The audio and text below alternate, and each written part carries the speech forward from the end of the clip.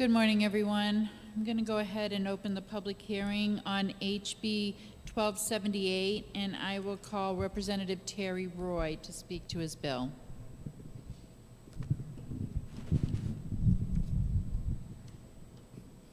Thank you. Good morning, honorable members of the committee. I'm here today to introduce HB 1278. Whenever I introduce one of my bills, I never ask the committee to pass it. I never say, please get this OTP. I ask you only to consider it. You decide whether it's OTP. This bill was brought to me, the idea for it, by a constituent. I'm going to tell you a short story. And this happened most recently. And I'd like to start by acknowledging the committee's hard work they did in recent years working on the alimony laws of this state and making them much more predictable. I hope that this proposed bill would have no effect on that predictability or the hard work you've already done. Back to my story. So a constituent, this is a woman, she was about 54 years old. She had been married for over 20 years. She was a stay-at-home mom. During the birth of her second child, she got an injury that turned into fibromyalgia, and she had a lot of health issues. So she continued being a stay-at-home mom until they got into their 50s and then had been married several decades. Well, her husband at that time had become very successful, and he was making somewhere in the mid 6 figures, and everything was great until such time as he decided that he'd had enough, and he actually ended up marrying his 26-year-old secretary. Well, this was devastating for the woman, but thanks to the predictability of our laws, she knew that she'd be able to get some alimony and she'd have a way to live. As a stay-at-home mom, she had never contributed to Social Security, so she did not qualify for Social Security disability because she had no quarters that she had put in. So her sole means of support was that alimony. Now, several months after the divorce was final, the husband threw a big wedding for his new bride. They traveled, had a huge honeymoon. It was all over Facebook. Difficult, but such is life. And the problem now for her is she's frozen in time. She's 50-something years old, doesn't have much time left to build a relationship. If she starts a dating relationship, or she decides to cohabitate with someone she can fall in love with and continue her life with, she loses her alimony. As the law is written, it says a substantial relationship or if they cohabitate. Now, this law proposes to fix that in that it's still cohabitation and a relationship can lead to the withdrawal of alimony, but first, the judge has to make findings. It's not just the fact that she's fallen in love and moved in with someone or that they're in a substantial delayed dating relationship. It has to be proven that that relationship is providing substantial financial benefit to her, such as was already contemplated, excuse me, by the judge. Excuse me, I got a frog. By the judge in his findings for the alimony in the first place. Alimony is designed to help both parties maintain their standard of living as close as possible. So should the new relationship impact that, that would be grounds to withdraw the alimony. However, if the woman, 54 years old, 55, disabled, meets another man, and he also is disabled, and they both just get a check, and they decide, you know what, let's live together, she loses her alimony, she loses her support based on the fact that she's living with someone. He doesn't have the means to help her or to increase her standard of living. It's just two people who want to live together and not be alone. The way we have the law, you know, we hear words like misogyny and patriarchy. We hear them so much that they become to mean nothing, and that's sad because it still does exist. These laws were written a long time ago, and they were designed for men. If a woman at 55 years old can't date, but her husband, her ex-husband, can marry his 25-year-old secretary and have children and start a whole new life, but God forbid she wants to do the same, she loses her only means of support. So all this law does is say, look, those are definitely grounds to lose your alimony, but at least there has to be a finding made that there's been a contribution that would offset the need for alimony. So, as I said in the beginning, I would ask you to consider this law and give it its due thought, and whatever you decide, I respect. Thank you very much. Are there any questions for the representative? Representative Yokella? Thank you, and thank you for taking my question. If the person is part of a new relationship,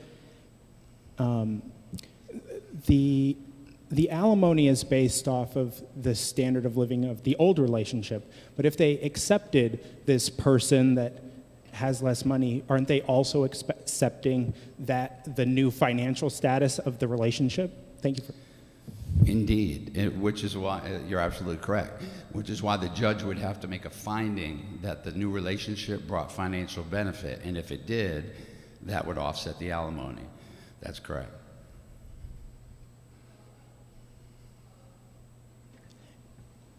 So you're saying that the only way that it should be considered that she's accepting the new relationship and the financial impact and all of that is if it increases her current standard of living, but not if she's not able to accept a new relationship with a lower standard of living, and the other relationship be completely separated at that point. Is that what your position is? Let me see if I can answer that in an example so that we understand what we're both asking. The man remarries. He's off on his own. He's got his new wife. The woman gets alimony. That's her sole means of support. If she begins dating or moves in with someone who has no money but perhaps their own Social Security check, because now we're talking about people in their 50s and 60s, that alone should not be grounds to terminate her alimony unless the standard of living that was contemplated by the judge in the divorce is met through the contributions of the new relationship. If the new relationship does not provide a financial benefit so that without the alimony, she'd be still living at the standard of living contemplated by the judge originally, then it should not have an effect on her ability to keep getting her alimony. I hope that answers it. Representative DeSimone? I'm sorry. Oh. I was just acknowledging Representative. Oh, never mind. Are there any further questions? Representative Yokella? Yes, thank you, and thank you for taking this question. Is it possible, in your example, that the person could end up with two alimonies because the first one, the second marriage, the person made less than the first marriage? No, I don't. Maybe you should rephrase the question. I don't understand it. So, under the first alimony, Yeah. the only way for it to be removed is if they get remarried and have a financial benefit. But you're saying if the person that they remarried doesn't give them that much of a financial benefit as the first husband, then the first alimony should count. Still stay. And then the person could get divorced again and from the second husband and then get a second alimony because the first alimony is still there and the second alimony is there? I would say no, because if they got a second alimony, that would offset the first alimony. And furthermore, we already agreed that the second husband doesn't have any money to provide alimony. So possibly, strangely, it could potentially happen, but I believe that the first alimony would be offset by the second alimony. So if she got divorced a second time, and that person, although we have agreed doesn't have any more money than she does, is tasked with paying her alimony, first of all, they'd have to meet the length of the marriage. Now we're talking about people in their 50s, but assuming all that arguendo happens, the judge from the first alimony case would reduce the alimony from the first husband based on the fact that she now has more income. So I think it would offset. Are you Are you good, Representative Yokela? I'd be Okay. happy, if you just email me, I'd be happy to, anyone on the committee. Okay, Representative DeSimone. Thank you, Madam Chair, and thank you, Representative, for taking my question. I'm confused now. I thought I understood this. Can you clarify for me, if the female who is receiving alimony moves in and lives with another person, the alimony continues? Are you saying that if she marries this other person, you want the alimony to continue? I am, minus a finding from the judge that the new marriage would raise the standard of living beyond the alimony. So if two poor people get married, that doesn't necessarily mean that the first person is living better. If two people living on Social Security get remarried or get married, that doesn't mean that the other person should lose their alimony from the first marriage that they spent 20 or 30 years involved in simply because they moved in with someone or married someone, only upon the finding that they married a person who has money and is paying for their, and if you look at the bill, it specifically says pays for their cohabitation, provides a means of transportation. Those are indicators that, okay, this person's benefiting financially from this new marriage. It seems to me, just on its face, so unfair that one party can remarry, have kids, a whole new family, and the other person cannot remarry without losing their means of support, even if the person they fall in love with is poor. It just doesn't seem fundamentally fair. Thank you. No further questions.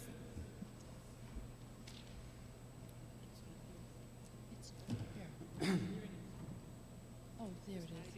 Are there any further questions for Representative Roy? Did I call you Representative Terry earlier?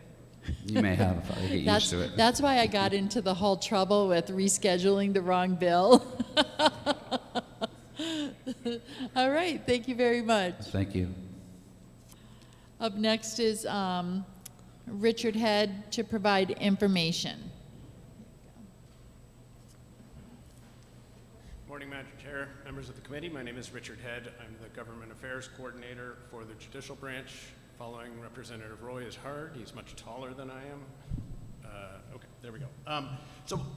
As was in my card, I'm here to provide information. We do not have a position on this bill, but the bill as written will have an impact on the Judicial Branch, and I just wanted to talk through sort of how this involves the Judicial Branch and how it may have an impact in terms of how we would interpret this bill or have to manage this bill.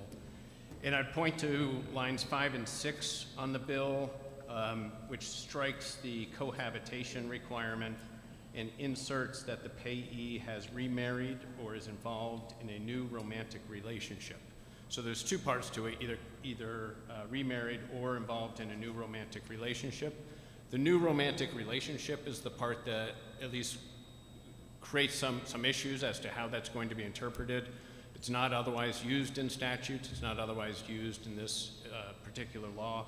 So there's going to have to be some interpretation as to what that means and how firm does that new romantic relationship have to be? Can it be a date? Can it be, how extensive is that relationship is going to have to be interpreted.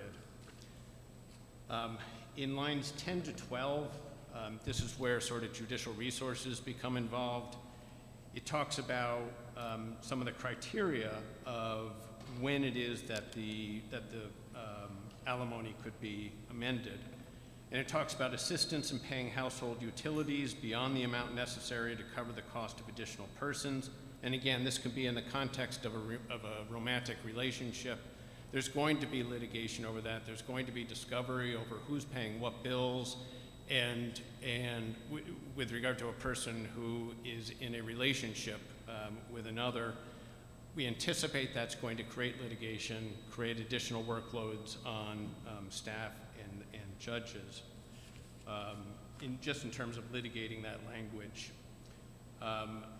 Line 23 makes a reference to cohabitation, and it becomes sort of unclear as to, given the fact that cohabitation was struck as the standard, why it'd be in there. My guess is that's just an error in the drafting, but we pointed out because that just creates more confusion in terms of how the courts would now have to interpret this. I also just note, and again, I think this is just an error, line 2, which references the section 45899-AA. I think that should be 19-AA, not 99. So I think that's just a typo. And then with regard to line 18, which repeals section 8, and some of this is sort of unclear again in terms of how the courts would interpret this. That paragraph 8 is the current law that, one, if the bright line test of cohabitation is met, section 8 outlines the criteria by which the court would then evaluate whether or not alimony is no longer fair or just. And it includes sort of the financial sharing that occurs in that cohabitation relationship, and economic independence, and has other considerations in that paragraph. So that would be struck for this new section, which involves those who are in a romantic relationship. It has similar criteria as what's in that section 8, but once you strike that and you add new ones, the court now has to come through a new set of trying to interpret and figure out what was intended by that change. So as written, at least, the law is going to create new elements of interpretation for the court, likely to increase some litigation over those who are simply involved in a romantic relationship, over the financial status of those two parties. So we do anticipate an additional workload on the courts. With that, I'd be happy to answer any questions. Are there any questions for Mr. Head? Seeing none, thank you very much. Thank you. Okay, so that's the last of the pink cards that I have for 1270. Oh, no. 1278. Vivian Girard to speak in opposition of the bill, and she has written testimony. So if you're going to give us written testimony, please don't read your testimony because we can read it. Just give your testimony as you would.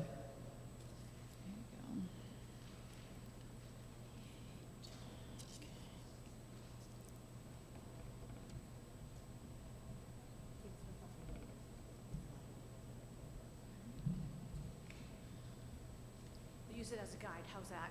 Yeah, that's fine. Okay, so thank you, Chair and members of the House Committee. My name is Will you Vivian pull the Girard. mic down a little? I think it... Representative Roy's very tall. Yes, thank you. Hi, my name is Vivian Girard, and I'm here to... Come a I'm little somewhat closer, okay? opposed to the bill, but if it was modified slightly, I would probably be more in favor of the bill. So just to give you a quick little background about me is I'm actually the Silva v. Silva case for the child support calculator. I know that you probably are wondering why I'm here, but because what happened to me back in 2014 when I separated, I was awarded alimony.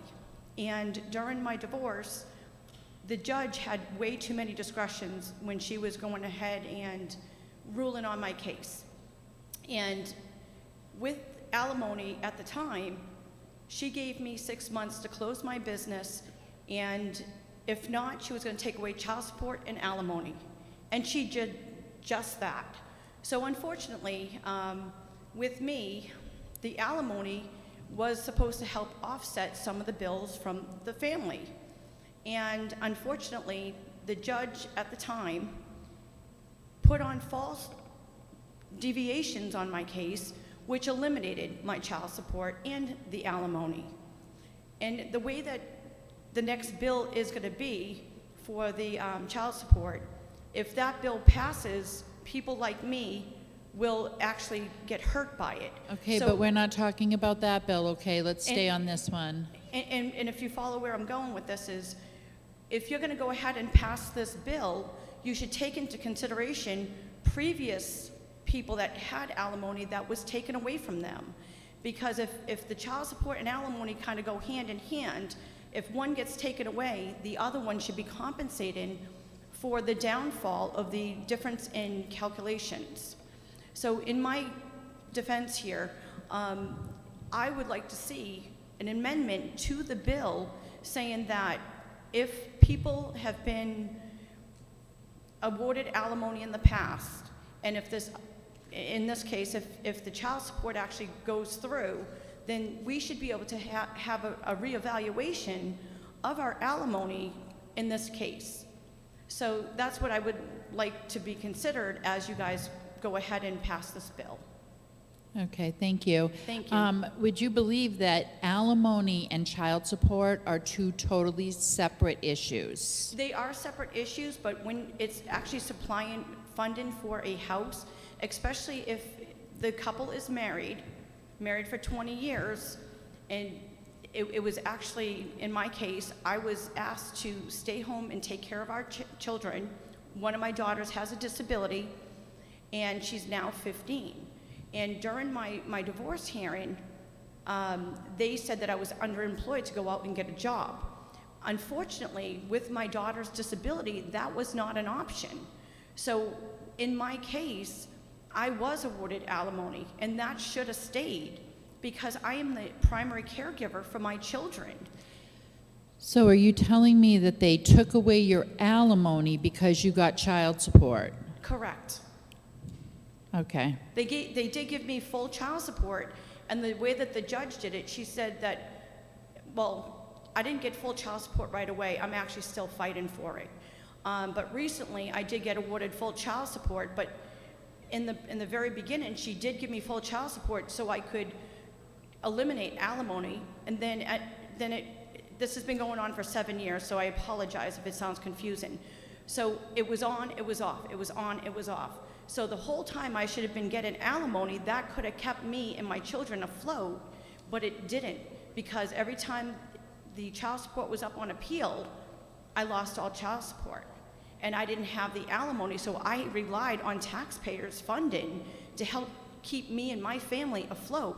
And that is not the job of a taxpayers, to help people like me that was at home because of my children. That was a family decision. That was me compromising my employment for my family. And if he's making $150,000 a year, the taxpayer should not be burdened in order to keep my family on food stamps. I mean, that's Okay. kind of part of the reason that you have alimony and child support, so that it does not fall on the taxpayer as a burden. And right now, the way it is, they should reevaluate situations like mine. Not everybody is a cookie cutter calculation. It should be more of like a flow chart. If you've been married for X amount of years, you should be doing this. If in my case, I stayed in the family home. I could not afford to move out of the family home. So again, another reason that the alimony was also there to help maintain equal living for my children so they did not have to leave the school system. He made so much money that he could go out and get another apartment. I didn't have that. So I struggled for 7 years. It's been a 7-year sentence in my life, trying to stay afloat, trying to keep equal living for my children, trying not to disrupt them by taking them out of the school system. So this all falls back on how it affects the children, how it affects the household. And if, in my case, I was married for almost 20 years. It was 19 years by the time we finally got our official divorce. And unfortunately, in my case, it was very unique, and I will say that. So I would like that to be considered. Thank you. Are there any questions? Seeing none, thank you very much. Do you want me to hand you these You testimonies? can just put them at the back, at the end, and they can pass them around. Okay. Thank you. Okay, so, pardon me? One last thing is, I brought this and I forgot to show you. This is what happens when you're trying to fight for alimony and child support. This is one hearing. And trust you can me, see I know, I've fight. lived through it. I get it. This is I the do. fight. Okay, so that was the last pink card for HB 1278, so I'll close the hearing on HB 1278. Thank you very much. I'll give the clerk just a second to get his paperwork organized, and we'll open the next hearing. Representative Boyd, do you have a pink card filled out? Yeah, it has to come to us, yeah.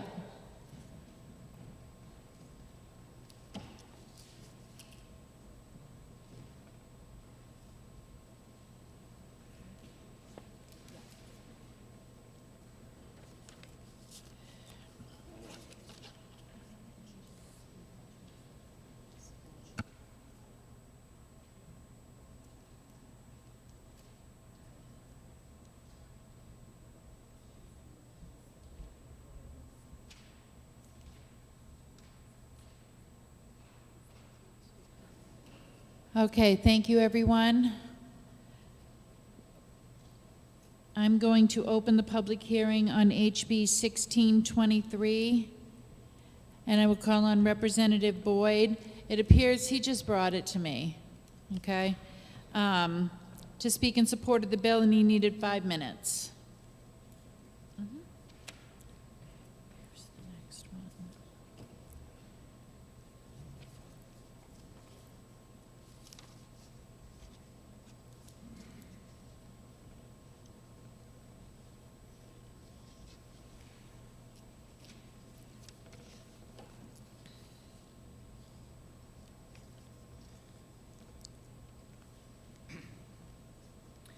Thank you, Madam Chair, and through you to my esteemed colleagues of the New Hampshire General Court.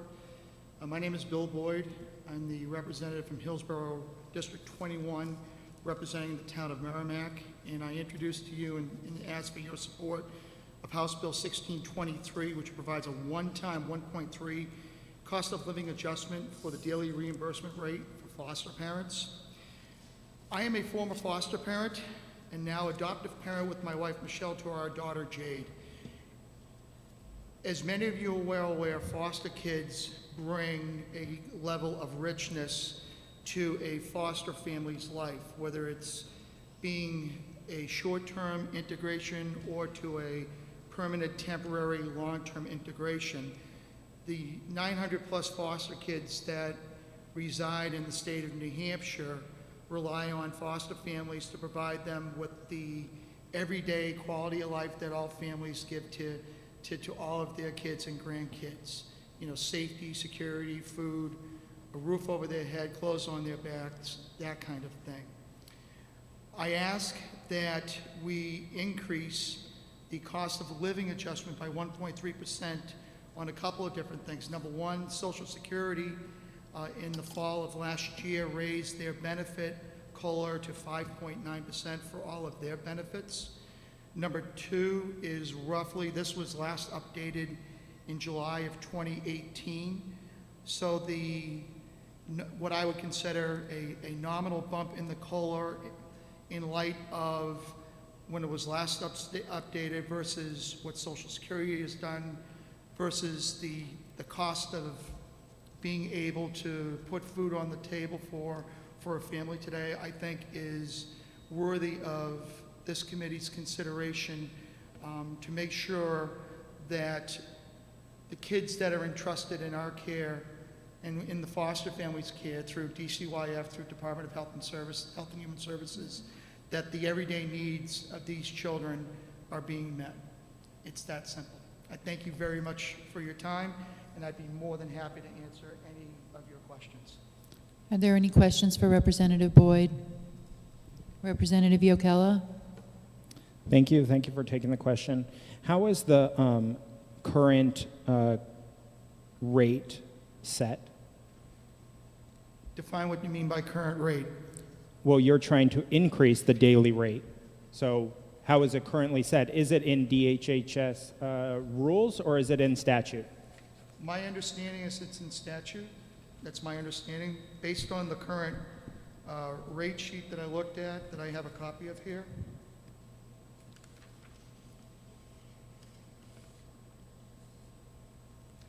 This specific categories, you have generalized care, specialized care, emergent care, crisis care.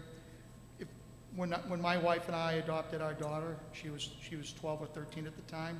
If we were to adopt her at this particular time based on the current rate, it's $27.86 daily, so it would be 1.3% off of that, which would be an increase of roughly 40 cents.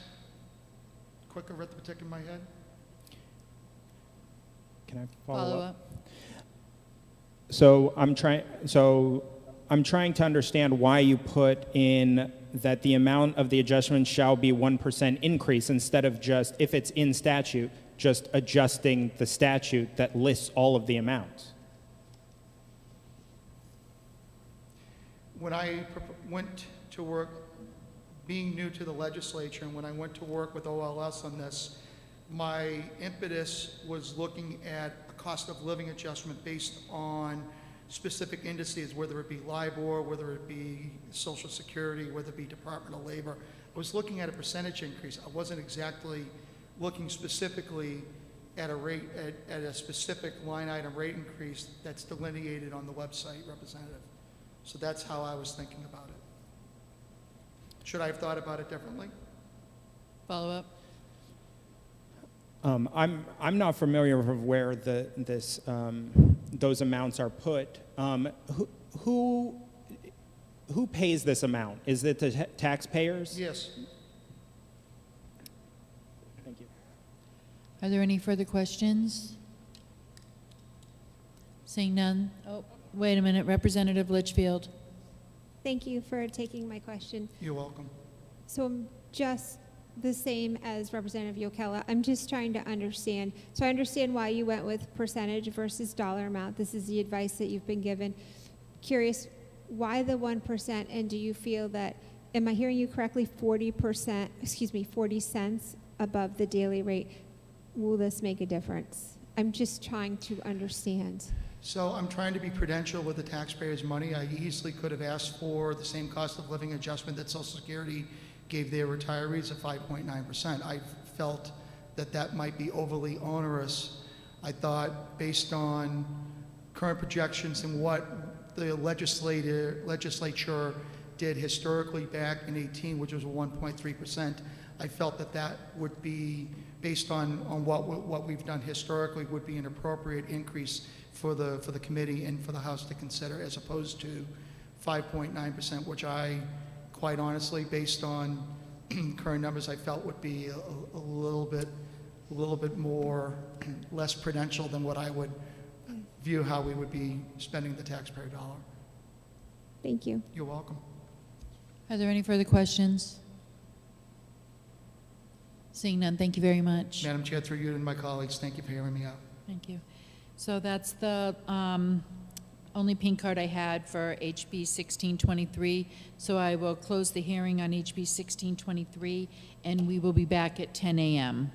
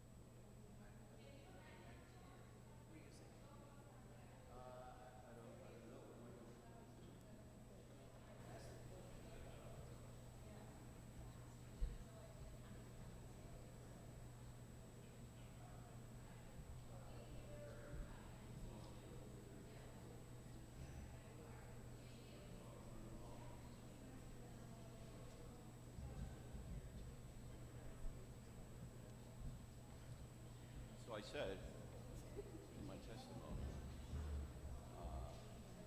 the amendment would be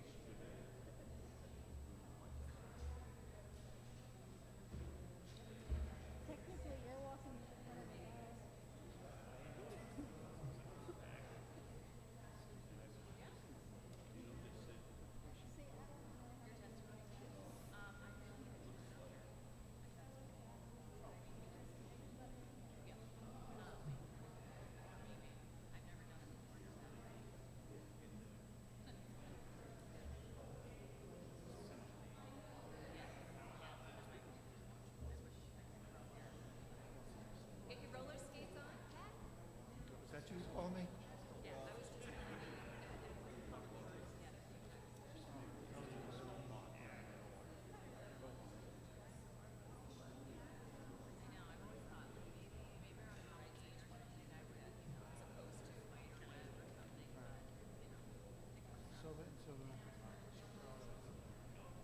Both of us came out.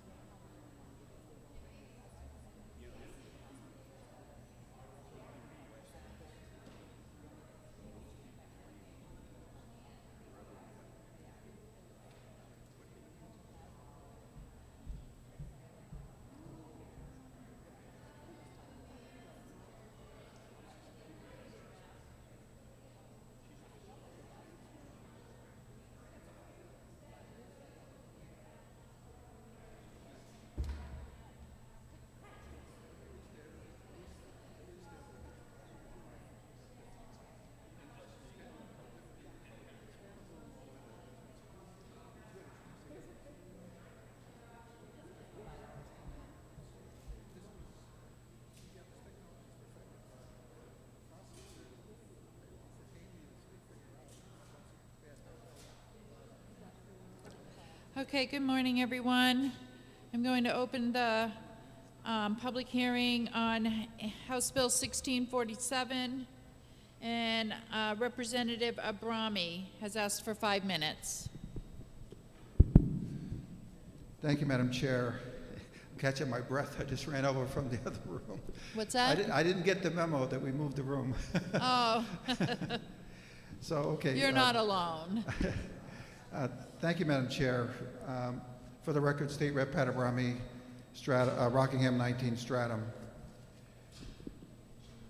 I agreed to be the prime sponsor of this bill because I instinctively know joint custody of children of divorced parents is best for the children and society as a whole.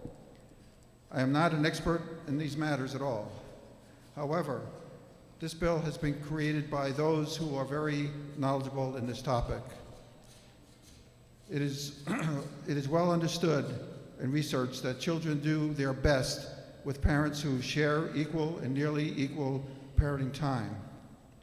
Many parents who seek to take part in raising their children, their child in a meaningful and significant way in New Hampshire find themselves challenged with the New Hampshire laws on child support.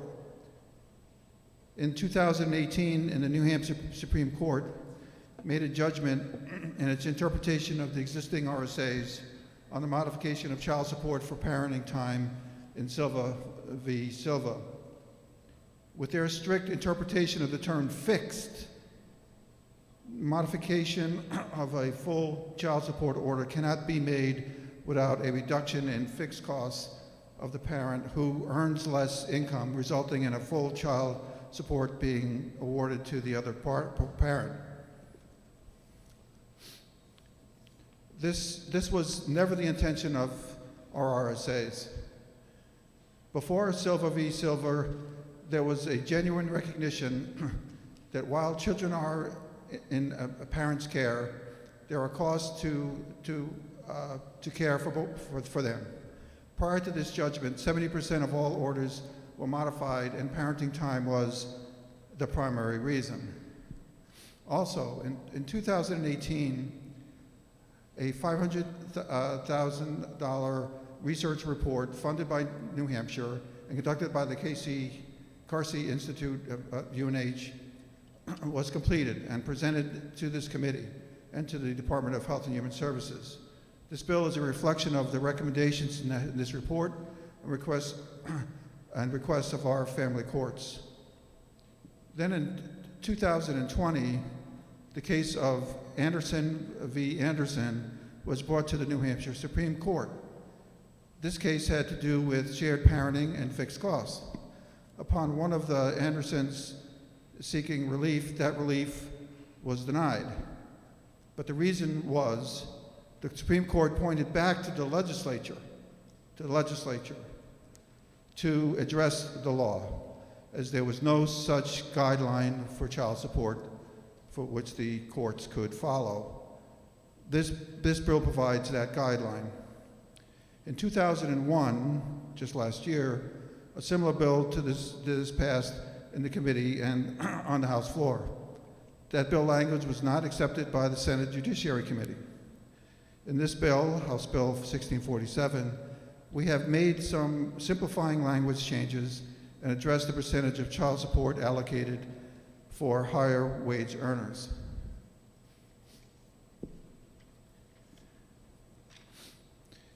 We will be working with the appropriate senators to garner support for these much-needed changes in our statutes if this bill does indeed pass through the House.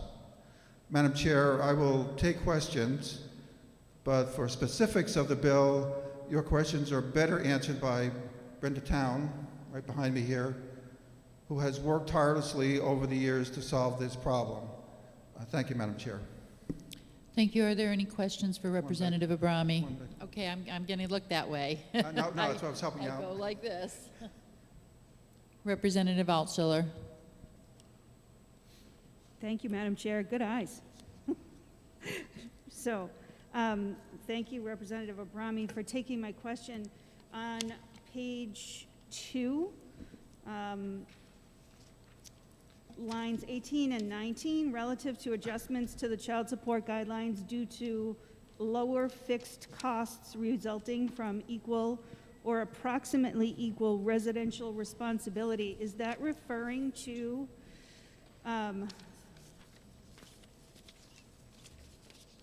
page 1, line 8? Representative Altshuler, as I said, for specifics, I refer you to Brenda Town. Okay. She helped craft the language, and she would know better than me. Is that Okay. Okay, your bill. There you Thank go. you. Are there any further questions? Seeing none, thank you very much. Thank you. Okay, up next, we might as well call on Brenda Town, who's asked for 3 minutes. And I am going to say before we go any further, if you have written testimony, that's wonderful, but I ask that you not read it to us. We can read the testimony, just kind of highlight some of the spots throughout it, please. Definitely. Thank you for that coaching. And I Thank just you. want to thank you and thank this committee for hearing me today. I've spoken before the committee before, and I know many of you have been here working a while on this committee, and I know you aren't highly paid, so I appreciate that you're putting your time and effort into this.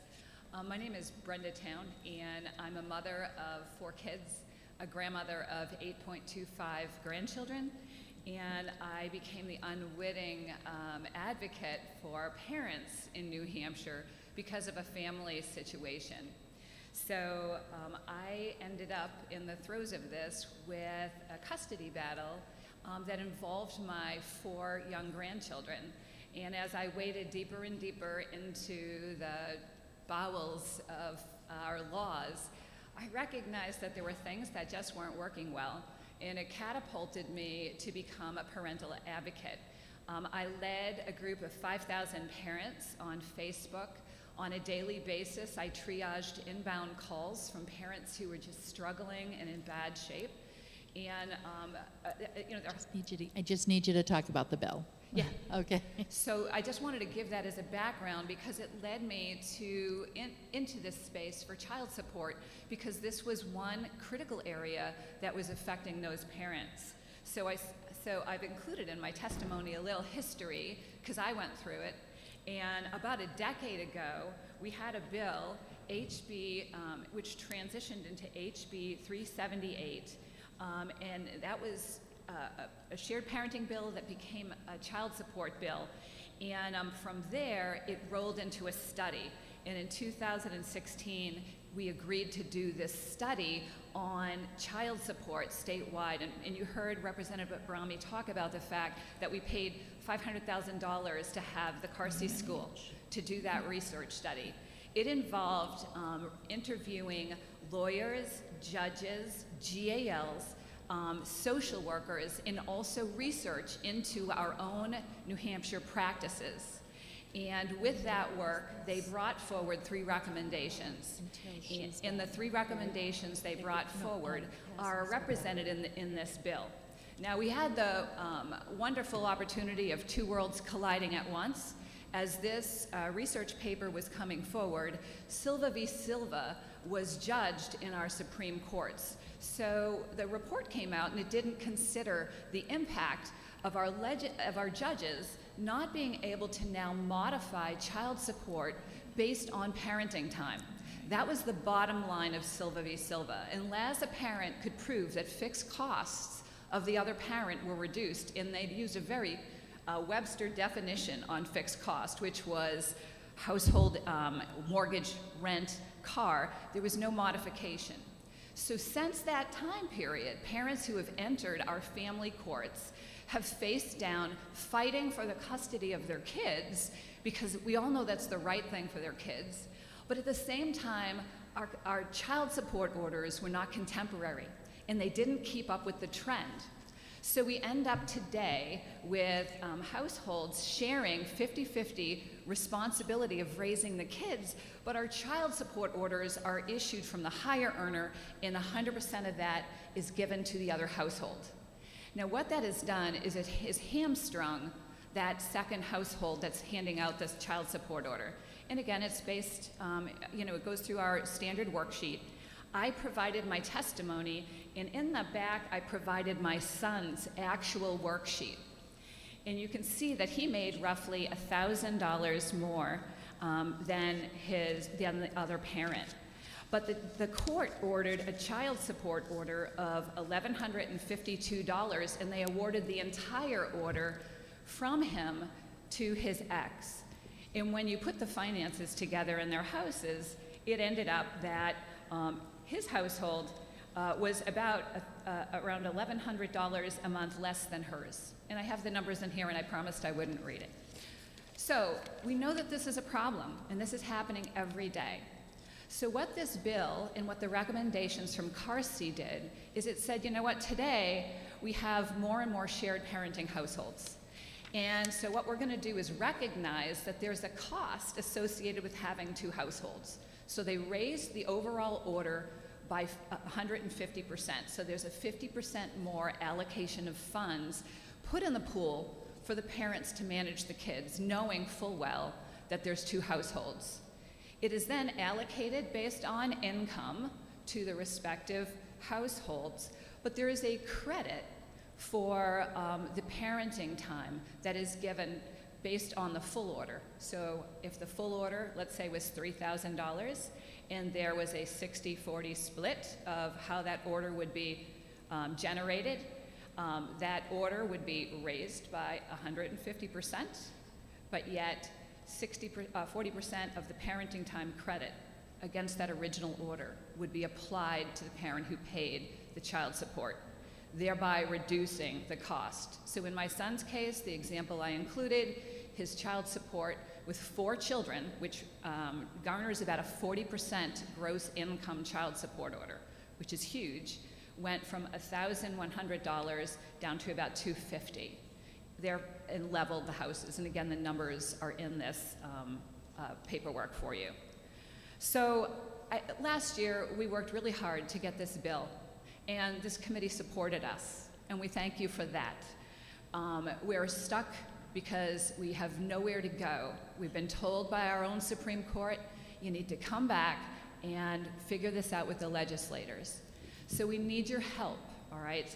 Right now, and I've included again in this document, a layout of the child support orders for identical family compositions around our country.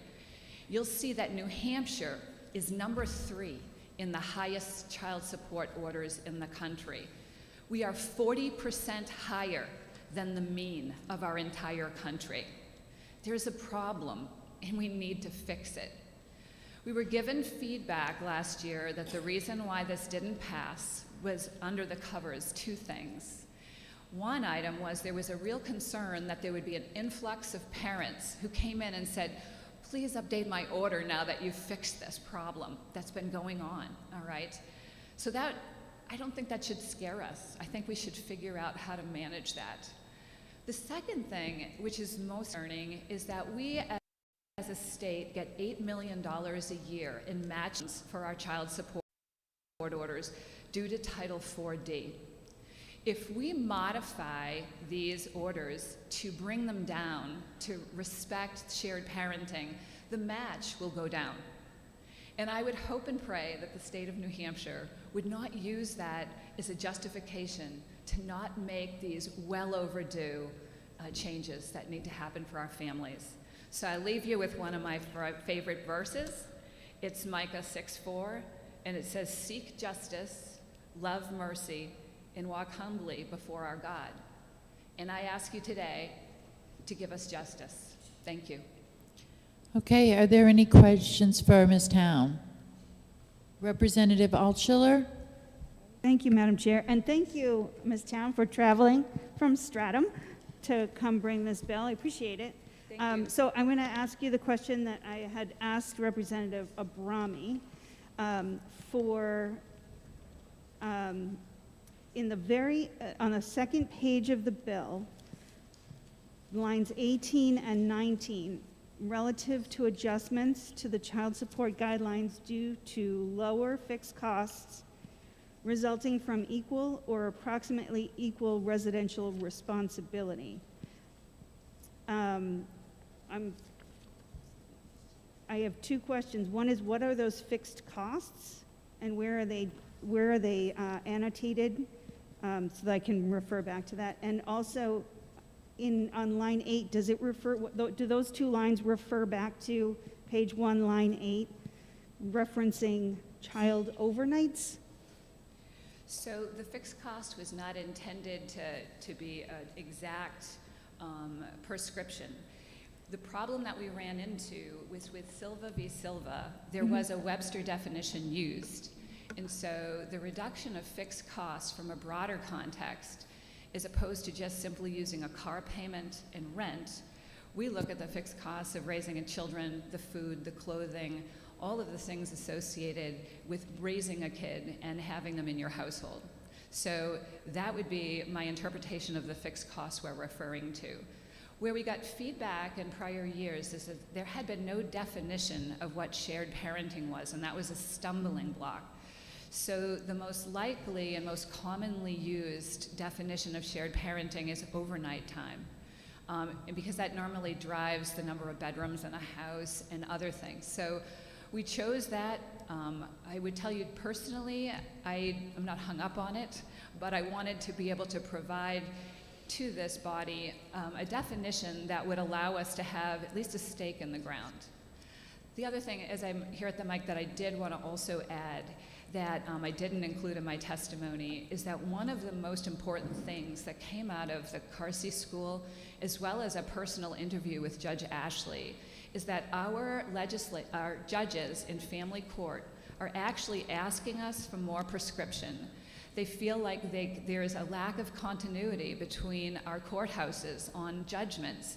So the recommendation in this bill is an exact representation of the Vermont calculations that have been in practice for over a decade. And they're the closest as far as demographics to New Hampshire as far as using child support laws.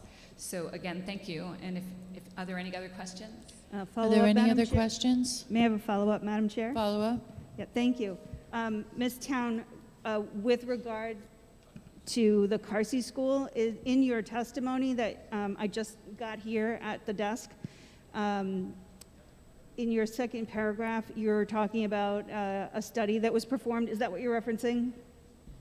Is that the study you're talking about? Awesome. Yes. So we can just go to their website. Excellent. Well, it's actually posted on our own DHHS website. Great. So there had been a minor error in one of the exhibits. They updated and refreshed it. It's been there for 2 years. And we have it there as part of our federal requirements for managing our child support process. Thank you so much for the clarification. Thank you. Thank you. Thank you for being here. Thank you. Okay, any further questions?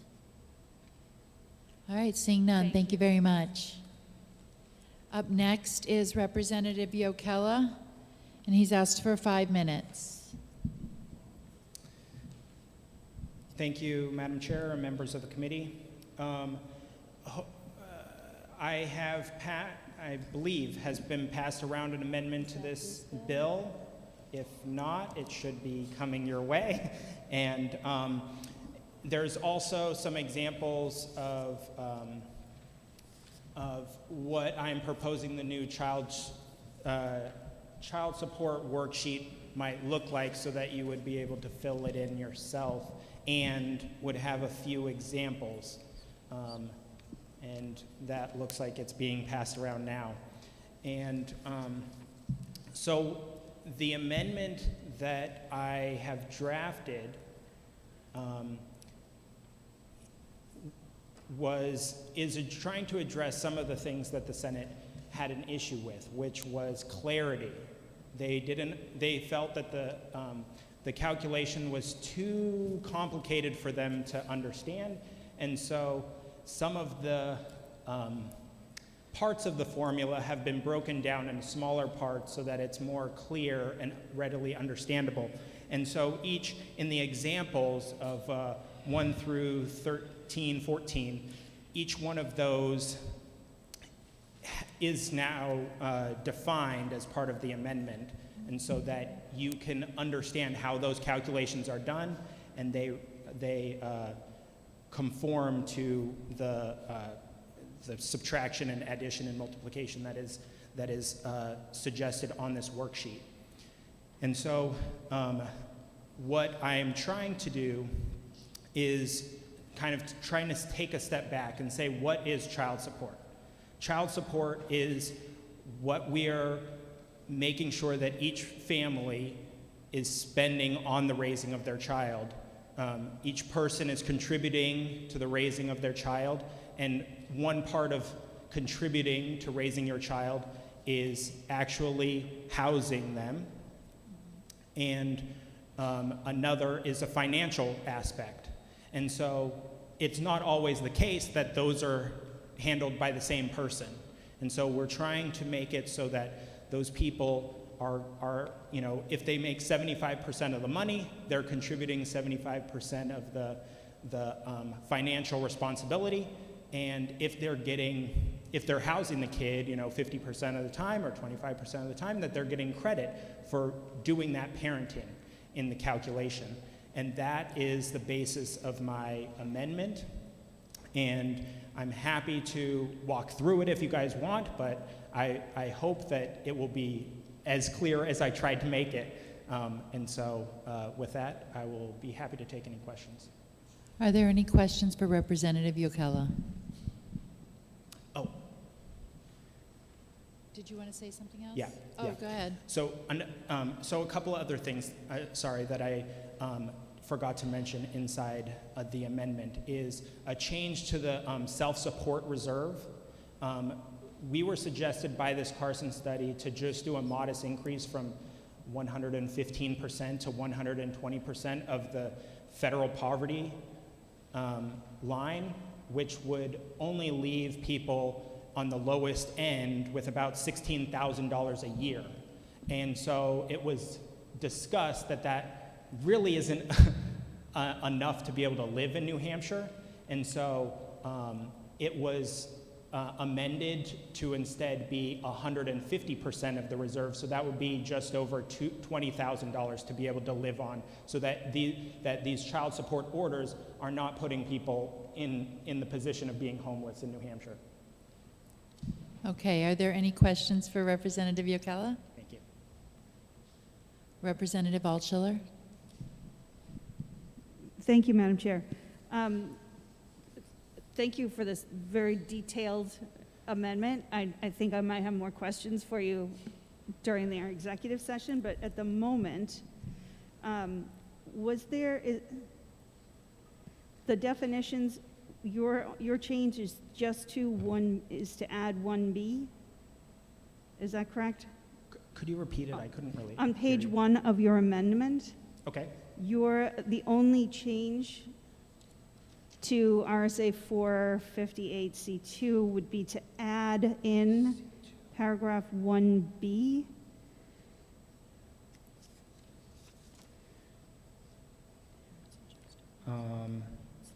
That's an additional. Yes, That's yes. additional language, right? Yes, Okay. the bold on line 17 through 21 is additional. Everything above that is the same. So it's just kind of breaking it out into another step of the formula. So you have gross income, then adjusted gross income, and then you get to another adjustment, which was already put in law. I was just breaking them out into smaller pieces so that people would understand what is the math that is happening at each step, so that anyone should be able to follow this. And may I follow up, Madam Chair? Follow up? So could you explain, because I don't understand the verbiage on Yeah. page 3, line 18. I'm struggling with child support obligation calculation means the parent's household responsibility minus the parent's financial responsibility. What is the differentiation between household and financial responsibility? Thank you for the question. Yeah, thank you. So those phrases are terms of art, right, that are also defined inside the statute. So parents' household responsibility, if you look down on 20 to 21, it says parents' household responsibility means the parents' household responsibility percentage, like the percentage of the household responsibility that they have, multiplied by the total support obligation. And the total support obligation is defined somewhere else as the amount that needs to be contributed to the child for raising the child per year. So if it's $20,000 that we need to be paying to raise a child, and you parent that, you have the household 50% of the time, then we would assume that you are contributing to the raising of that child for 50% of 20,000, which would be 10,000, right? Okay, Follow up? May I follow up? Perhaps I need to look in statute. If we're If you yeah. look at the trying to example worksheet, do you have that one? The example It's worksheet, like yes. a four-page thing of examples. Yes, sir, got it. Beautiful. So, so household responsibility percentage is found in the parenting plan, right? It's going to tell you how often you're supposed to have the kids, and that's going to be based off of the best interest of the child, as we've hammered home a million times and changed the statute to reflect pretty much everywhere. The parenting plan is going to be based on the best interest of the child, and then we're on that's on line 11. And so to get the household responsibility, we're going to multiply line 8, which is the total support obligation, times 11, which will get you your amount. And so there's some examples of amounts on the subsequent pages, so that you would be able to follow, hopefully. Thank you. I think I need a little time to digest, but thank you. Absolutely. Are there any further questions? All right, seeing none, thank you very much. Thank you. Okay, we're running short on time, so I'm keeping people to the time they wrote on their card. So up next is Vivian Gerard to speak in opposition to the bill, and she does have written testimony.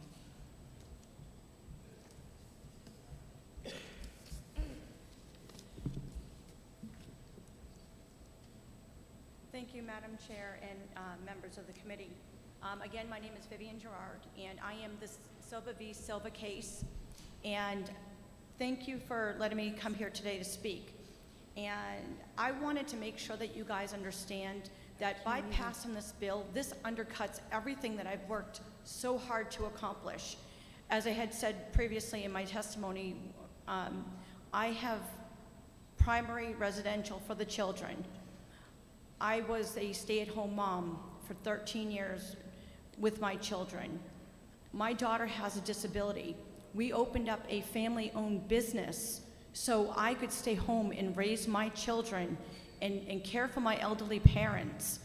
And the Silva v. Silva case came up because of a lot of the child support calculators that they've been trying to use just did not fit for me.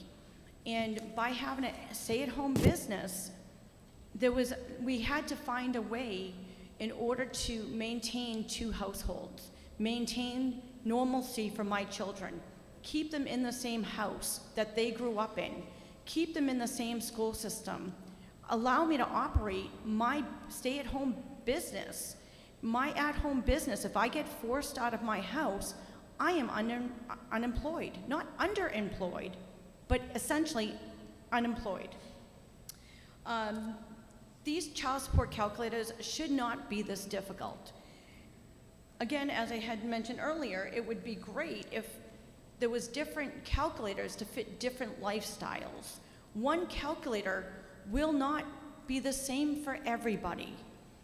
Again, if you use it as similar to a flow chart as they do in companies, if somebody's married for 20 years, at-home business, stay-at-home mom, they're staying in the family home in order to keep the children in the same school system, and he goes off to another town with his girlfriend and living in another town, why should I not be able to keep my children in the same household, the same school system? By undercutting the Silva v. Silva case, you're essentially doing that. You're gonna force us out of the household or force us to rely more on the taxpayers to bear that burden that somebody of $150,000 should be able to make. And take that money and give it to the family. If somebody decides that they want to move on in a different direction, why should the family suffer for somebody that can't keep his pants on?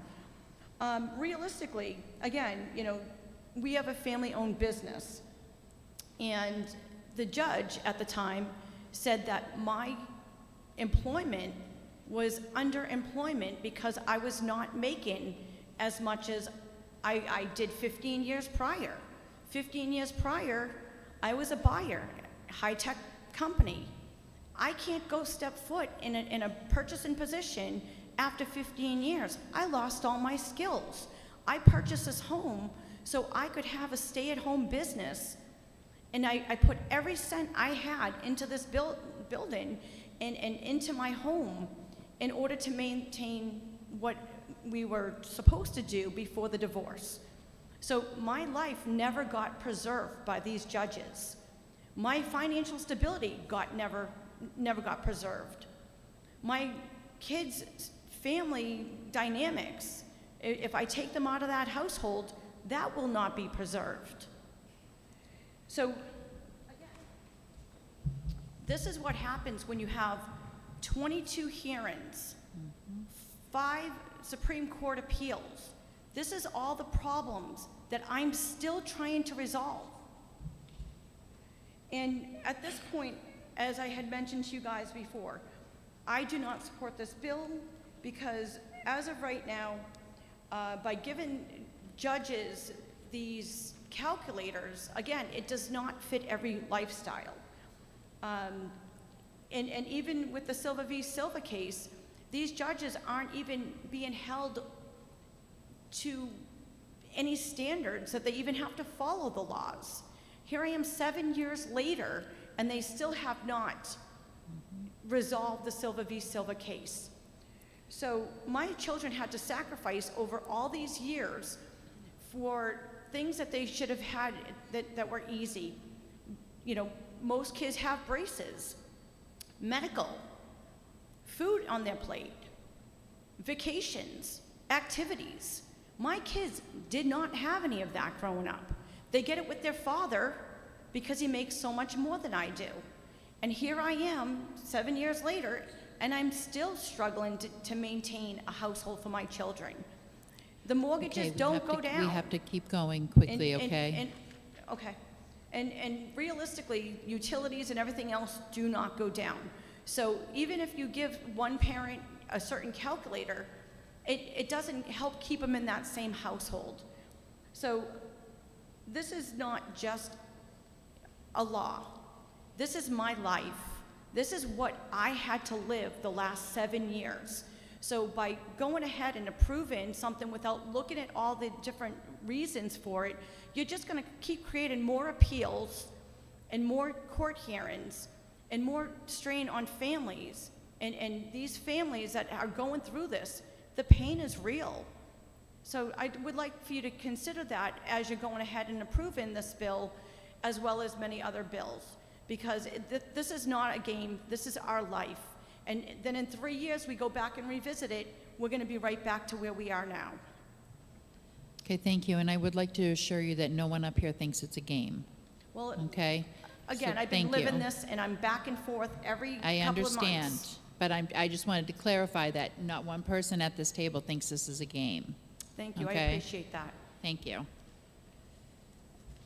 Up next is Michael Dinan, and he's asked for 10 minutes, and I ask if maybe you can go a little quicker than that, because we're really behind. If you just want to hand it, and they'll pass it out, okay? Yeah, they'll just pass it around. Thank you.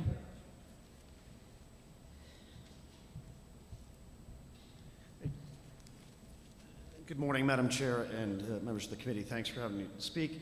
I'm in support of HB 1647. I want to keep it clear and hopefully very brief. Speaking about when I've passed this all out, it can all be read as well. I want to cover the calculations. There's always this matter of confusion when these things come up, and it just came up with Josh Ukella as well. If I want to look at this simply, and I'm not a math major or anything like that, you take both the percentage that is attributed, which let's say as an example for 2 children is 25%. If the higher earner makes $60,000 as an example, the lower earner makes $30,000, you combine those, what is 26% of that? Let's just call it 25, it's $22,000 is 26%. If the lower earner is responsible for a third of that, and the higher earner is responsible for 2/3 of that, that lower earner, the higher earner would pay the difference to the lower earner. It's that simple. It's very clear.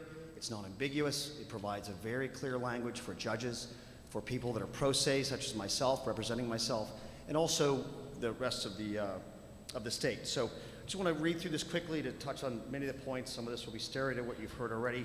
Current state of guidelines is perverse and detrimental to New Hampshire So I'm children. going to ask you not to read your testimony, okay? Yes, Because you we understood. have it. Just point out some of the highlights of it, because we Will do. will read it. Understood. Since Silva v. Silva in 2018, November of 2018, and if you look at the back of what you've been handed out, you can look at the calculations. If the lower earner makes $1 less than the higher earner, or even just $1 annually, meaning no job, they receive roughly the same amount of income from the higher earner. This is not make-believe, this is what happens. All the cases, Anderson v. Anderson, which Abrami had mentioned, states the same thing. All of the funds go to the lower earner. The funds that are intended, as an example, the 26%, was meant to be shared across 2 households. In the case in Silva v. Silva, which is precedent, and now actually Anderson v. Anderson's become precedent as well, all of the funds go to the lower earner. The higher earner is left sometimes in an indigent state, meaning that people that have a low income already, if they're not having the day-to-day funds to pay for their children's everyday fixed costs, meaning put a roof over their head, they are left with nothing. This is not imagination.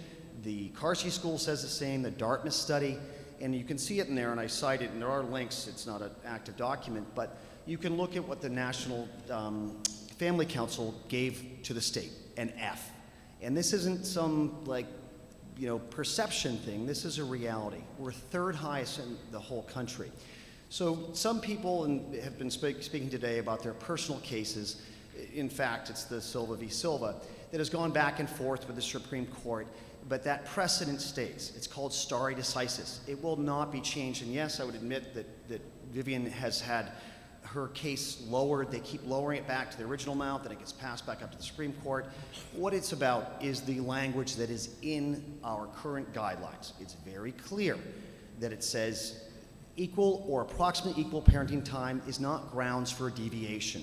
Add that to the fixed cost points that everyone else has pointed out today, and you have this disastrous scenario that, again, it's 70% or greater that have happened since 2018, and if they haven't suffered it, they're going to be coming up for their 3-year re-up and revisitation to their guidelines, that everyone will be suffering this. Everyone's going to be going through this. So wanted to talk about about the legislation. The previous attempts to have legislation go through that were scrutinized because of the factors that Brenda had brought up as well.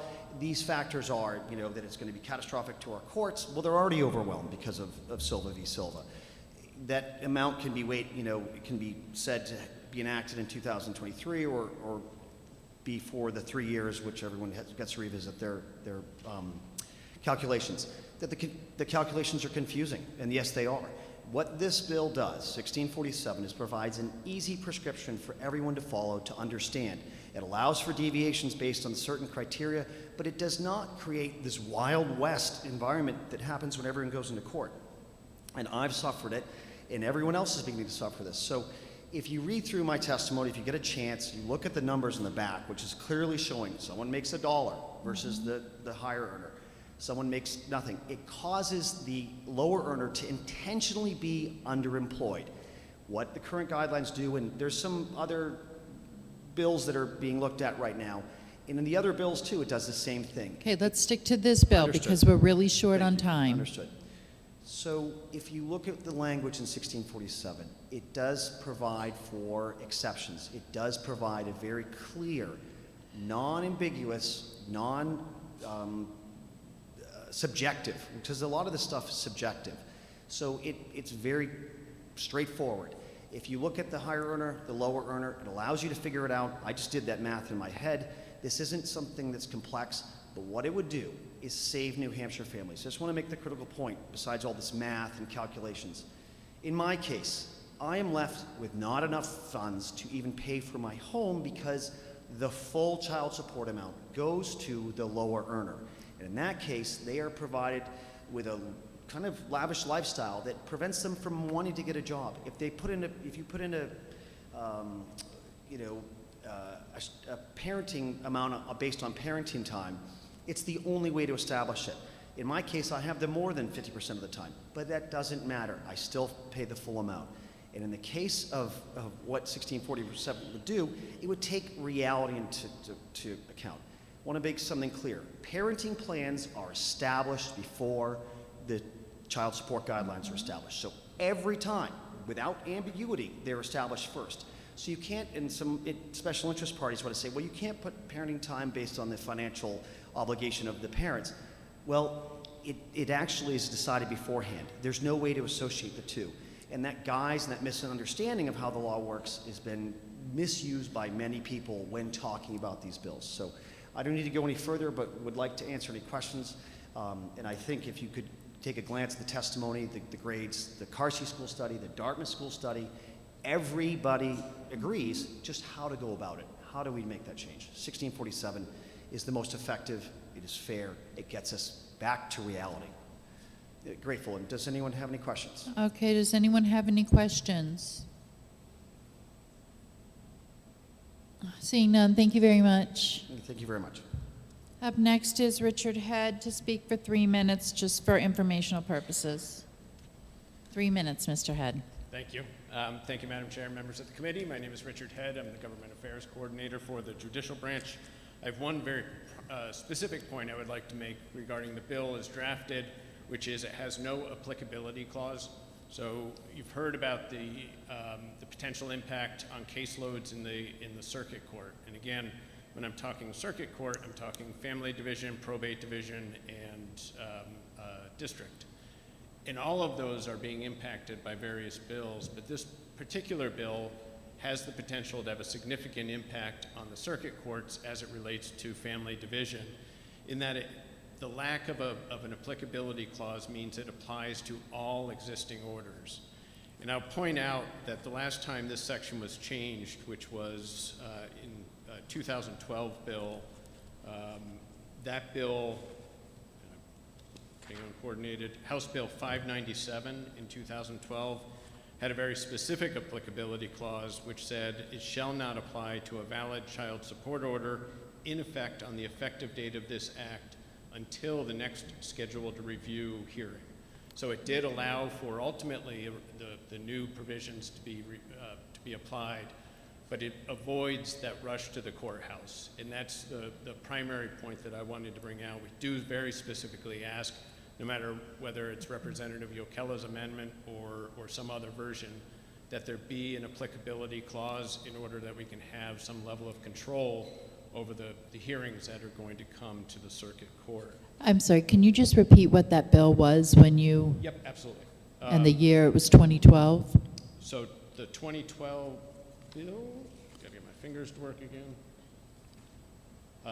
House Bill 597. Thank you. The only other point I'll briefly make is that the fact that this is tied to parenting time could result in a delay of child support orders or multiple revisions of child support orders as the parenting time is determined in stages. So it just adds to the potential for litigation.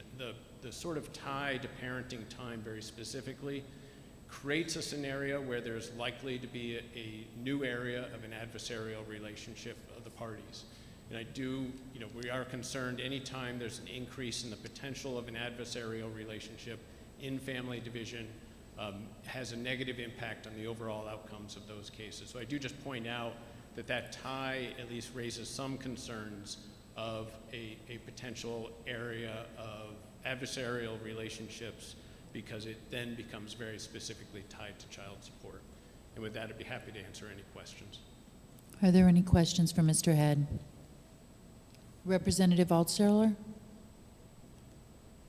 Thank you, Madam Chair, and thank you, Mr. Head, for taking my question.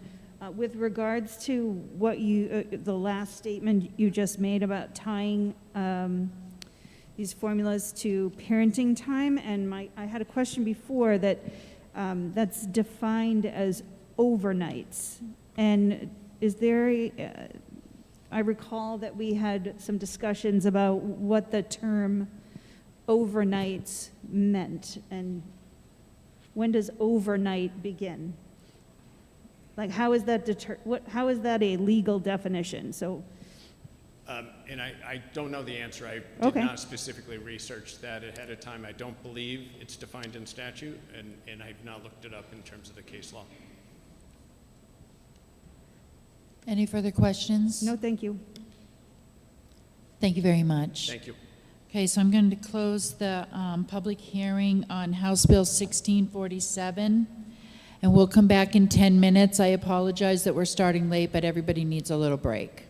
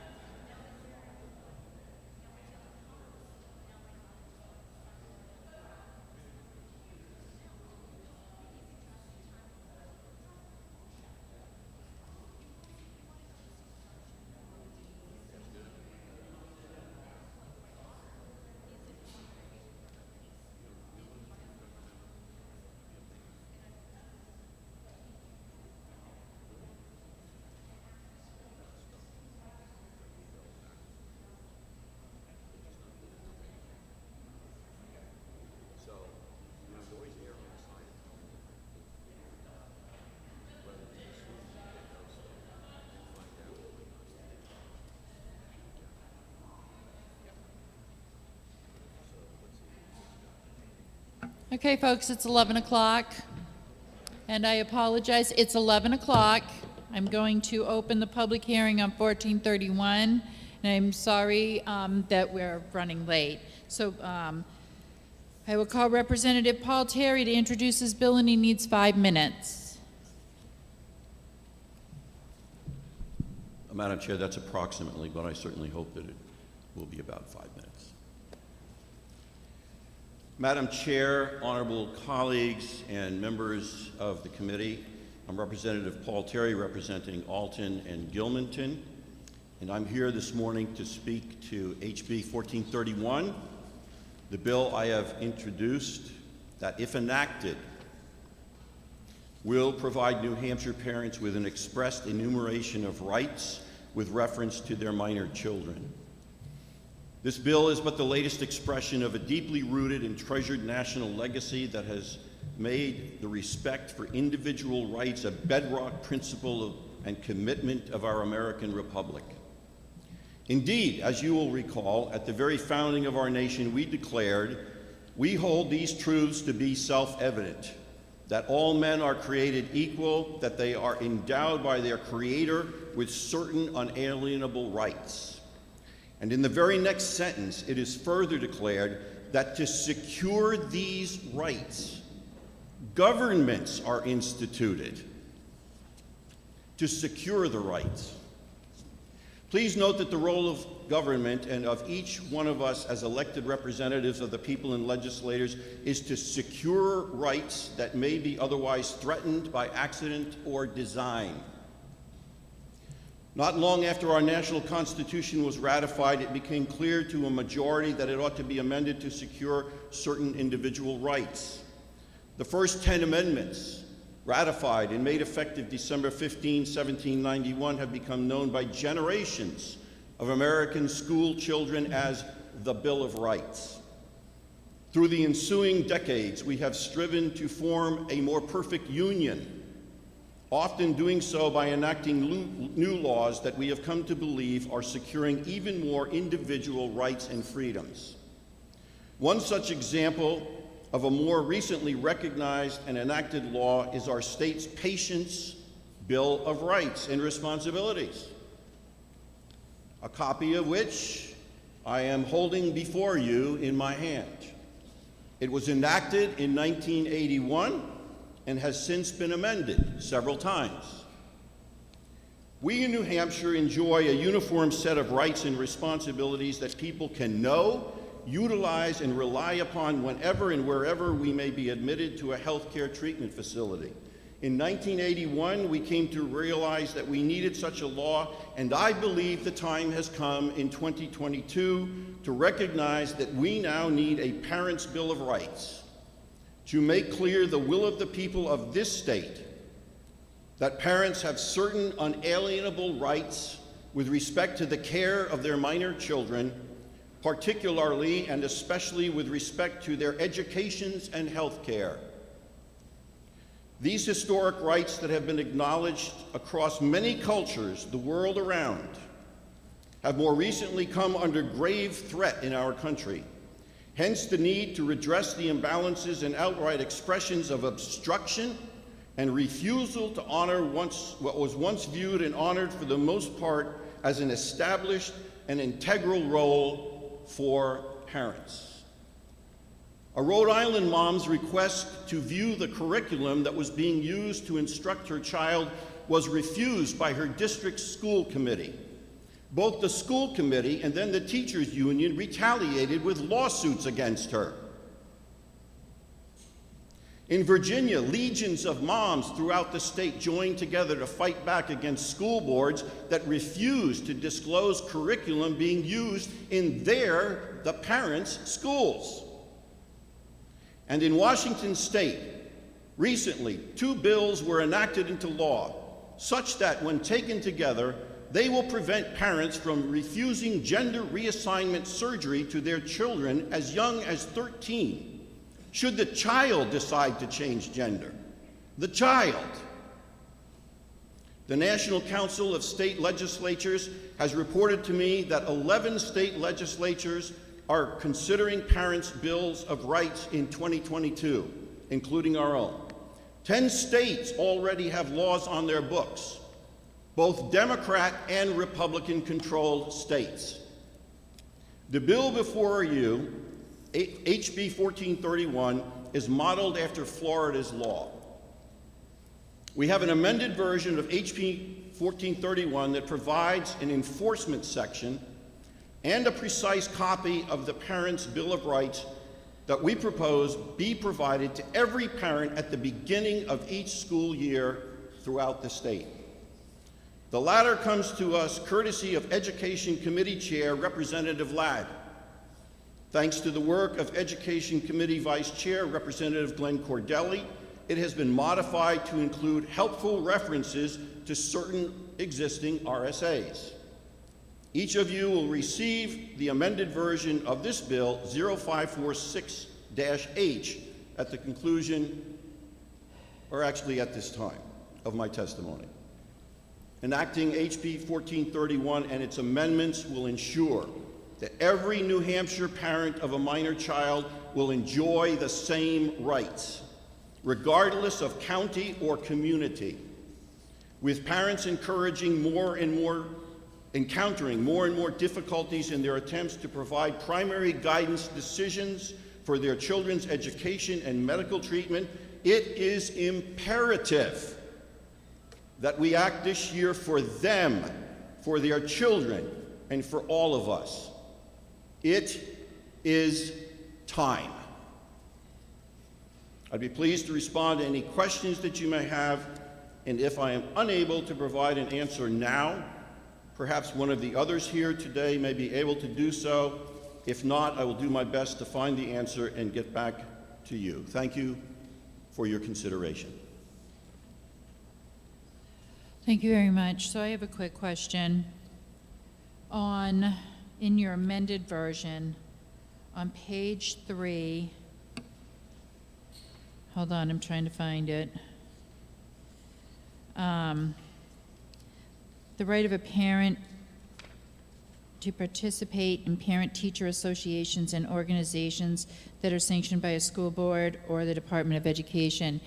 Is that referring to like a PTA or a PTO? What is that referring to? Yes, that's how I would interpret that, Madam Chair. So by saying that any parent can, is there an exception in here anywhere for sex offenders? No, not that I'm aware of. Thank you. Are there any other questions? Representative Petrigno. Thank you, Madam Chair, and thank you, Representative, for taking my question. I'm looking at the bill, and many of the enumerated rights, as far as I can see, exist in state law or are a matter of many school district policies. But the one that I'm focused on is the right of a parent to exempt his or her minor child from immunizations. Now, would that be beyond the current exemptions for medical and religious reasons? I'm not aware of what the answer to that question would be. I don't know. Okay, thank you. But May I what have it a does, follow-up? sir, is it codifies this within this particular law so that it's right there for anyone who is seeking to know what all of the rights are. It may be pursuant to another RSA, and if in fact it is, then we have missed it so far, and hopefully in your work session you'll pick it up. Thank you. May I have a quick follow-up, Madam Chair? Follow up. Okay. So the reason for my question is because many medical experts, pediatricians, and so forth would recommend immunizations as we currently have them for polio, chickenpox, diphtheria, so forth and so on. And there's part of this legislation that goes on to say that this section does not authorize a parent of a minor child in this state to engage in any conduct that may be neglectful to the minor child. Would you say that not immunizing children going into school would be neglectful? And if that's the case, wouldn't those two parts of this legislation void one another? Personally, I view that as a very personal decision and an individual right. That view may not be shared by all. Thank you, Representative. Are you all set? You're welcome. Representative DeSimone. Thank you, Madam Chair. Thank you, Representative, for taking my question. Is there an exception in here anywhere that I can't find for protective orders? Not that I'm aware of. In your work session, you may want to consider such an addition. Thank you, Representative. No further questions. Representative Long. Thank you, Madam Chair. Thank you, Representative.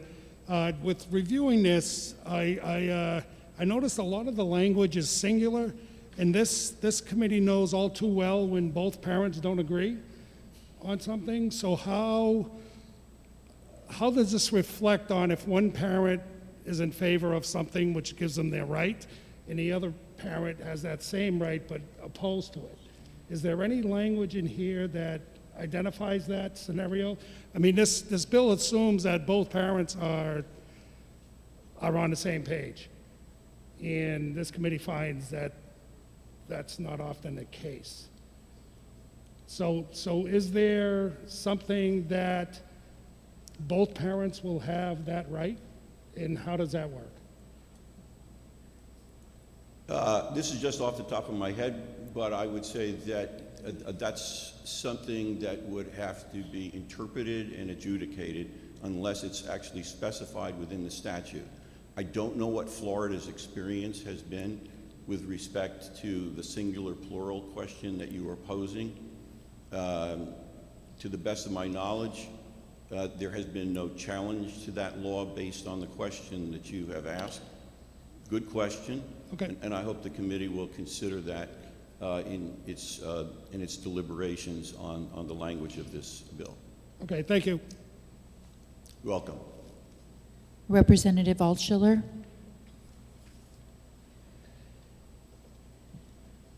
Thank you, Madam Chair, and thank you, Representative Terry, for taking my question. I think I'm on the original bill. If there is a change with what my question is, then I'll go to the amendment. But I'm looking at page 5 at the end, parental consent for healthcare services. My first question, and I would like a follow-up, is lines 8 through 10. Except as otherwise provided by law or a court order, a healthcare provider may not allow a medical procedure to be performed on a minor child in its facility without first obtaining written parental consent.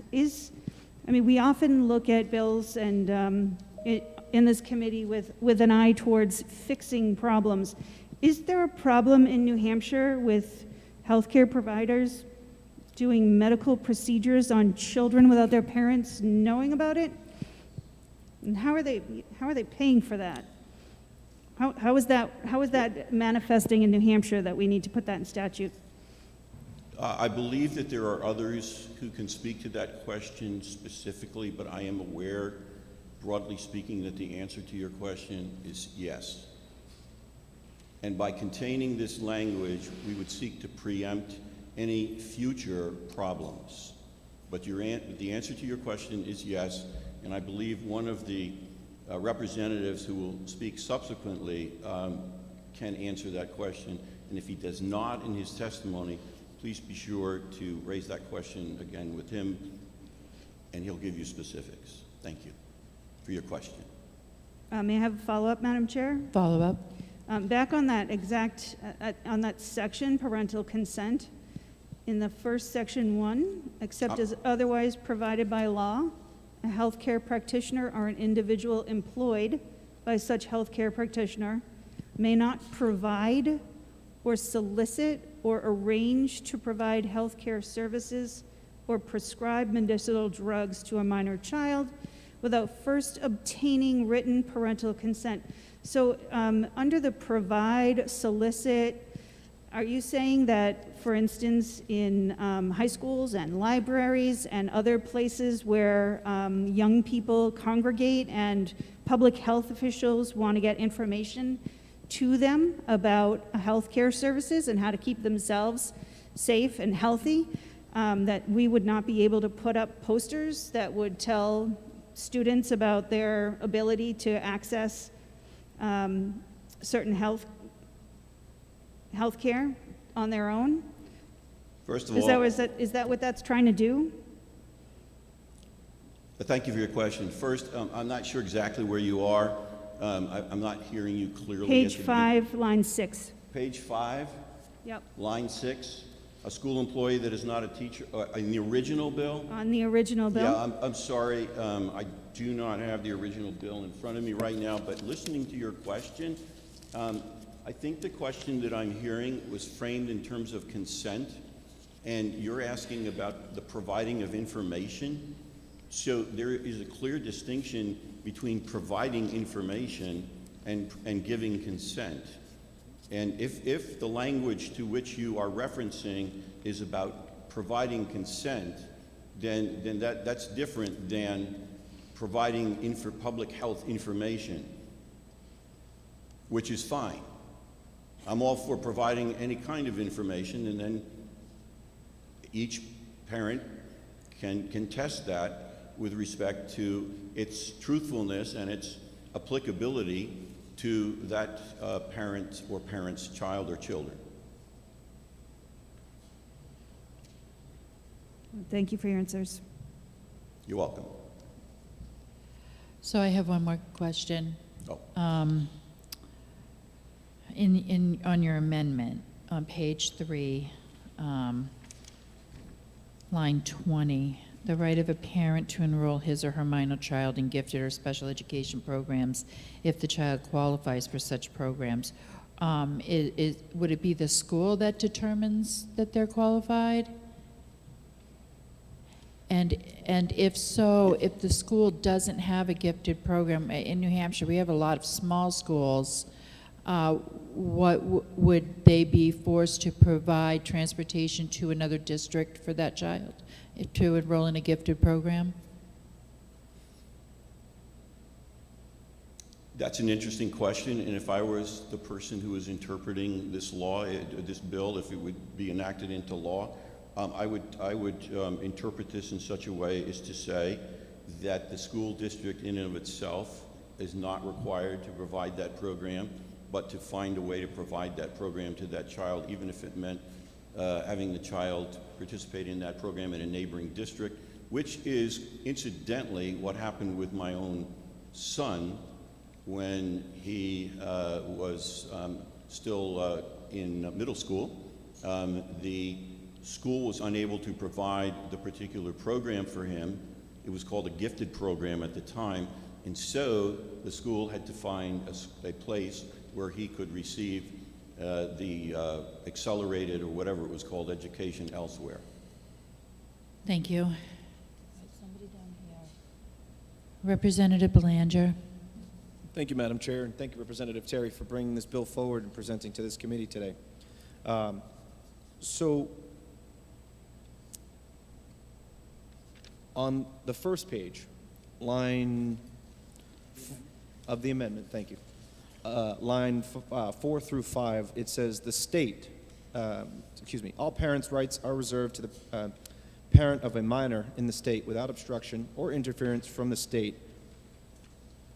Would you say that also would include DCYF?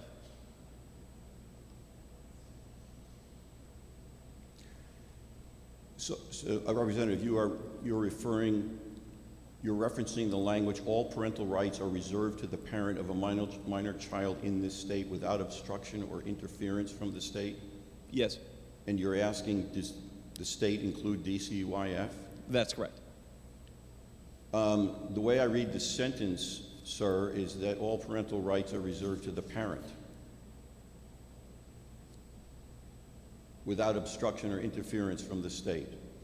Now, if subsequently a child is taken from, by court action, is taken from his or her parent or parent's home, then the responsibility is necessarily transferred to the state agency or the entity that has assumed at least temporary supervision of the child. That's how I'd interpret that. Follow up, Madam I Chair. should have been a judge. Follow up. Thank you. And thank you for thank you for responding. So that's not the way that I would interpret that. The way that I would Okay, we're going to have a question, not a debate, okay? If you're patient, Madam Chair, I'll get to my question. Excuse me? So that's not the way that I read it. So if you go into the next page of the amendment on page 2, section 20 through 25, it states that a parent of a minor child in the state has inalienable rights that are more comprehensive than those listed in this section, unless such rights have been legally waived or terminated. This chapter does not prescribe all rights to a parent of a minor child in this state, unless required by law. The rights of a parent of a minor child in this state may not be limited to or denied. This chapter may not be construed to apply to a parental action or decision that would end in life. So I see conflicts with this section and the rights to remove a child from care. Do you not see those concerns between those two sections? I appreciate your concern. I appreciate your question. I appreciate your desire for clarity or the desire to eliminate ambiguity or conflict. But as I read section 4 on page 2 and I read section 1 on page 1, I don't see any conflict at this time, but rather that section 1 is interpreted by the more specific language in section 4 on page 2. So I don't see that conflict. I'll have to really take a look at that and consider more seriously what you're saying, and I hope your committee will as well. Thank you. Are there any further questions?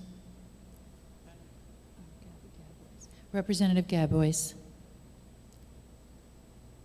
Right? What's Gabby's last name?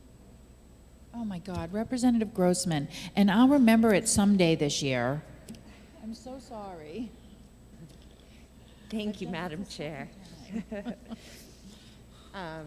Thank you, Representative, for being here and for presenting this bill. I do have a question on your amendment. If you could explain to me line 11, what do you mean by condone, authorize, approve, or apply to a parental action or decision that would end life? Page 2, I'm sorry. All right, so I'm on page, excuse me, Representative, I'm sorry. Thank you for your question, but I'm confused. I'm on line 11 of the bill on page 1, and I'm not reading the same thing that you are. So on the amendment, page 2. You want to go to page 2? Okay. Yep, yes, ma'am. This section does not condone, authorize, approve, or apply to a parental action or decision that would end life. Mm-hmm. What is this referring to? That section in that particular item 2B is exclusionary. And therefore, what is covered in this particular section of the bill, it does not apply with respect to section 2A, B, and C. If you're asking what is meant by ending life, that is a question that is subject to interpretation once the law is passed, unless there is further elaboration and explanation by what is meant by end of life. And that's the committee's job, with all due respect. Follow up? Follow up. I'm not here to debate abortion. She has a right to ask questions. Yes, ma'am. Oh, certainly.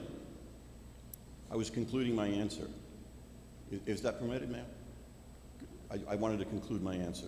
Thank you. I thought of something additional to say before someone else was recognized. Thank you. I appreciate that. You can Thank follow you. up. You actually answered my follow-up question. I was asking what would end life. Is that referring to a child, or is that referring to abortion? So you answered my question. Thank you very much. Or the child. I believe that the plain meaning of life would mean a child who is already existing as a child. Okay, thank you. Are there any further questions? Representative DeSimone. Thank you, Madam Chair. Thank you for taking my question.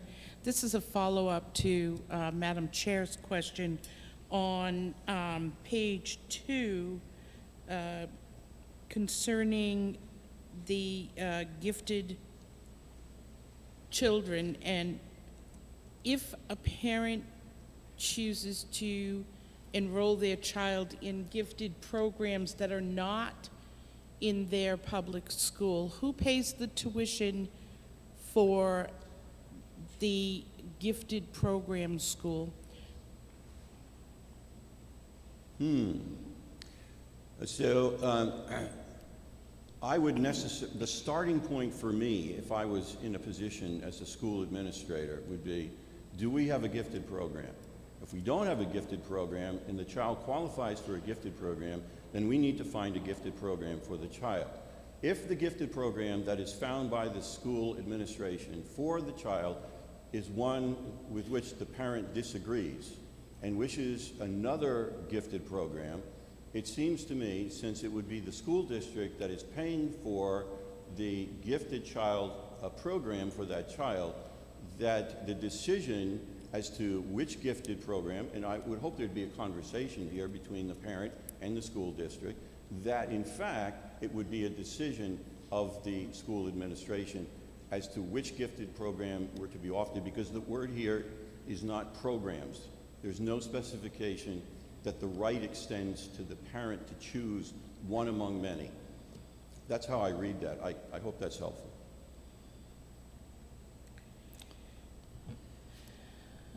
Thank you. I won't continue the questions. Thank you. Representative Yokella. Thank you, and thank you for taking my question. In kind of following along Representative Grossman's line of questioning, the phrase that would end life is not restricted to type of life, and so there's a question about would this, would it be more clear as to not prohibit things like fishing and stuff like things that may be done on farms and stuff like that, so that parents would be able to teach their kids about those activities and even participate in fishing and the like? Thank you. Thank you, Representative. I'm sorry. I'm looking at Section 2. This section does not, reference was made to end life, and I'm not sure how you got to fishing. Were you suggesting that I'm suggesting that fishing can cause an end of the life of the fish. Sir, I'm sorry. I'm suggesting that fishing can cause the end of the life of the fish, and so therefore is causing the end of the life, and therefore this phrase, would you believe, is too broad and should be amended. I see. So what would be helpful by what I think you're inferring, or decision that would end the life of a child?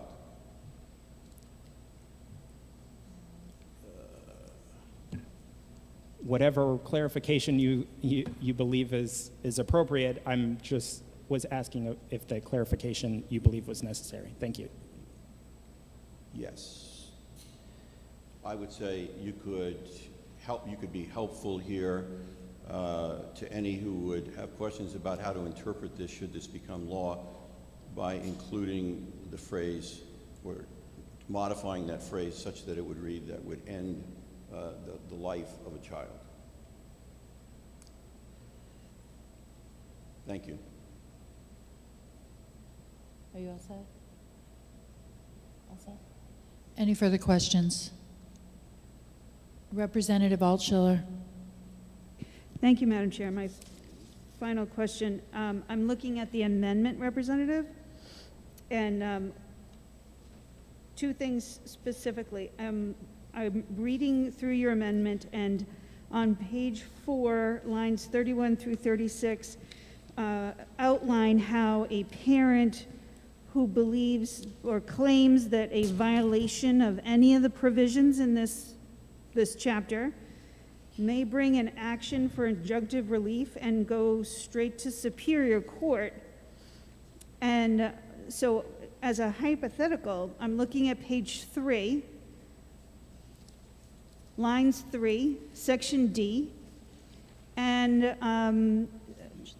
a parent who objects to having any discussion about acquired immune deficiency syndrome, has a child in a senior senior lit class and is reading Angels in America. So now their child has been exposed to reading about acquired immune deficiency syndrome. And now the parent can sue, according to this, it looks like a parent can then sue the school board, the district, the SAU, because their child was exposed to Angels in America.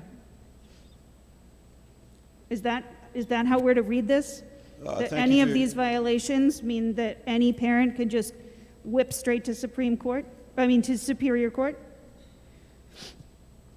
Thank you for your question.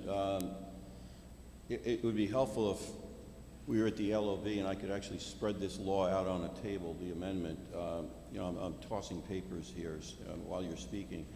I think I'm following your question fairly accurately, and I don't see that as necessarily as a necessary consequence of adopting this language as it is presented. I don't see that. That would require further, I think, discussion and study. Study and discussion, excuse me.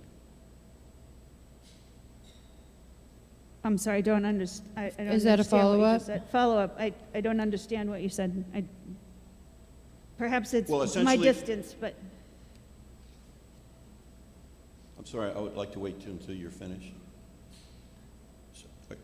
You're saying you don't understand? I'm saying perhaps I can't hear you because we're in this room that is echoing. I did not understand your answer to my question that if a child who's engaged in a 12th grade English class reads Angels in America, but their parents don't want them to have any education about acquired immune deficiency syndrome as outlined in section D on page 3, it appears that in section under violations, part 2, that they can then sue the school board, school district, and SAU in Superior Court. And I want to know if that was considered, and do you understand what the ramifications might be for the SAUs and schools? Well, once again, Representative, thinking off the top of my head with respect to a specific hypothetical incident that you are describing, it would seem to me that the path of least resistance would be in conversation between the school authority and the parent expressing that the parent does not wish the child to read that particular book about that particular condition, that to avoid any unnecessary litigation, the easiest indicated solution would be that the student would be exempted from being required to read that particular book that the parent found offensive for the reason that the parent specified to the school authority, rather than to immediately litigate without having a conversation.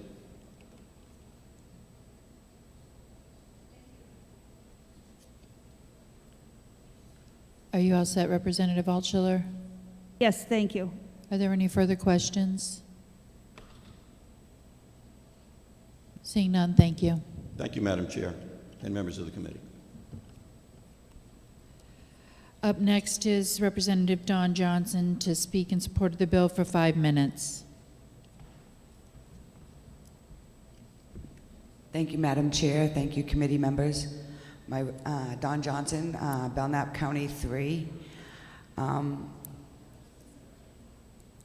I submitted 3 packets to all of you. I hope you all got them. There's 2 of them that I'd like to explain, and why I support this bill is the diversity, inclusion, and the gingerbread person. These 2 trainings were done to our school district as a whole staff training. It took me weeks to get copies of these. Not only am I a parent in this school district, in Laconia School District, but I am also a school board member. It was horrifying to know that it took me weeks trying to get this information as to how and what our teachers and staff were being trained on. And to find out that this information is what we're being taught to our teachers to teach our kids was horrifying to me. These are my children. I gave birth to them, nobody else. And when someone tells me that in here, that no one is allowed to tell me if my child identifies as a man or a woman or otherwise, and they have no right to, and they're saying that they cannot tell me as a parent that's how my child's feeling, how does that help a problem? That only makes a problem worse for the child. And so when I saw that in this paperwork, I was horrified that that's what they were teaching these teachers, to tell my kids that they don't have to talk to me. I gave birth to them. I put food on their table. I put a roof over their head. I rock them to sleep when they've been sick. No government has ever and will never take my rights as a parent away. If I don't want my child to know something, that is my right. If my child needs to be taught an educational piece that is not being taught in the school, I can do that. The school's purpose is to teach science, math, reading, and social studies. And when the deficiency ratings in our school districts are 67% on average, when you take reading, math, and science and you average them out, 67% deficient, I'm sorry, but that is unacceptable on any level. And then within a couple weeks, within a couple months of this training, the last packet I handed out was put on the Office of School Wellness website on Facebook. This is what they were posting on their Office of Wellness Facebook page. It took parents multiple times of contacting the superintendent to have this removed. It went up in approximately the beginning of April and ended, and they finally removed it at the end of April. That is horrifying.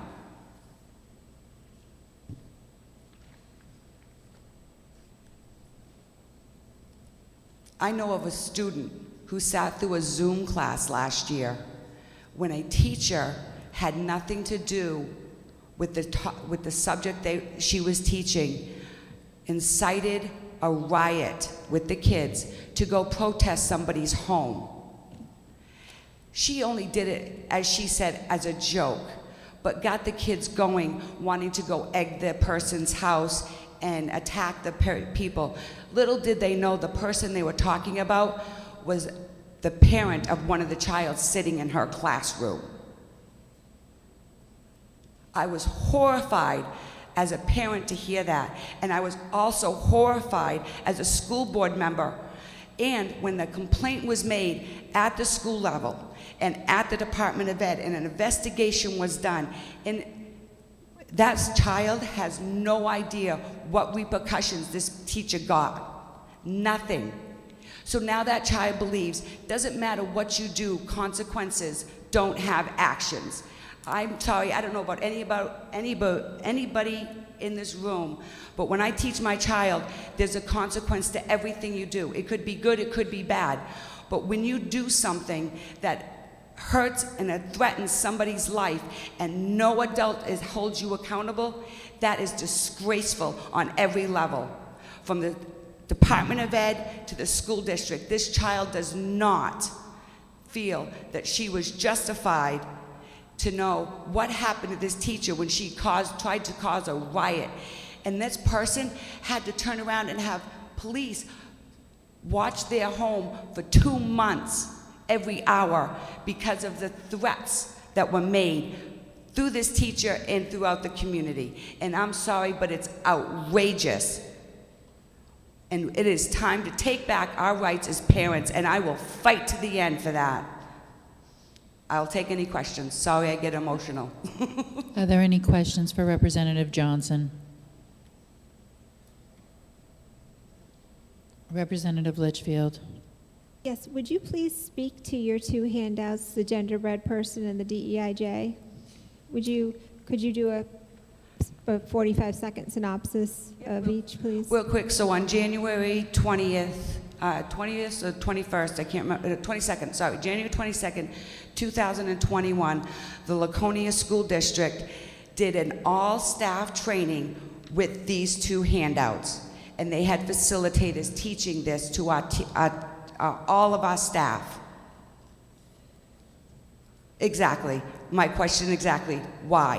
Why was this taught to our staff to teach our students? These handouts are horrifying. And if you don't find them horrifying, you've got something wrong. Are there any further questions? Seeing none, thank you. Up next is David Murphy to speak in support of the bill, and he's asked for 10 minutes. Good morning, and thank you for letting me speak to you. I am a father. Oh, I should say, I oftentimes go by Skip Murphy, and I live in Guilford. I'm a father of 2 sons, 35 and 36. I'm a grandfather to a child that just turned 6. But it's a little bit of a different story. I'm not just a grandfather, I am also his parent. My youngest did a year's deployment in Afghanistan, and when he came home, he was self-medicating because of severe PTSD. He took up with somebody who was also self-medicating, to use the euphemism, and my grandson was born as a result of that. He had opiates in his blood system. He was diagnosed with fetal alcohol syndrome. He has a number of different issues. I am invested in this Bill of Rights. Normally, my favorite question as a political activist is who is in charge? What is the proper role of government? What is it supposed to do, and what shouldn't it do? Here, we don't know who is in charge. School boards and staff seem to be believing that they are in charge of our children. It is needed because they shouldn't be. Even though the proper role of government is one of my questions, lately it's been superseded by follow the law, which I don't believe our school systems are doing. He is now in kindergarten, and now he is subject to what is going on. A little bit of history. 12 years ago, I covered an event in Moulton Borough in which there was much discussion in the community where a bunch of activists from Dartmouth wanted to come in for a weekend-long program with the kids in the Moulton Borough's high school. The problem was that parents were objecting that there were 2 different sessions that they were not allowed to watch or participate in. And they said, like a lot of parents today, we are supposed to be in charge, not you. And one teacher stood up and said, you don't know what you're talking about.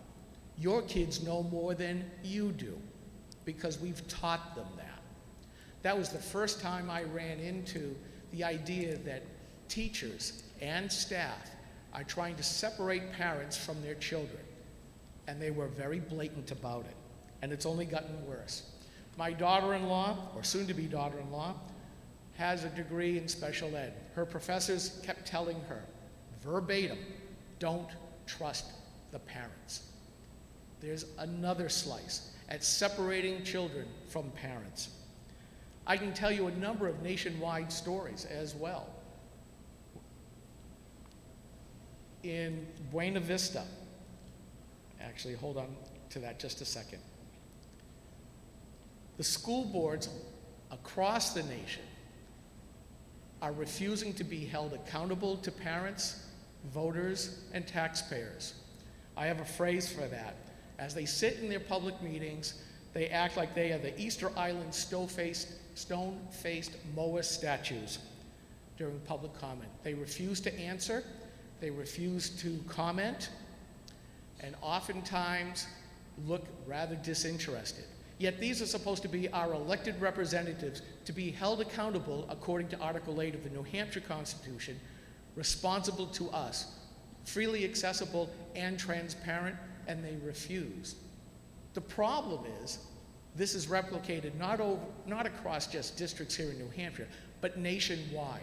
If you've been watching the news, which I hope that you have been, parents are in an uproar and uprising against the school boards that dismiss their complaints, dismiss their questions, dismiss that they should even be there at all. In fact, here in my school district, they have a policy replicated across other districts as well, because they all seem to come from the New Hampshire School Board Association, that if I had a problem, I would have to go to a teacher, then to the principal, then to the superintendent. But there's no way in that policy to be able to reach a school board. And yet here I was complaining about a specific policy that they had just put into place. My grandson was not in school at that time. I had no way to access the school board. I had no way to get feedback. That's not right. This bill is needed in part because of that. Another policy that seems to be coming in, and where I really have most of my problems, is policy JBAB, again from the New Hampshire School Board Association. I am suing the Guilford School Board over two precepts in that policy. One, it coerces speech. Now, policy JBAB is also called transgender and non-conforming students. And in it, there is a codicil that says a transgender student has the right to be called by their preferred name and pronouns. Well, let's translate that, please. We are a Dillon's right state. No subdivision of the state can do anything that it wants unless you folks in the New Hampshire legislature has given them the power within a state statute. So, where does this subdivision of the state, a school board, given the power to grant a new right to a minor child to coerce the speech of others? I have asked this for a year and a half of my school board. They sit there, stone-faced. I have entered in RSA 91, right to know demands, no answers. I email them, no answers. I go and knock on doors, no answers. They are completely unaccountable because that is blatantly illegal, not only by the US Constitution, freedom of speech, but also Article 22 and a little bit of Article 30 in the New Hampshire Constitution. And yet there's nothing I can do except sue. Then the worst thing, which Representative Terry brought up, lying to parents.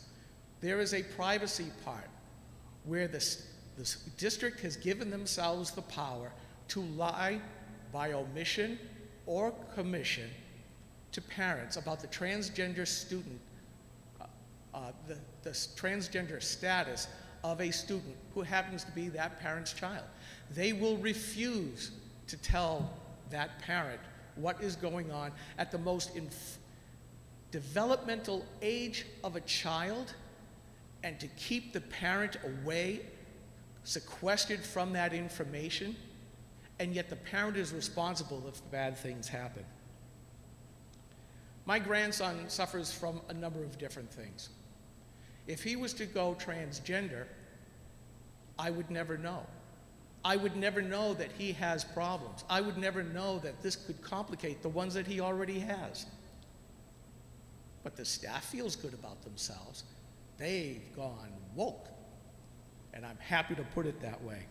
In Buena Vista, California, there were two teachers at a conference that boasted about how they hid their transgender clubs after school from both parents and other staff members, where the staff kind of just looked away. They basically saw themselves as missionaries. They turned more than a few students to be transgender. One parent finally found out about it by accident. Now that school board is being sued. Imagine that, 12-year-old turns to transgender and they won't tell the parent, even when asked. They are instructed, use their birth name, use their birth sex or gender. By the way, gender is just a more genteel way from the Victorian age of saying sex. The latest one that just came out is a story out of Georgia, where a 12-year-old was found hanging in the bathroom on her second suicide attempt after the counselors in that school system were counseling her, oh, you feel like a boy? You must be transgender. And the parents were never told. Is this the kind of school system that we need? And you look and say, yeah, maybe a parent's bill of rights so that we get full information from school boards, that the parents are in charge, are there. School boards essentially believe that all parents are guilty. Why else would they lie, again by commission or omission, to parents about certain things about their children in school? They are acting like they are in charge, that they are the parents. I'm sorry, that's not the New Hampshire way. It's sad that this bill is even needed, that we have to clarify that the parents are supposed to be preeminent in the raising of their children and how they are educated. Remember, government is supposed to work for us. We hire the teachers and the districts to stand in our stead, to raise them, to learn reading, writing, arithmetic, and all that other stuff. And yet, when you look at the standardized tests overall, New Hampshire does very well. But the percentage of students that are not proficient in those subjects is rather poor. This bill is needed. What's needed even more is that this bill is just a stepping stone to force school boards to follow the law. The laws that are already on the books, and not take actions or give themselves the power to things that they are not entitled because you folks have not given it to them. I will tell you that not only being a father and grandfather, for full disclosure, being a political activist, I was on my budget committee for almost 10 years, having to deal with the school board. It was not a fun situation by any means. I am also the co-founder and owner of GraniteRock.com, New Hampshire's largest and most influential political blog site. We have a rating that is well above all the other print media here in New Hampshire. Our standing is about 11,000 here in the US. That a lower number is better. Union Leader is 33,000. The Seacoast Online is at 40,000. We are one of the top 50,000 websites here worldwide. Union Leader is about 130. All the others pale by comparison. That's just online reach. I have a lot of readers. We target conservative activists. They are all upset about this. So by proxy, I am standing here talking for them. They want to know what you are going to do. Who are you going to choose? School boards or them as parents? It's an important question.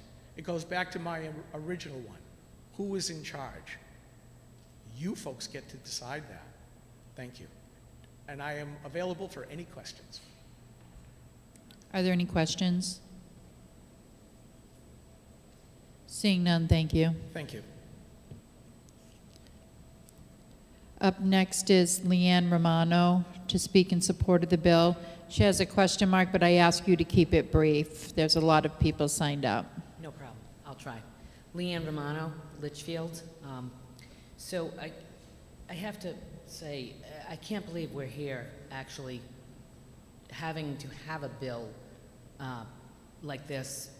I thought that the birth certificate that has my husband's name and my name was the documentation needed for me to have my parental rights, and the fact that I have taken care of my 3 children and they're healthy. I really support this particular bill because it is beginning to be the staff and teachers versus the parents, and the parents are not looking to be enemies. We're looking to work with them.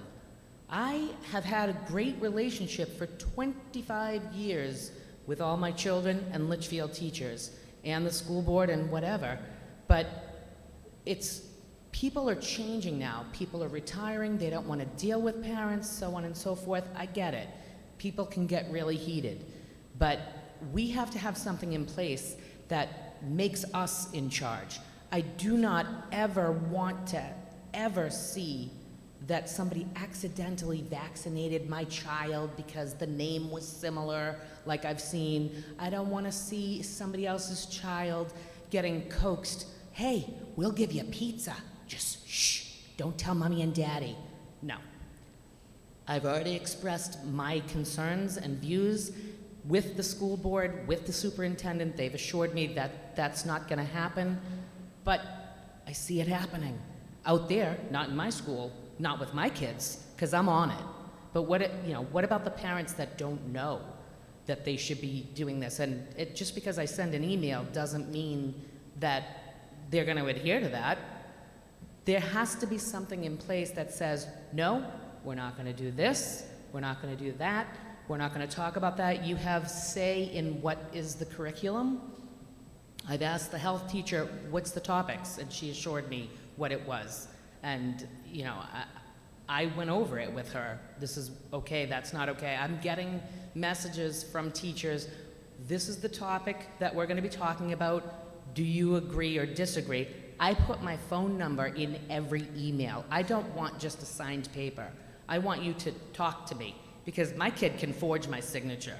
And if I catch him, it's going to be a problem. But, I want to know what's going on. We should have something in place that is a collaboration amongst the school, the staff, and the parents where we can work together to get things in place and to go over the topics. I don't think it's the place of anyone to go over someone's gender or their mental health status. We have doctors. I have counselors for my kids if they need it. I have doctors for vaccines. I don't like the inference that, well, what if parents are neglecting their duties by not immunizing or whatever? Come on. All of our kids are vaccinated if they're attending public schools, typically, unless they have an exemption. We can discuss that with our own doctors. There's only one vaccine, if it's actually a vaccine, that is in question right now, really. I think you should support this bill. If you need to change whatever you need to change, to make it fit whatever, fine. We need rights. Parents need rights. We absolutely need to have a say in the curriculum. We should be concentrating on their education, not their social life, not their social status or their activities. It's great that they have support staff, but we can just inform us that there's an issue, and we can take care of that on the side or work with the school. Always inform the parents. We're not animals. We're the ones that birthed them. Please support the bill. Are there any questions? Seeing none, thank you. Up next is Alicia Houston. She's asked for 3 minutes to speak in support of the bill.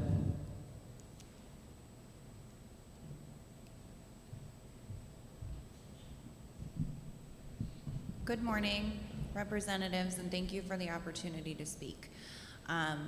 I am looking around this room and I'm listening to the testimonies. I was going to write something down and then I didn't, so here I am in front of you. Communication and transparency. That's a lot of what this has to do with. the communication barrier that parents are facing right now without this bill in place is astounding. I can tell you from specific experience, I come from a city that many representatives, unfortunately, have left to eat itself, Nashua. In Nashua, we have no rights as parents. I have asked for curriculum information to find out what is being taught to my children. They will not disclose that.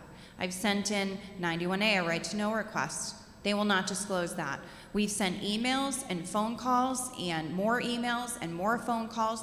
We have been at this relentlessly for 2 years. I'm exhausted. I'm a tired mom trying to do what's best for my children. This Parents' Bill of Rights would give me the opportunity to make decisions autonomously as their mother. And I know that earlier there had been a question to one of the representatives regarding the specifics on what if the parents don't agree. That's what the court is for. That's not what this bill is for.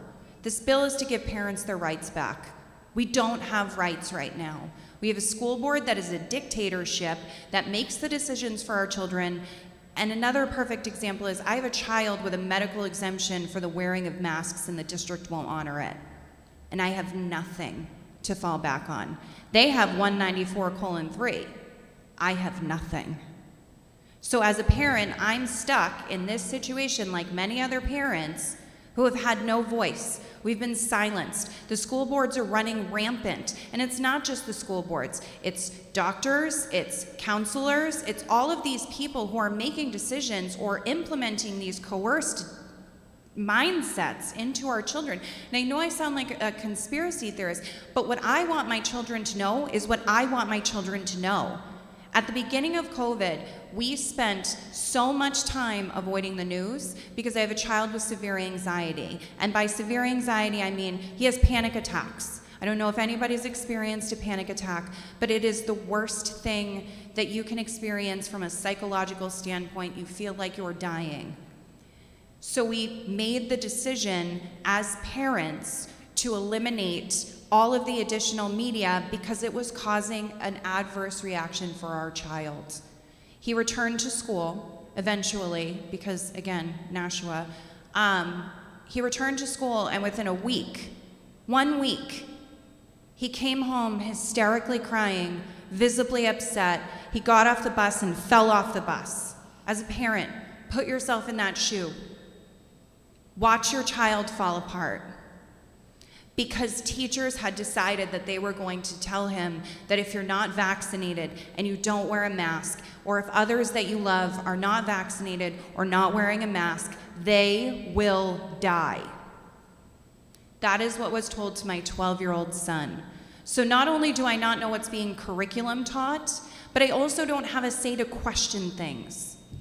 So I am in support of this bill, and I urge all of you to please give us our parental rights back.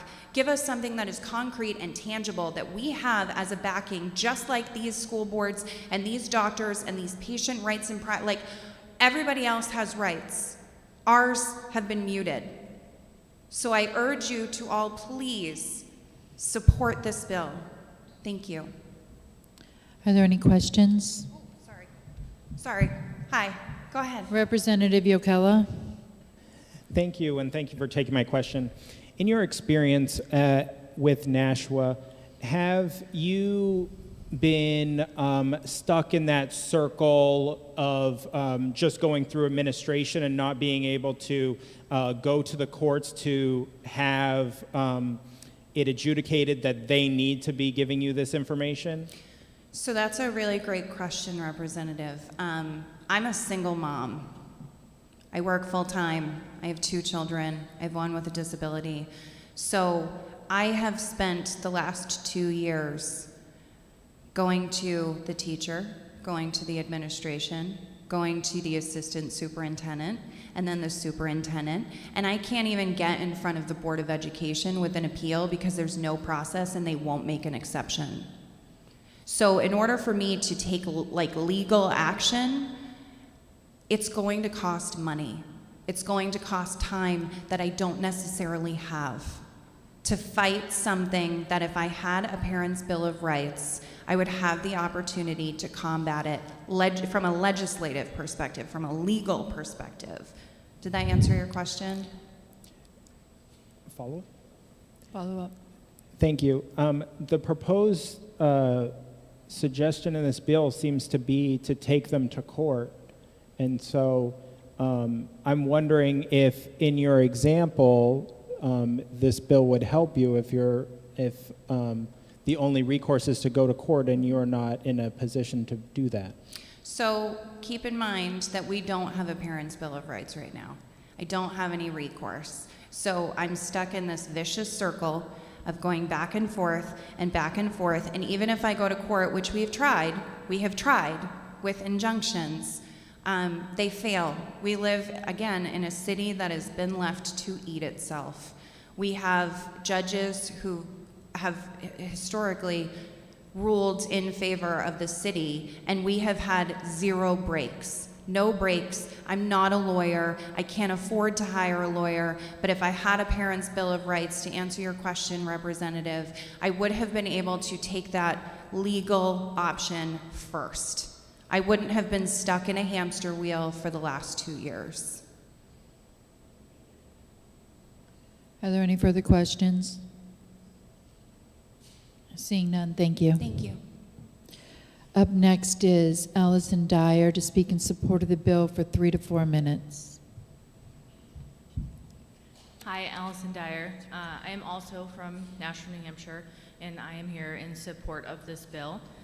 I want to thank the sponsors of this bill for bringing this forward, because I think I echo the sentiments of a lot of people here today that we feel like it's needed. And I also echo the fact that I'm sad that we're here. It's a sad thing to have to legislate my parental rights back, because they've been so eroded over the last, 2+ years. I mean, the pandemic itself certainly heightened it, but, for the last decade or so, we have felt, especially with regards to schooling, that we have been shut out.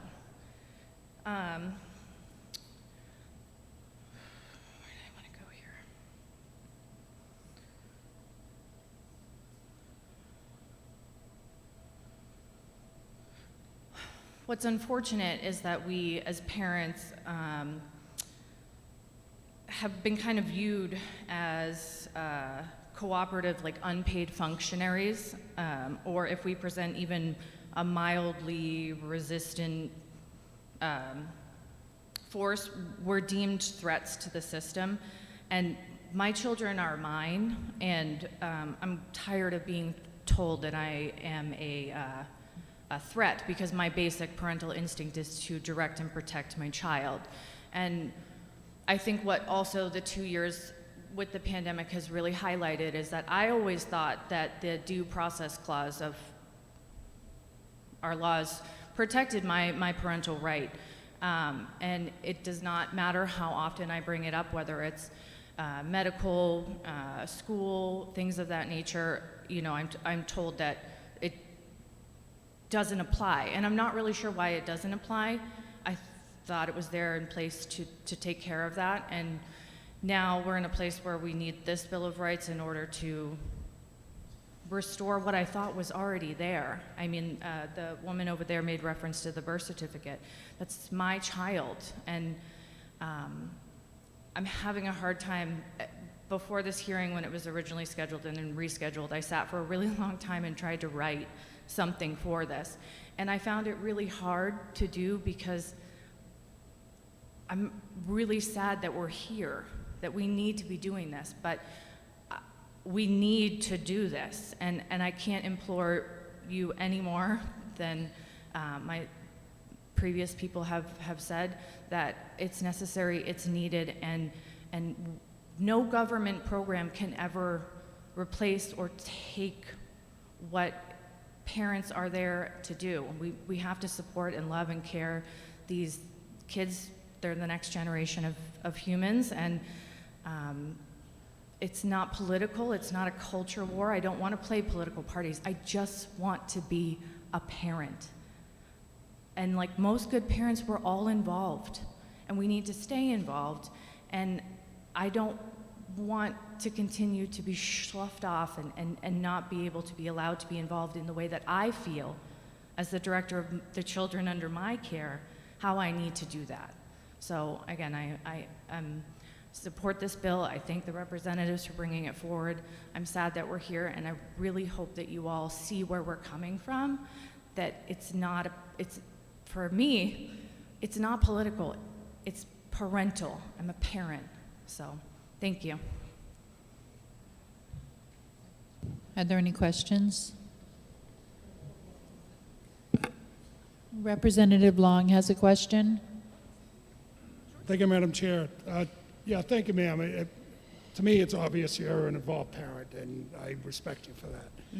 Now, you mentioned in the last 2 years it's been problematic. So can you go back 4 years? Was it problematic? I personally have felt like it's been a problem for at least a decade. As I'm a child of the 80s, so things I felt like were a lot different. I mean, my parents were in this school. They were, in the doctor's appointments with me and things like that. And probably about 10 years ago, when I was in my early 20s, I remember, if I wanted to bring my mother to a doctor's appointment with me or things like that, they were like, oh, well, do you want to bring her in the room? Or when I was going into my niece or my nephew's school, they were like, oh, you have to wait here, or you have to, go through a 6-hour training to be able to come into the classroom to read a book. I mean, we used to be able to sign up for that through the school. You call the office and say, I'd like to come in and read to the kindergartners today, or do a craft. Give the teacher a break, and it's all, we're just shut out from that, and it's slowly progressed to where it is now. Like, for example, like they said, in Nashville, we're not allowed in the schools. We can't volunteer. They need people, and they won't take us. So, but I have noticed, at least the last decade or so, it's changed where it's just not as easy to be involved, because we've kind of been pushed in this way that, other people are the arbiters of our children's health and well-being and happiness, and that's just not the case. I'm that. Okay, thank you. Sure. Any further questions?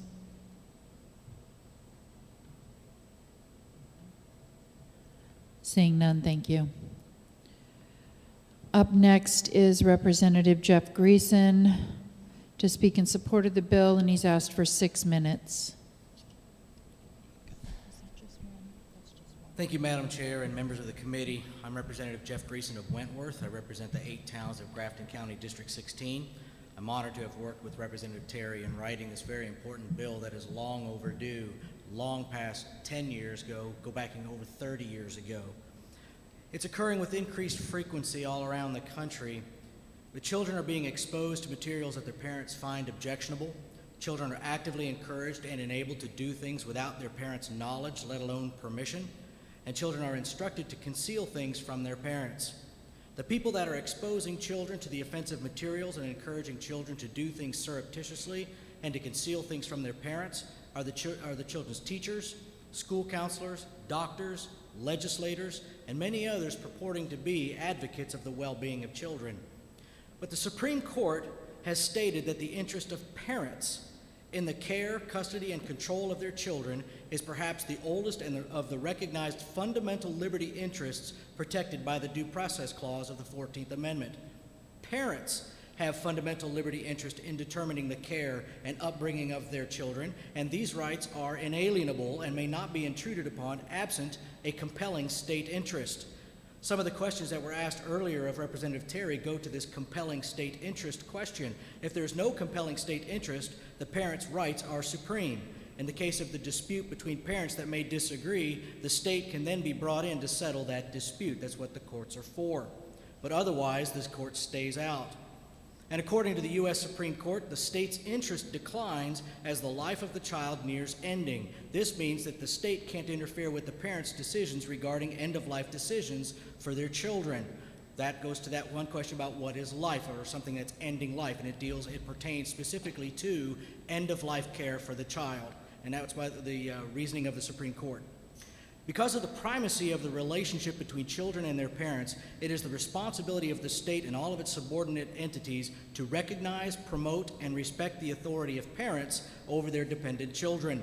Except in cases when legal due process supersedes, parents are the supreme authority over their children for medical, educational, moral, religious, and financial decisions and all other aspects of the child's life. And no entity of government or private sector should enable, promote, encourage, or permit any behavior that undermines parental authority. Anyone who would undermine parental authority destroys the family unit and is anathema to civil society and the rule of law. Anyone who would expose children to material so offensive that they cannot be read publicly at a school board meeting is not educating the children, but abusing them. Anyone who would encourage a child or enable a child or actively participate in any activity along with the child and then encourage that child to conceal that activity from the child's parents is a predator, not a protector of children. Anyone who would allow this sort of behavior to occur is actively breaking the bond between child and his or her parents, turning the child against his or her parents, teaching the child not to trust his or her parents, causing the child to believe that his or her parents are the enemy or, at best, don't have the child's best interest at heart, but that the person allowing them to engage in this behavior cares more. Adolescence is challenging enough as it is without people who claim to love children constantly driving a wedge between the child and his or her parents, especially when that is the first relationship the child ever had. The rights described in House Bill 1431 are not rights given by government to parents, but rather confirms and affirms these natural and inalienable rights that parents already possess. So why is House Bill 1431 necessary when these are such fundamental rights? Because these rights are being violated on a regular basis and with impunity. Let me give you just a few examples. One that was mentioned a little earlier, multiple states are now allowing sex change operations without parental permission or consent, and that's key, without parental permission or consent. Abortions without a parental permission or consent. Vaccinations without parental permission or consent. An elementary school in Denver, Colorado posts on their webpage the principles that will guide their instruction during School Week at Action this year, and these principles are from BLM Guiding Principles. And one of these is labeled Black Villages, and it's defined as the disruption of Western nuclear family dynamics and a return to the collective village that takes care of each other. All across the country, students of all ages are given surveys as part of the social and emotional learning model of education. These surveys are not for academic achievement or instruction, but rather ask children about their attitudes, gender identities, sex practices, and home lives. A substitute teacher was recently fired for not recognizing a child's identity as a cat. And a school in Michigan puts litter boxes in the unisex bathrooms for those children that identify as a cat. I am breaking the law when I tell my grandson he's not really a dinosaur. Because according to New Hampshire law, if you counsel a boy that he is not a girl or a girl that she is not a boy, you are breaking the law because that's considered conversion therapy. We're going to have to expand that now to dinosaurs and evidently cats. Here in New Hampshire, there are two bills presently before the House of Representatives that explicitly are calling for children to be able to act without parental permission or consent. House Bills 1409 and 1126. I don't care what the bills are, whether good ideas or bad, but they're designed to be done without parental consent or permission, knowledge. This bill is necessary to clarify that parents have authority over their children at all times. A teacher acting in loco parentis does not supersede the authority of parents. And a doctor does not have authority over a child patient that supersedes the parents of that child. It doesn't take a village to raise the children. The village needs to respect the parents and work at the direction of the parents. Because teachers are employees hired by parents to educate the children, not turn them against the parents. Doctors are hired by parents to provide health care opinions and recommendations, and then to provide the subsequent medical treatments as directed by the parents. If a parent wants a second opinion or rejects a particular recommendation, that is not child abuse, and the doctor has no authority to act. Now, we complain that social media platforms don't do enough to protect children from harmful content available on those platforms. And yet Planned Parenthood's sex education curriculum that is pervasive across this country is so sexually explicit that I would be gavelled down if I began reading the materials here to you today. We demand that social media make sure children aren't subscribing without parental permission, but we can allow a teacher at school to take any age girl down to the abortion clinic to obtain an abortion without parental permission. Children are suspended from school for taking an aspirin without obtaining it from the school nurse, but we can allow that same school nurse to take that same child to a clinic to obtain and start taking puberty-blocking hormones without informing the parents.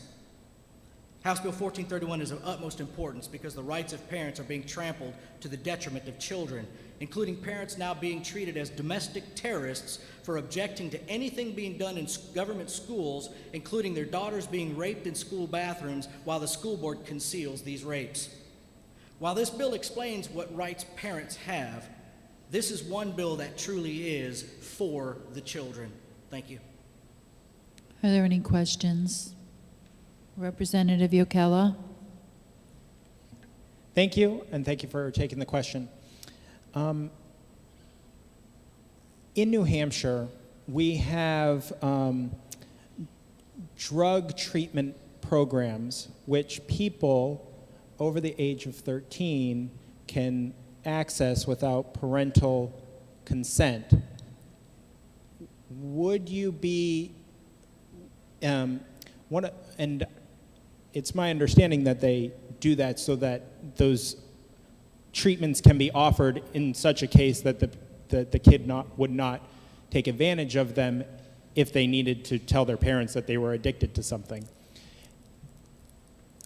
In your testimony, would you, it seemed to me to believe that you would not like that program to exist because without parental consent, and those children that were addicted to some substance and wanted some treatment would not accept that treatment if it was a condition of telling their parents. Am I getting your position correctly? I think we need to get down to why does the child feel like they can't get their parents' permission or talk to their parents about their addiction.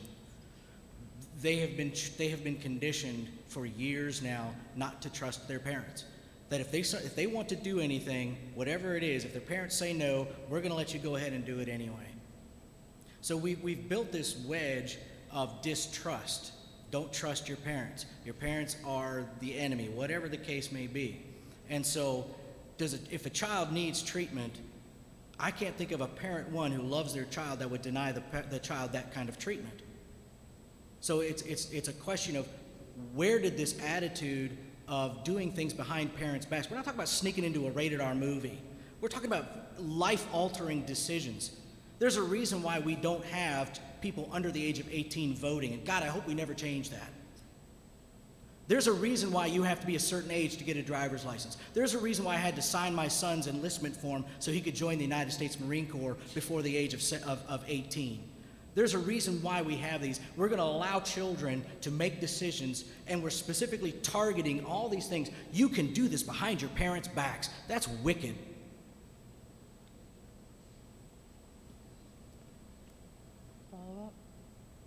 Follow up.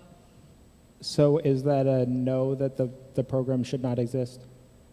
The program itself can exist. There's nothing wrong with having a program like that. Why are we purposely pushing it that you can do this behind your parents' backs?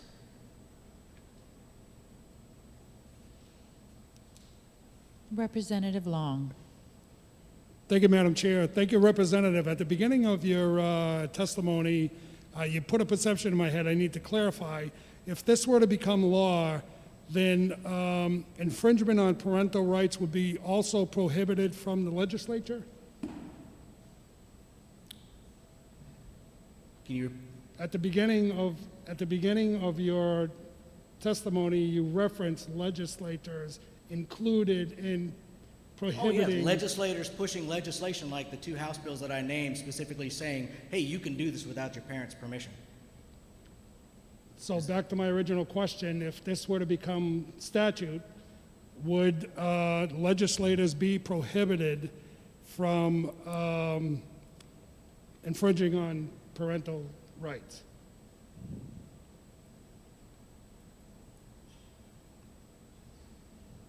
I seem to recall there being phrases in the U.S. Constitution, Congress shall make no law, et cetera, et cetera, et cetera, infringing on free speech, freedom of assembly, right to keep and bear arms, things like that. So, no, the legislature cannot pass laws that would infringe on parental rights. These are inalienable rights. The U.S. Constitution, or excuse me, the U.S. Supreme Court has affirmed these inalienable rights of parents. So, no, we can't pass laws that violate natural rights. Okay, thank you. Are there any further questions? Thank you. Thank you. Up next is John DeJoy to speak in opposition to the bill.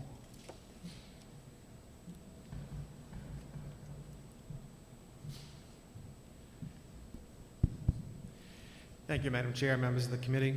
For the record, my name is John DeJoy.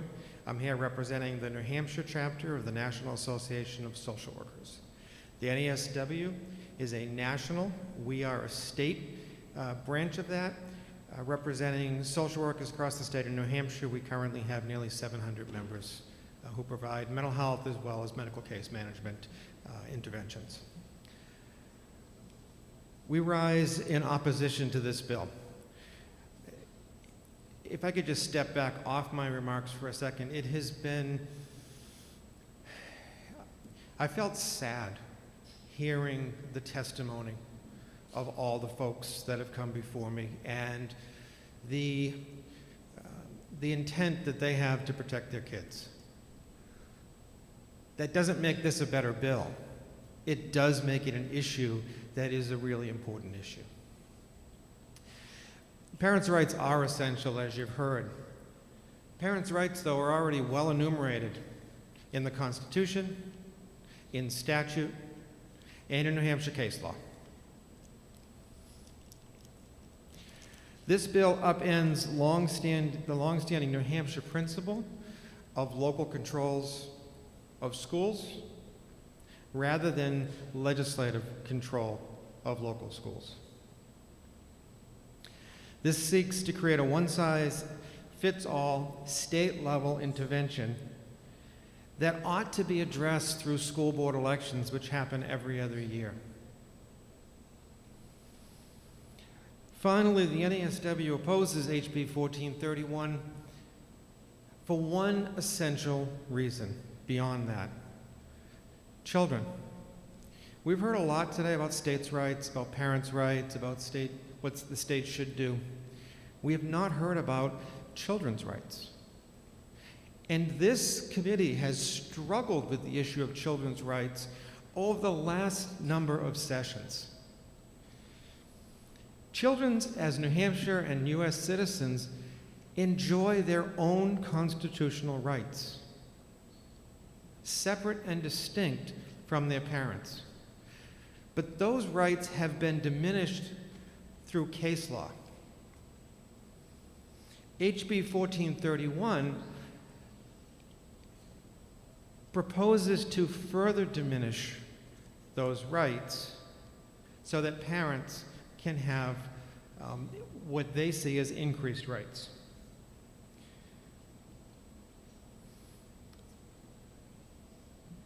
I mentioned that many social workers are mental health counselors and therapists, working in a number of areas, working with kids, working with adults.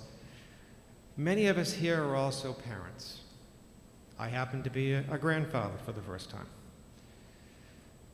We all know that it is optimal, it is best practice that children should always talk to their parents.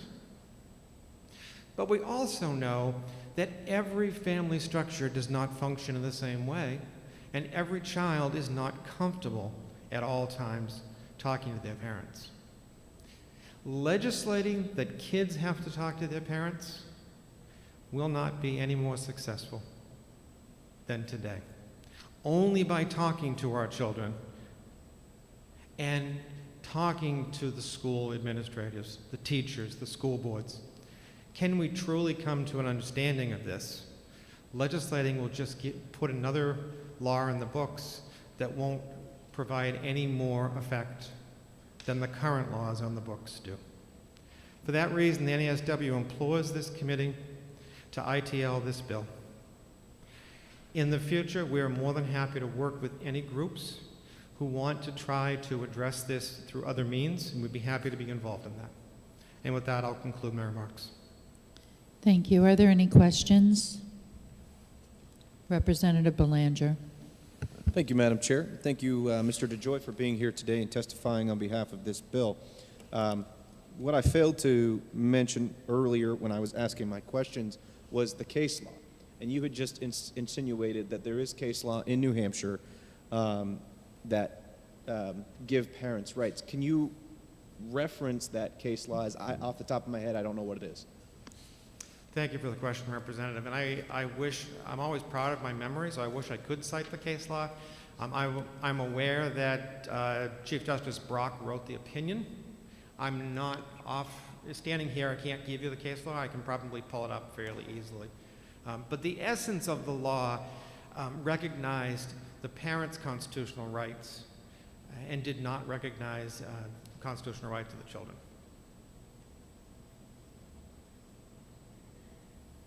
Follow up, Madam Chair? Follow up. Thank you. Thank you for answering my question, Mr. DeJoy. In regards to this bill, do you think that that case law, in your professional opinion, is sufficient that this bill isn't needed? Let me begin by saying that I am not a lawyer, nor do I pretend to be a lawyer. The way I can answer that, Representative, is to talk about an issue that I was involved with this committee in 4, 5, 6 years ago, when we were trying to change the child protection statutes to further protect children because there was a disclarity in the statutes. And every time we made a move, the lawyers at the table would say something to the effect of, you can't do that, it would violate the case law. And so we were left with not many options to try to protect children. I think that between the case law, the Constitution, and the statutes as they stand today, these laws are well enumerated to provide parents significant protections. No further questions, Madam Chair. Thank you. Representative Yokela. Thank you. Thank you for taking the question. In the example that we heard previously about Nashua, in your testimony, you say that there is enough already case law and laws protecting parents' rights. Would you suggest that that in the case of dealing with schools, that there could be an improvement, or you think that that also is satisfactory at this current time? Thank you. Thank you for the question, Representative. And I'll not comment on any of the specific anecdotes because I don't have both sides of the story. It may be entirely as it was presented. It may not be, or it may be somewhere in the middle. So commenting on that would be inappropriate. But I will say that in any human interactions, things can always be better. You know, how many husbands and wives have misunderstood each other? You know, we can always communicate better. I don't know what's happened in Nashua or any other school district except mine here in Concord, but it strains my belief that a school board would refuse to talk constructively about issues. That's why I referenced the elections. You know, you all represent your constituents. I'm sure you all have done things that anger your constituents. They have the ability every 2 years to re-elect you or not re-elect you. And that's the same at the school board.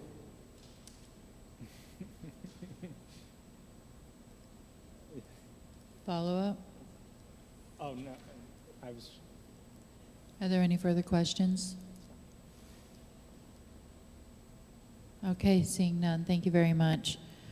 All right, so the time is 12:35. We're going to go and break until 1:45 for lunch, so we will be in recess until 1:45.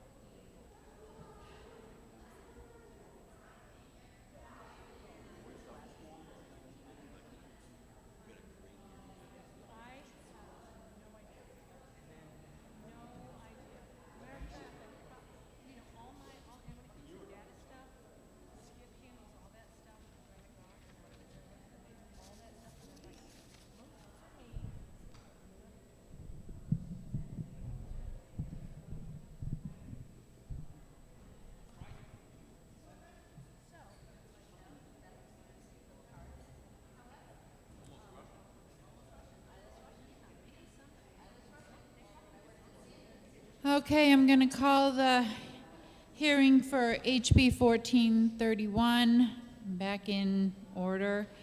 Up next will be Representative Mark Allegro to speak in support of the bill for 10 minutes. Thank you, and good afternoon, committee members and Madam Chair. I'm going to modify my testimony a little bit, starting with, I thought I was going to be saying good morning to you, but that's not the case. So I'll get right to the point. I'm going to modify by changing a couple things that address some of the earlier comments in the day. But let me give my name again, my credentials. My name is Mark Allegro. I'm the representative from Grafton's District 7. My background, I am a scientist and an educator, and after a 35, 40-year career, I can tell you I've taught thousands of licensed physicians, medical students, graduate students, all the way down to grade 3. So I'm going to focus on education, and I can tell you that I don't speak with a total absence of knowledge. Now, I got to start off by saying a funny thing happened to me on the way to this committee hearing. My daughter, who's now 30 years old, told me within the past 48 hours, she was actually speaking to my wife, she said something that we sort of knew, but that she actually came clean with. She told my wife, Mom, you know, I never talked to you about this before, but I'm going to tell you what they told us when I was a kid in school. They actually worked proactively on separating us from you. I have 2 daughters. They actually essentially told us, teacher, friend, parent, enemy. Now, there are some people who made comments in here earlier that they found it difficult to believe some of these things that are being testified to. I'm here to provide you with some case studies, some documents, okay? I'm here to tell you first that there's no amount of lipstick that will prettify this pig, all right? This is, the term horrified was used, and it is horrifying. I don't horrify easily, but I'm telling you that this is a serious problem. Right. The problem is that we send our kids off to school and we expect them to learn mathematics, geography, history, spelling, reading and writing, and instead they're subjected to political indoctrination. And there's a couple of topics in particular. I'm not choosing these because I like them best. I'm telling you because in my research, they're the ones that show up the most. Kids are taught things like all white children from the moment of birth are racists. Every white person is a racist and always will be, and only white people can be racist, okay? They're taught things, and I could tell you from my own research experience, somebody who has studied the cell and molecular biology of development and reproductive biology, they're also taught the false narrative that with the drug regime and some plastic surgery, a boy can be turned into a girl, and a girl can be turned into a boy. Well, there are a lot of parents who find these falsehoods not only objectionable, but repugnant. Let's not forget, these kids are yours. Despite what anybody might say, these kids belong to the parents. They are legally, morally, and emotionally in charge and responsible, despite what anyone might think between the hours of 9 o'clock and 3 o'clock in the afternoon.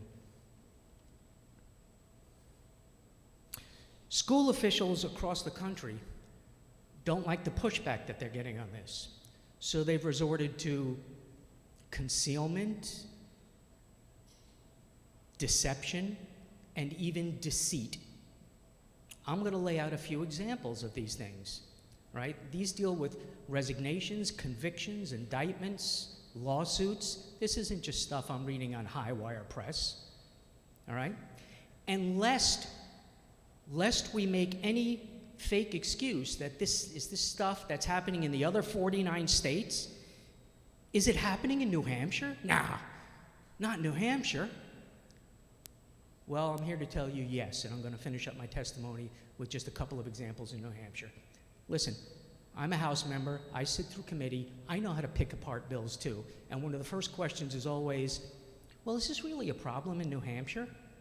Yes, most decidedly it is a problem in New Hampshire, and it's within our power to do something about it. So let me just give you a few examples from across the nation. In Missouri's Rockwood School District, a school district official instructed teachers and principals, you get a load of this, in case you have any doubt about this from anything that was said before, instructed school teachers and principals to make up one curriculum that you give to the parents and one that's the one we're really going to teach. I'm not pulling your leg. I'm not pulling your leg. I see knitted brows. Your brows should be knitted. You should have big frowns on your faces. Concealment. In Florida's Deer Lake Middle School, school officials saw fit to guide a 13-year-old girl through a, I hesitate to use the word, transition without her parents' knowledge. You've also heard other recent cases about this that involve suicide attempts by a young girl. This is a different one. There's bunches of these in Florida, in California, around the country. In Virginia's Prince William County, and I have a quote here, a quote that comes from subpoenaed documents that contradict what the school was presenting to the public. Virginia's Prince William County School Board chair told a parent that they're not teaching the tenets of critical race theory. But then in a private communication to another school board official, he says, and this is a truncated version, well, I've always maintained CRT is what we're doing here. I don't believe in transparency or public discussion. Did you hear that? I don't believe in transparency or public discussion. This is disturbed. It's disturbing and it's disturbed. Well, let's head into New Hampshire, lest anybody think this is just happening in the other 49 states, okay? Right here in New Hampshire, Hanover case in SAU 70. They have a class. This is for staff. No, I'm sorry, this is for students. I'm confusing it with another one. The title of the curriculum is Exploring Whiteness. It goes on from there. I don't remember the rest of it. Exploring Whiteness. Could you imagine if you substitute almost any other word in there for whiteness? Well, a parent was curious about this course, so they inquired. They were told, no, we're not teaching the tenets of critical race theory here. Well, of course, the parent found out that that wasn't the case, that they are. That parent was then harassed, spoken over, shut out of meetings, and later found out that contrary to statute, the school board was conducting meetings privately and not publicly. Hanover, New Hampshire. In Newmarket, the process of hiring a school superintendent is supposed to be a public matter. Meetings are supposed to be held in public, screening for evaluations, so on and so forth. Well, there's actually somebody that's under a criminal complaint, perjury charges, and has resigned in the Newmarket school system. I don't remember if it's the assistant school board chairman or the school board chairman. It's not important right now. Okay? They lied.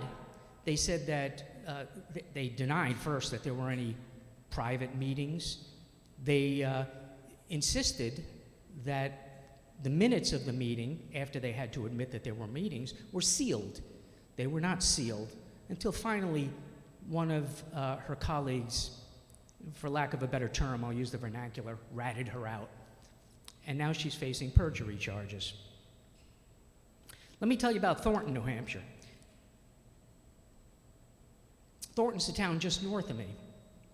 People attended a school board meeting. They asked the school board members, could you place curriculum materials in the library? They were told no. One school board member actually questioned publicly, why should we have to have input from parents? Well, maybe because some of us are educated and have expertise that even you lofty individuals don't have. That's number one. But I have a couple of better reasons. How about because, like I was when I was teaching, I'm a servant of the public? How about because you're a servant of the public? And we taxpayers, we pay your salary. And we pay for the curriculum development, and we pay for the curriculum materials, and we pay for these brick walls that you work within each and every day. How about that as a good reason? Here's the ironic aspect of my testimony, and then I'm just going to make a closing statement and be particularly delighted to answer any questions. You see, answering questions is what I did for 40 years at the lab bench and in the classroom. So I'll be very happy to answer even some of the questions that were addressed to other speakers before. These cases that I mentioned to you from around the country and here in New Hampshire, they're just a few examples of many, all right? But the irony is that a couple of months ago, I contacted our school principal, and I explained in an email, you know, this is a problem. Parents have lost confidence in the school system. I understand that some of this stuff isn't going on in the Campton schools, but it would be really a good idea, I think, for a few of us to get together and get ahead of this before it becomes a problem in our school district. We don't want parents being labeled terrorists. We don't want lawsuits and resignations. Let's get together and see what we can do to head off a potential problem. That was in December, and I've heard nothing. So apparently this lofty individual has deigned to not even reply to my communication. We have a problem here, Houston. All right? When a state rep contacts you politely, I know I could be sharp-edged sometimes, but I sent him a polite email offering to get together and see what we could do to help everybody involved. And doesn't even receive a reply like, thank you, Mr. Allegro, but I'm too busy right now. Can we set this for some time in the future? Look, HB 1431 is sorely needed. In spite of the disturbed insistence that when we drop our kids off on the sidewalk at the school, that they're no longer our kids for those 8 or so hours. In spite of the disturbed insistence that parents use schools as babysitters, that's not the case. Kids belong to their parents.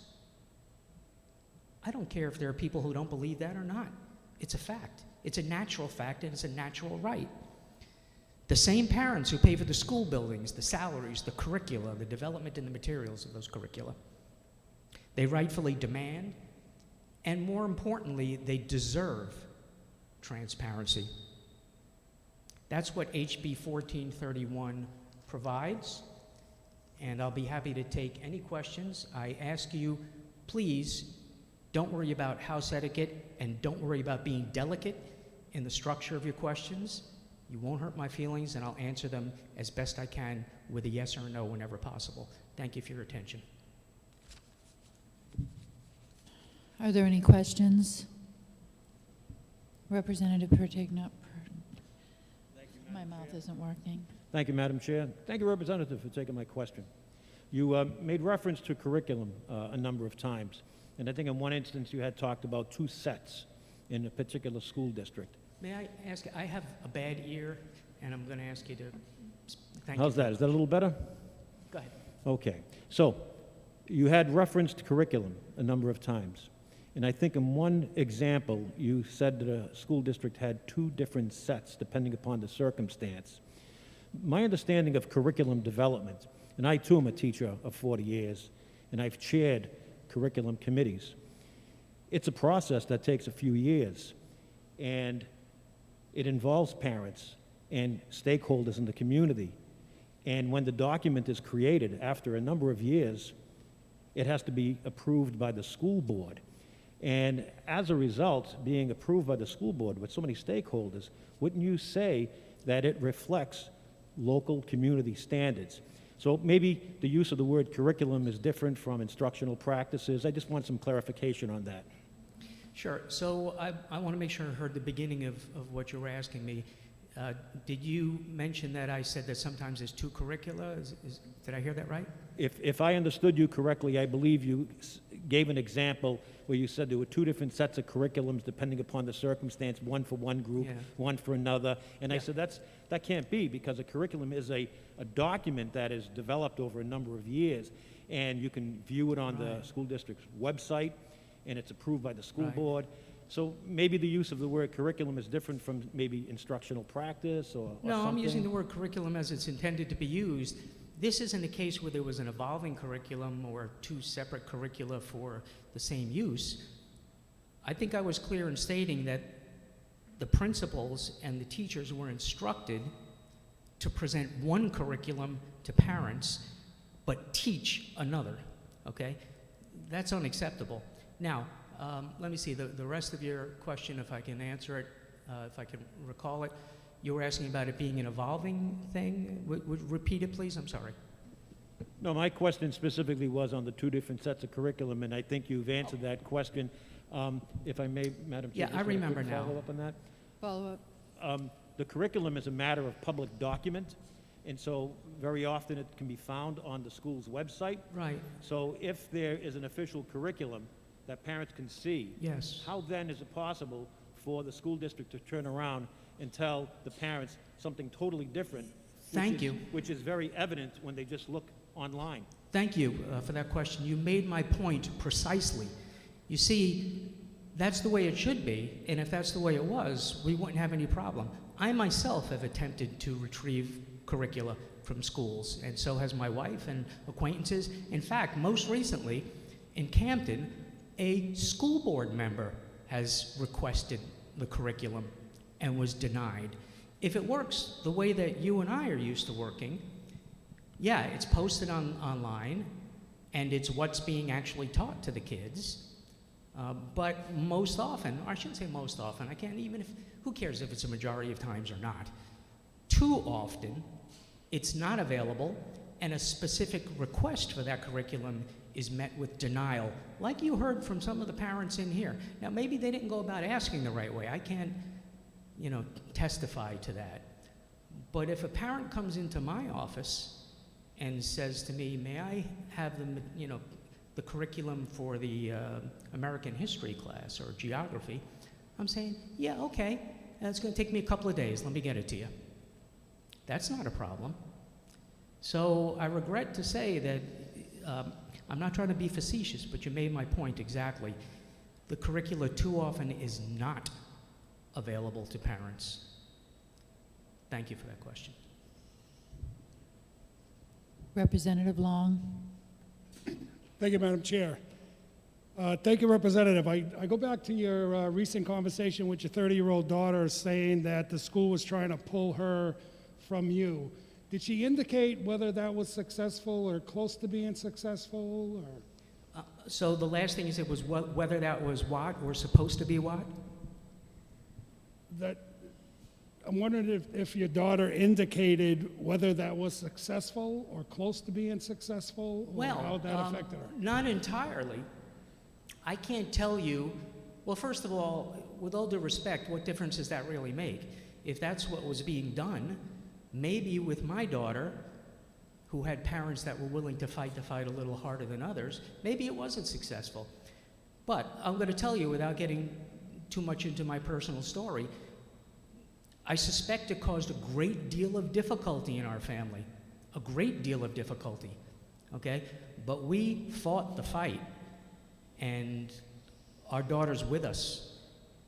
And for her to come back 15, 18 years later, we suspected this kind of thing. I mean, we knew it, but only in general. Not the kind of thing you could testify about, but we knew it. My wife was a couple of years ahead of me on this. Okay? But when my daughter, 15 to 18 years later, comes back and tells me, Mom, Dad, this was a specific effort. There were specific proactive practices to pull me away from you. And if you think that I'm making up some wackadoodle story, you need to talk to more parents. This goes on all the time. The parents are not the friend, the teacher's the friend. I hope that addressed your question. Sure. Thank you. Representative Yokella. Thank you for taking the question. Do you believe that the taxpayers that paid for the curriculum to be produced, that it's really their curriculum and that they should have access to it, and it's not a special right to just parents, but actually it's a right of all the taxpayers? Well, yeah, quite honestly, if you've paid for something, you have a right to it. You know, whether you have an interest in seeing it or not, you know, when you're my age and if you don't have any children, maybe it's not that important to you. But, you know, for instance, as an educator, not even currently active, if I wanted to go into, you know, a Nashua public school and say, hey, may I see the curriculum because I'm developing a program of my own and it would be really helpful for me to see this? I can't predict the future, but if you would like to play that game with me, why don't we do that? I'll go down there and request it, and let's see what the reply is. I'll give odds. So yes, it should be a right. To answer your question directly, it should be a right, yes. And what would the reason be for hiding it? None that I can think of. Not if you're doing the right thing. You know, when you've stolen cookies from the cookie jar, that's when you tuck them in your pocket. Not when you've asked and received, honestly.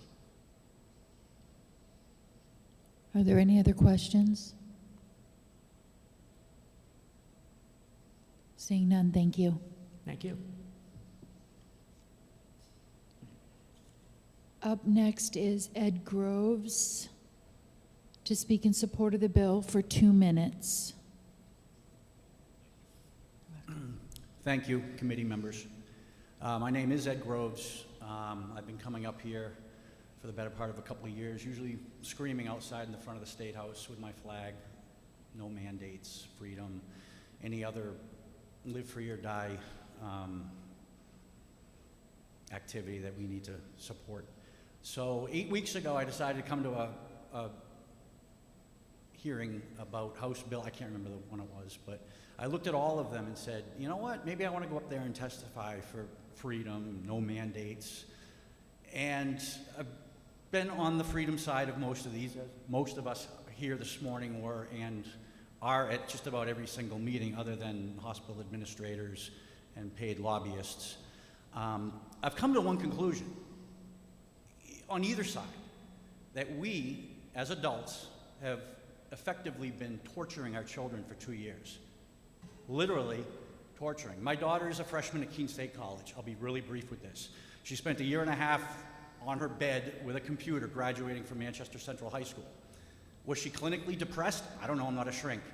She was not herself for the better part of a year. She gets into college, goes to Keene State, has a great first semester, 3.37, yay. 1 week into second semester, she gets a visit from a student advocate.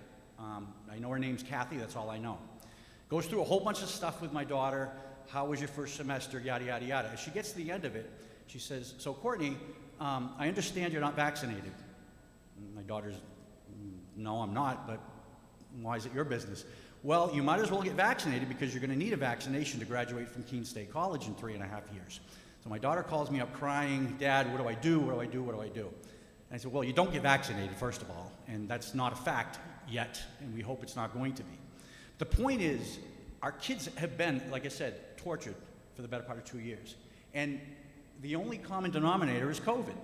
We all know that. Masks and isolation. Okay, I and just no really sports. need you to get to the text of this bill. Of this okay? bill? Okay, so what this bill will do is take the government out of our kids' lives and give it back to the parents. The point is that the government has really been torturing our kids. Like, I don't want to make my kids wear masks in schools, but the schools and the government are making me do it. So what we need to do is give this bill, there's nothing in there. I've talked to a couple of you after, and there are tweaks that need to be done. But for anybody to sit here and say that the school should have more rights over our kids than the parents, you're crazy. And if you don't think this is happening in New Hampshire, my final point here is this letter was written to the House Education Committee. Please vote no on House Bill 1015. We're not talking about that bill, but reference, it's basically a bill saying that if you're teaching health or sex education, you're going to need to give the curriculum ahead of time so the parents can opt out if they'd like to. Sounds common sense to me. The letter goes on to say, your calling is to the legislature. Others are called to medicine. Teachers are called to teach. Let us do our jobs without interference from parents and laws. Do your job and vote no so we can do our job and teach. That was submitted by the president of the Teachers Association at Timberlane High School, Timberlane School District. I'm not going to say her name. You can find that out yourself. But for somebody in charge to have that much arrogance and that much me, it's disgusting. And by the way, if we want to end all this COVID, I know I'm not supposed to talk about this bill either, but if you fast track Bill 1022, ivermectin, COVID goes away. Thank you. Are there any questions? Thank you. Up next is Anne Marie Banfield to speak in support of the bill for 3 minutes. Good afternoon. My name is Anne Marie Banfield. I'm a parental rights advocate in New Hampshire who is primarily focused on academic excellence in education. Today I come to you to urge you to vote or to pass on House Bill 1431. I've been working as a parental rights advocate in New Hampshire for about 15 years. I tend to be in front of the House Education Committee, so thank you for hearing my testimony today. They know me pretty well over there. I think it's also important to mention that in that time, I have never received a dime in compensation. My focus is on academic excellence in education. So much of the time has been spent, again, toward reporting before the House Education Committee. Parents who struggle to be a voice for their children oftentimes run into lobbying organizations that are well-funded and hire high-priced attorneys to fight against them. The irony is that those organizations and individuals are paid out of the school budget through dues. In essence, parents pay the salaries of those attorneys and lobbyists who are hired to fight against them. I would assume that some of them will probably have opposed this bill, or may. I want to make it clear again that I have no financial stake in advocating. I've done this on behalf of parents, and I'm here today because it's the right thing to do. School administrators have high-priced legal teams that can be extremely intimidating to parents, not to mention they are there to protect the school system. The balance of power has been against parents for many years. Even if parents have a good case, the legal cost of them to fight a superintendent who can use taxpayer-funded attorneys results in parents giving up. They tend to just leave the public schools. You want to know why enrollment's dropping? That's why. Public school enrollment declines, private schools and homeschool numbers increase in the state. Check the data. A parental rights bill would help shift some of that power back to the parents. I've seen parents lose court cases after their children were assaulted in school. Manchester student dragged down the stairs by her hair, lost a lawsuit. Parents have been denied access to their child's classroom to observe. I want to add that that is an extremely rare request by a parent. Most parents don't want to go into a classroom and observe. Number one, sometimes it embarrasses their kids. But it does happen. In the 15 years, I've had two parents. I don't think you're going to see this influx of parents into the classroom. I've had 2 parents contact me, when I think we're going to hear from today. In one of the cases, many years ago, I had to turn to former State Senator Peter Bragdon, who had also served on the school board in his town. He managed to facilitate a father's request to observe his child's classroom. I shouldn't have to reach out to a state senator in order to pull some strings just so a parent can observe their child's classroom. These parents are good parents. They want to figure out what's going on. How can I help the teacher? Most of the time, it's because there's a problem that needs to be addressed, and maybe if they saw their kid in action, they would actually be supporting the teacher. I don't know. Public schools are public. Everything should be made transparent unless there is a reason to keep a student's personal information private. From the curriculum to the materials to the classroom, nothing should be hidden from parents, but it is. Enrollment continues to drop in New Hampshire schools. There are various reasons for this trend, but I also believe that if parents have some fundamental rights to exercise, they may be more likely to keep their children in the public schools.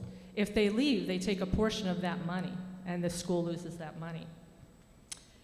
That's the end of my testimony, but I just wanted to bring up some points that I think might help in some of this that's been presented to you.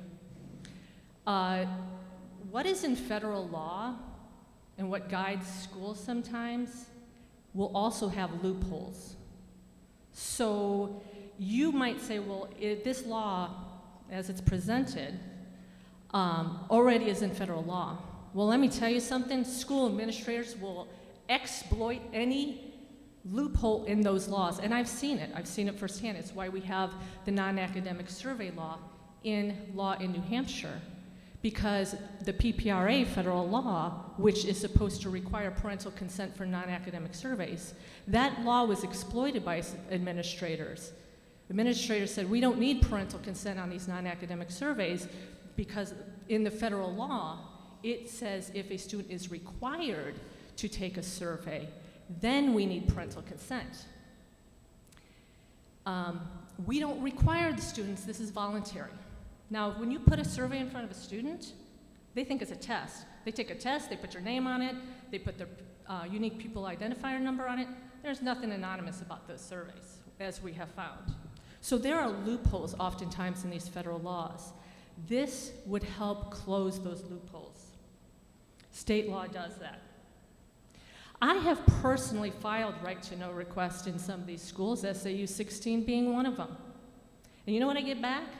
I'll get back some documents, and then some of the questions they won't answer. They won't answer. Now, I've filed right-to-know requests in Merrimack, where not only did they answer the question, sometimes they give me all kinds of information. It depends on where you file that right-to-know request. We have had school board members have to file a right-to-know request to get information. Doris Hohensee in Nashua, who used to sit on their school board, had to file a right-to-know request, and again, had trouble getting information from the district where she served. Donna Green had to take her school district, Timberlane, to the Supreme Court to get information. So you can imagine how difficult it can be for parents. I can't even get the information sometimes. And then if you have to go to court, well, thousands and thousands of dollars. But you know what? The superintendents, and I am just about finished. Thank you for your patience. Superintendents, they have taxpayer-funded attorneys. So they can rake up the bill. They can fight these parents, and they are. We have court cases going on right now where superintendents will not provide information because they have those attorneys available. I'm happy to take any questions. I can tell you that the gentleman who spoke before me when it comes to CRT was right on the money. I can go there if you would like to, but I'm just going to leave it up to you if you have any questions. Are there any questions? Seeing none, thank you. Up next is Laura Elazem to speak in support of the bill for 1 minute.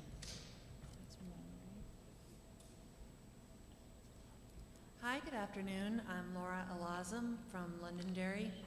I consider myself very fortunate that my children attend a school that explicitly affirms parents as the natural primary educators and caretakers of their minor children.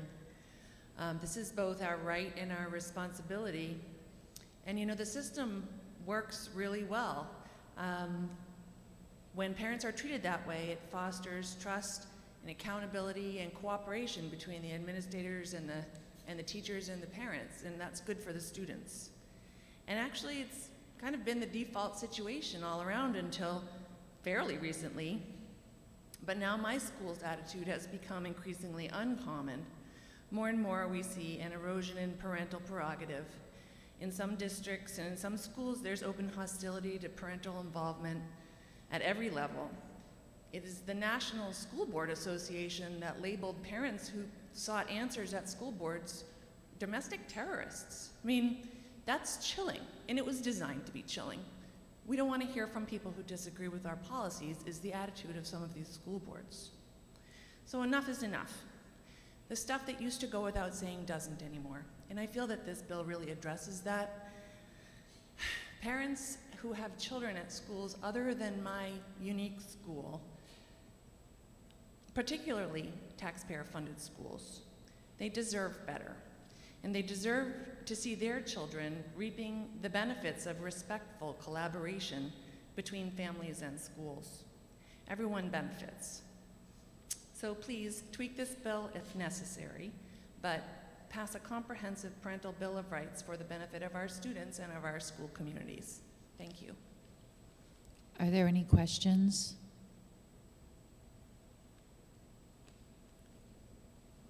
Seeing none, thank you. Up next is Eric Anthony to speak in support of the bill for 3 minutes.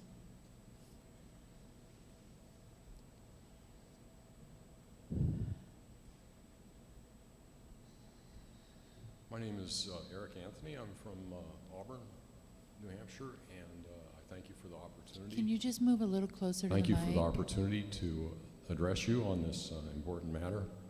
And I'm doing so from the standpoint of a case that I'm involved in Salem District Court. It's Bossy versus, State versus Bossy. And the primary, she was arrested for not wearing a mask in a school meeting.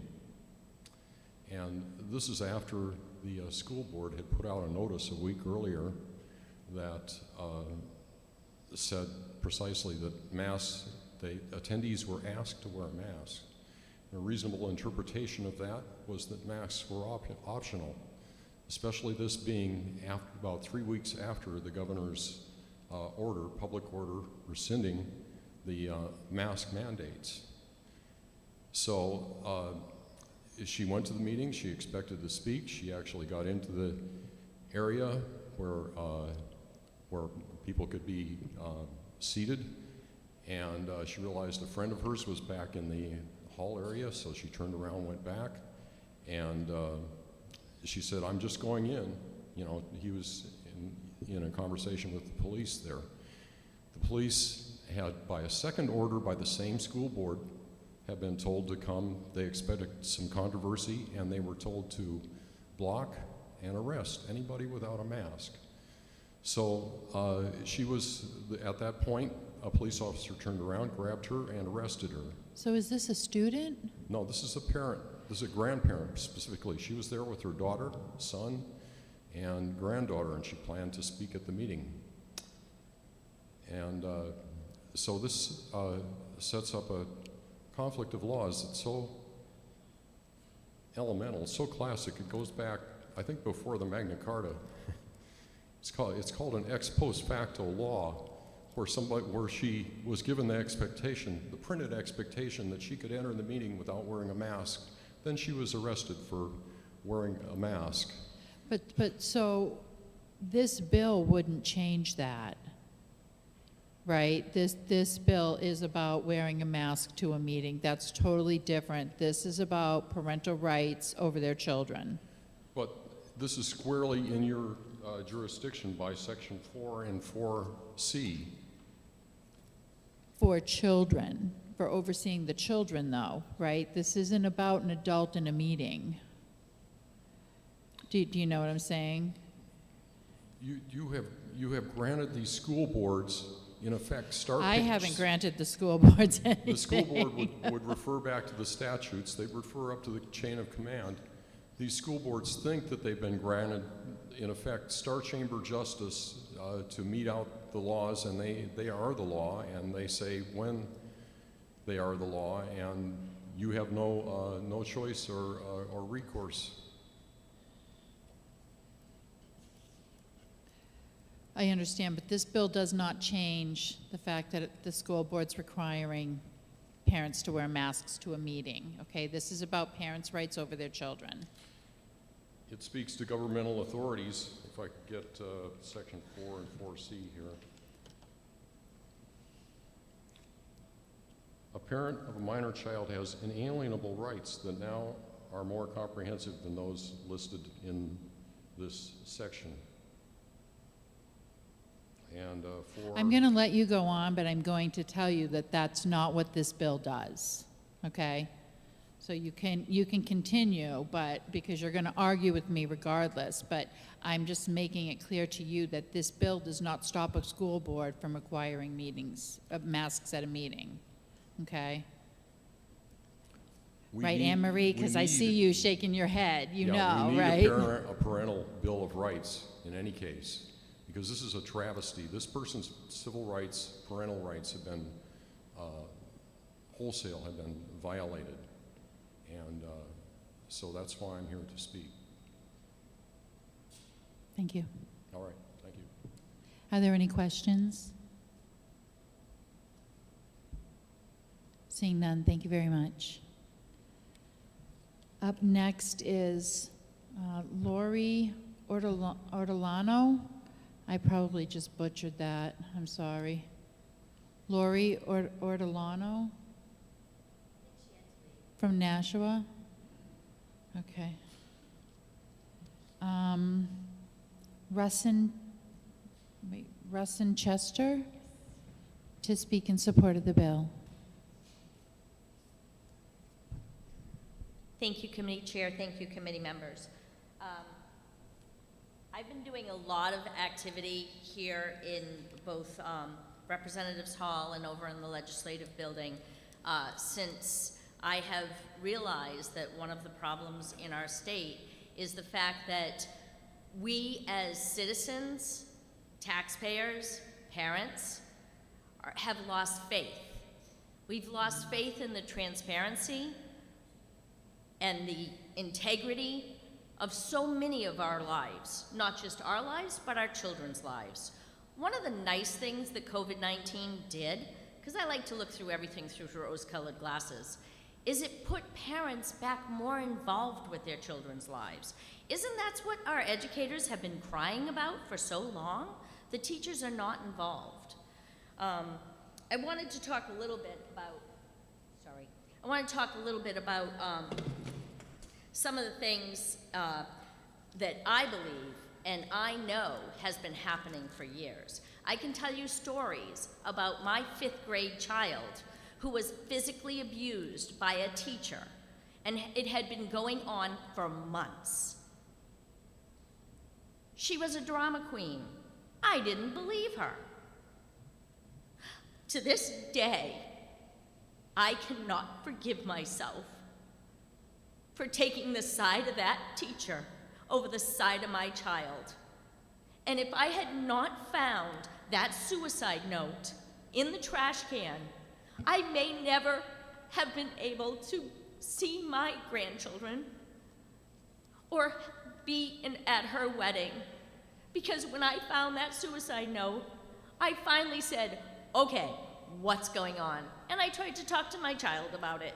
And she said, why should I talk to you?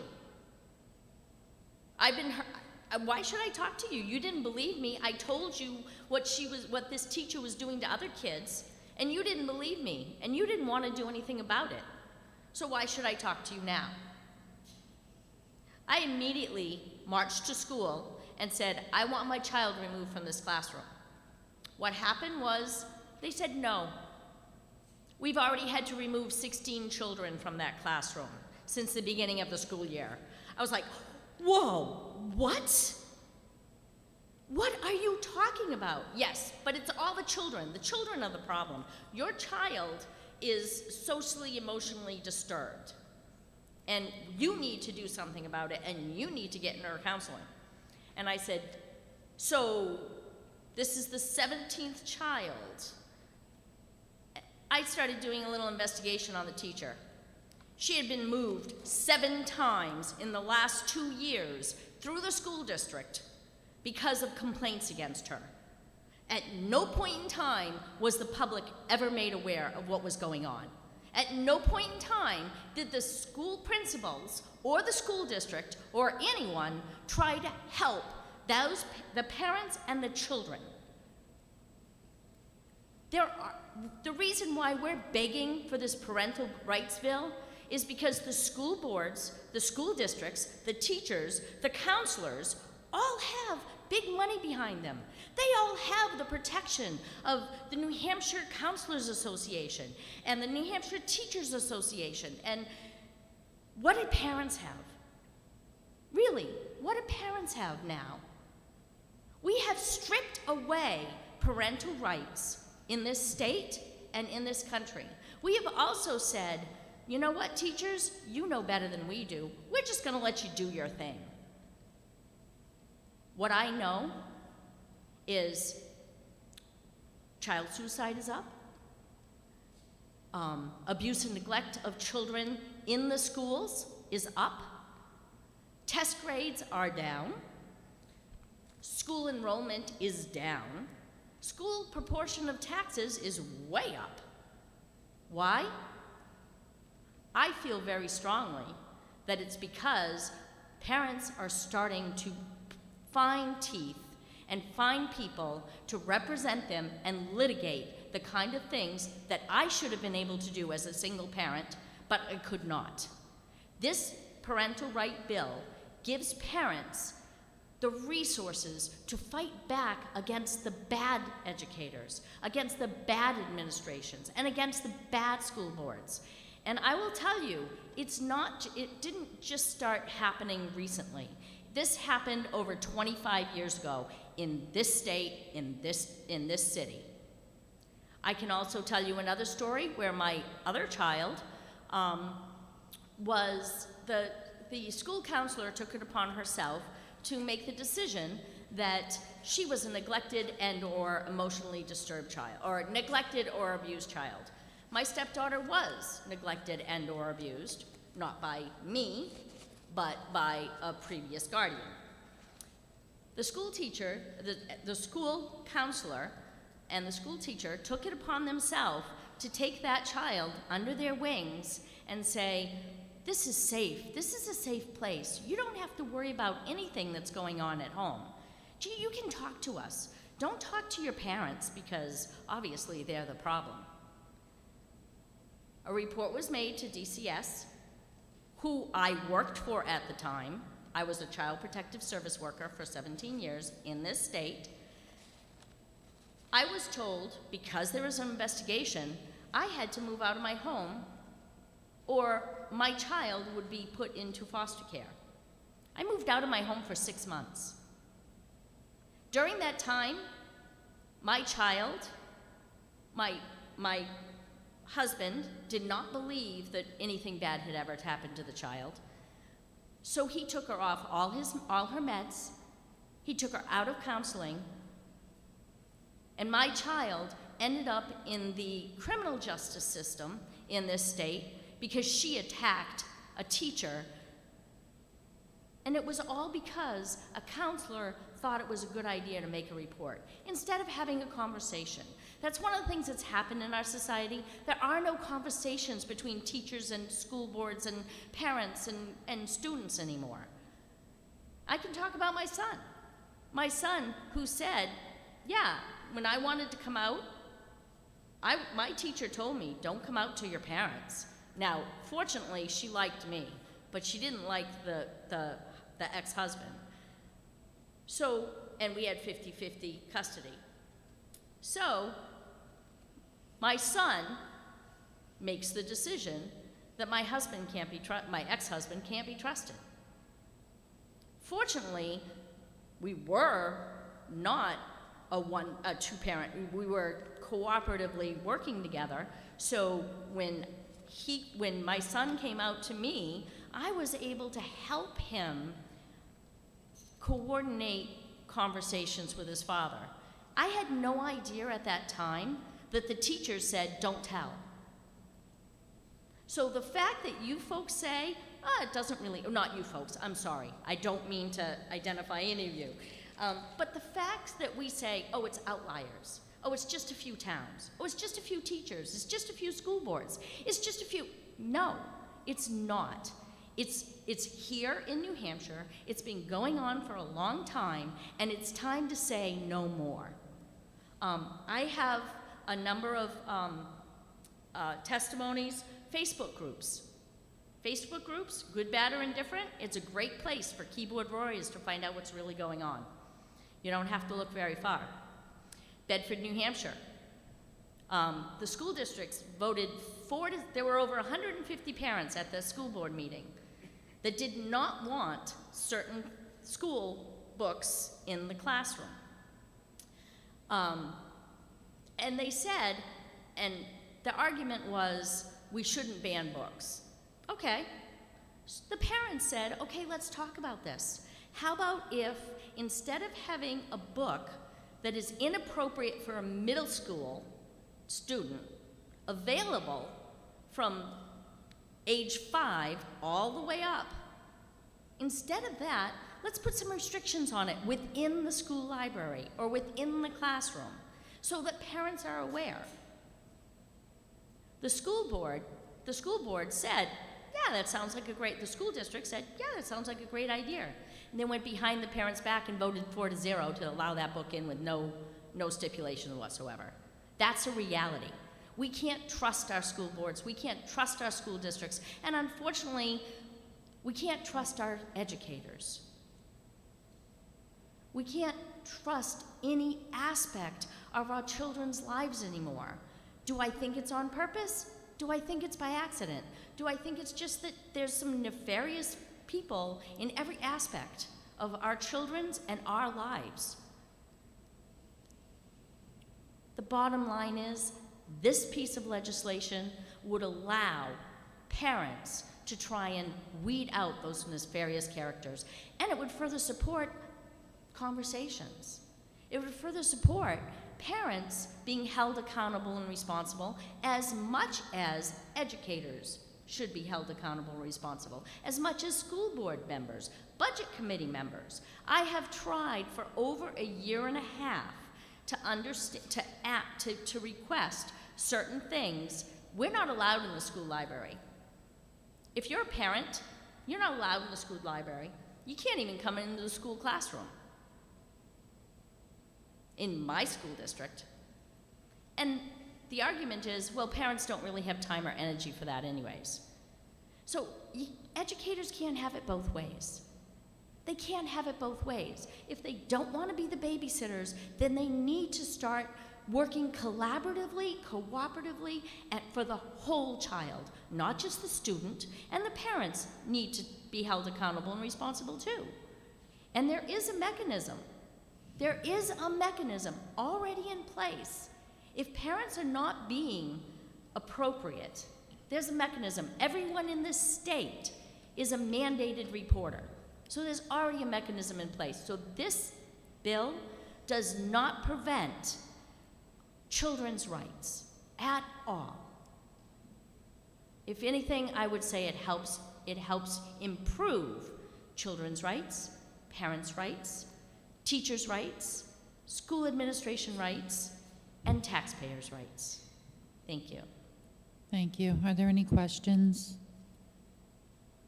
Representative Yokella. Thank you. Thank you for the question, for taking the question. When there is an issue with a teacher and it is being addressed by the school board or the administration, all of those records are kept from the public and kept from the parents. So my question to you is, do you believe that in the example that you gave, when there was an obvious issue going on in that classroom, should the parents have been notified, and which mechanism and would allow them to be notified so that they could do this? Or do you have a suggestion for solving that problem? Thank you very much. I, to this day, do not know exactly what went on in that classroom and what went on in the other assignments before getting there. I do know that a comment was made to me after the teacher was brought up on criminal charges, because I witnessed the teacher. I started going to that classroom every day. When my daughter was not allowed to move to a different classroom, I went to that classroom every day. I didn't see anything. I was convinced my daughter was a drama queen. One day, my daughter was sick, and I was so excited I didn't have to go to 5th grade today. She came to me crying. She's like, "You've got to be there. You have no idea what she's going to do to those kids if you're not there." I went there. I heard a commotion down at the end of the hallway, and I noticed for the first time, all the other classrooms were closed. All their doors were closed. And as I got closer and closer to that classroom, I witnessed that teacher physically slamming the locker door on this child's arm. There was a criminal complaint. She was found guilty. But that was after 2 years? After 2 years of being shoved around.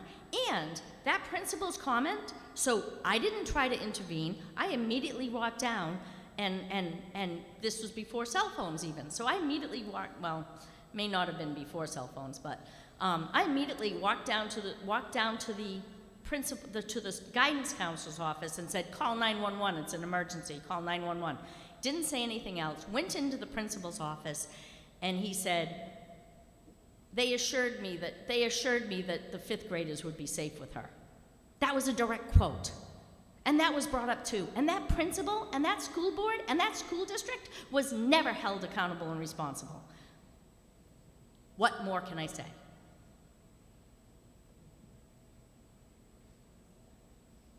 Are you all set, Representative Yokela? Yes, thank you. Are there any further questions? All right, seeing none, thank you. Thank you.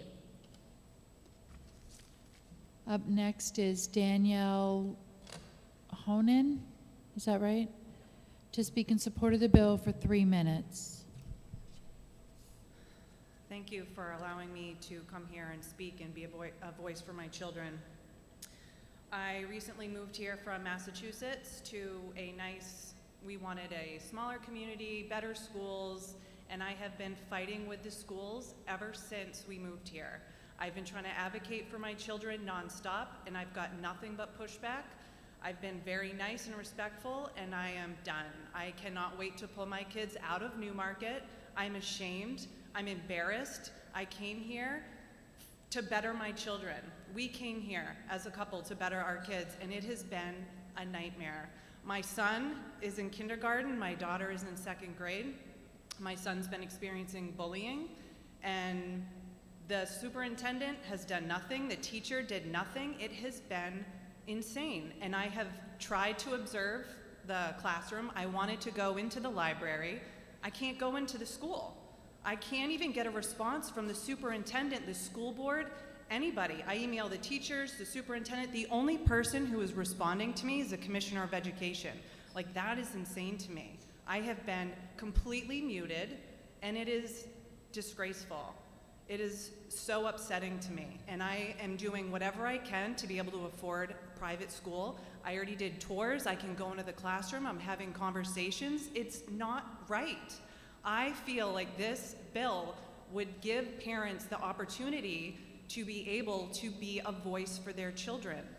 My kindergartner has anxiety. He's counting down the days until he is out of school. He has developed anxiety. He is sick. He says he's sick every Monday, Tuesday, Wednesday, Thursday. Friday, he gets excited because he has gym. He has PE. So that's when he's excited to go to school. And every day, he wanted to come here with me today. And he's like, but he gets nervous. He's developing anxiety. He is the most amazing kid. And it's so sad. We've seen a complete change. My husband is getting more involved. He's understanding this, which is awesome. We've come together as a family because of this, but it is so sad that we have to create a Bill of Rights for parents to get up here and speak. I have chicken scratches everywhere. I want to be the advocate for my children. I want to represent their voice, and I will do whatever it takes to be that voice for them. I want to give them the rights that they deserve through my guidance, through my education, in the best way that I know how. The government does not know how to parent my children. I don't trust them. I don't trust the schools. And unfortunately, we need to rise up and protect these parents and in turn protect the children. So I guess in closing, I really hope that this bill will keep the honest people honest. It will help give a reminder to the people that there are rules and laws about what is natural and right. It will keep families informed and involved, and there should be nothing to hide. We also in Newmarket cannot get our curriculum. What is up with that? There's been multiple parents, I'm speaking for multiple parents here who have tried nonstop to get these curriculums. Why? Why are they being hidden from parents? Why am I going to pay taxes in Newmarket and now pay a private tuition? I would so much rather do that than expose my children to this type of environment. It's so sad to me, and we moved here to completely for that reason, and now it doesn't even matter. We're going to a private school because I'm getting absolutely no response from anybody. The teacher is completely putting my son up against us. It is so awful. He's so afraid. He bonked his head with it on the playground equipment, was bleeding everywhere, and he was afraid to even tell anybody. That is awful. He's afraid.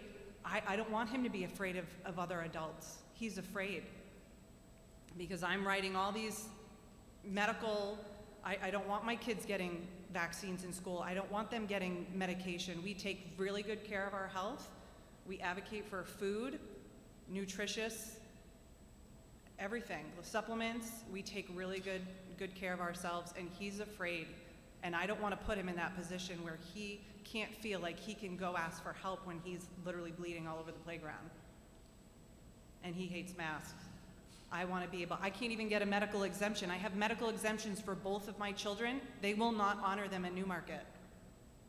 And now my son has anxiety. He's developing anxiety. How long is that going to last? COVID lasted like a day in our house.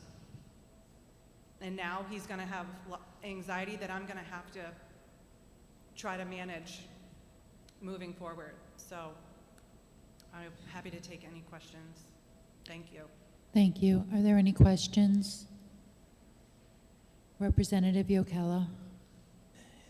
Thank you, and thank you for taking the question. If you had the ability to see the curriculum and go into the classroom if there was an issue, would you feel that you did not need to leave that public school because there was something that you had control over, and so that you could observe that your child is doing well in that school? Yeah, I think the biggest issue right now is there's no transparency. I don't trust anybody. They have given me no reason to trust them. If there was something that I didn't agree with, I would opt out. I'm currently opting out of a lot of things already. If they're showing videos on how to wear a mask properly, they're showing videos on COVID, I just don't think that should be part of the curriculum. Why are they talking about that? So, and they're still allowing it. I have specified very clearly of what my kids are to opt out of if they decide to share the information.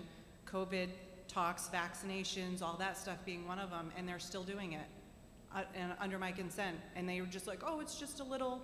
I'm like, no, I specifically said this. And so it's like they don't care.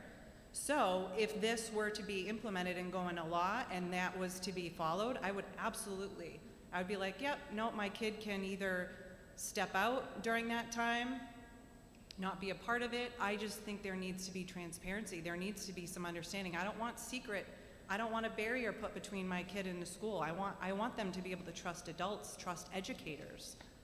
So yeah, I think that would be a totally different thing if there was transparency like that among parents. There would be so much more trust. So much more trust. Thank you. Mm-hmm. Are there any other questions? All right, seeing none, thank you very much. Thank you. Up next is Jama Wilder to speak in support of the bill for 4 minutes.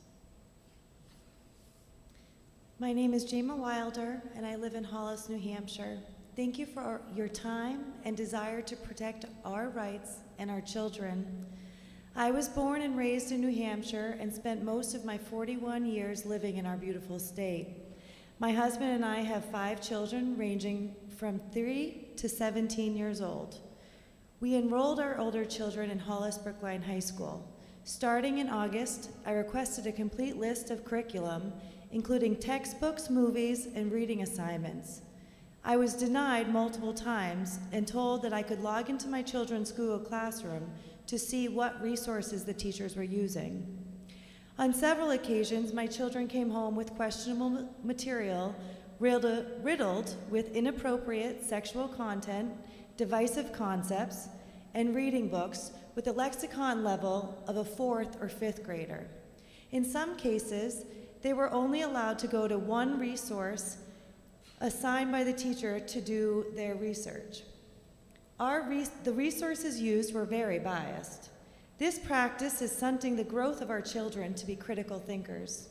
When my daughter attempted to add a direct quote to an assignment and give her interpretation of the quote, she was told that her project seemed argumentative and that she needed to redo the assignment. Through the last several months, I would look on their Google Classrooms and could not find the resources my children told me about. There was absolutely no transparency.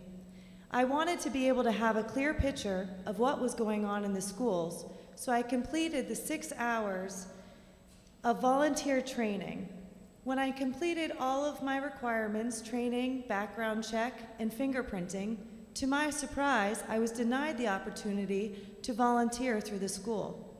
The principal told me that the school doesn't offer them, even though there were short pairs and teachers at the time. I would need to find opportunities through the Parent-Student Teacher Association. I then requested to observe a class citing ESSA 1116C, parental engagement. I was denied by the superintendent and the principal. They said it was denied based on the collective bargaining agreements and student privacy. In our district, I could put in an application to substitute teach without a teaching degree and be running my own class.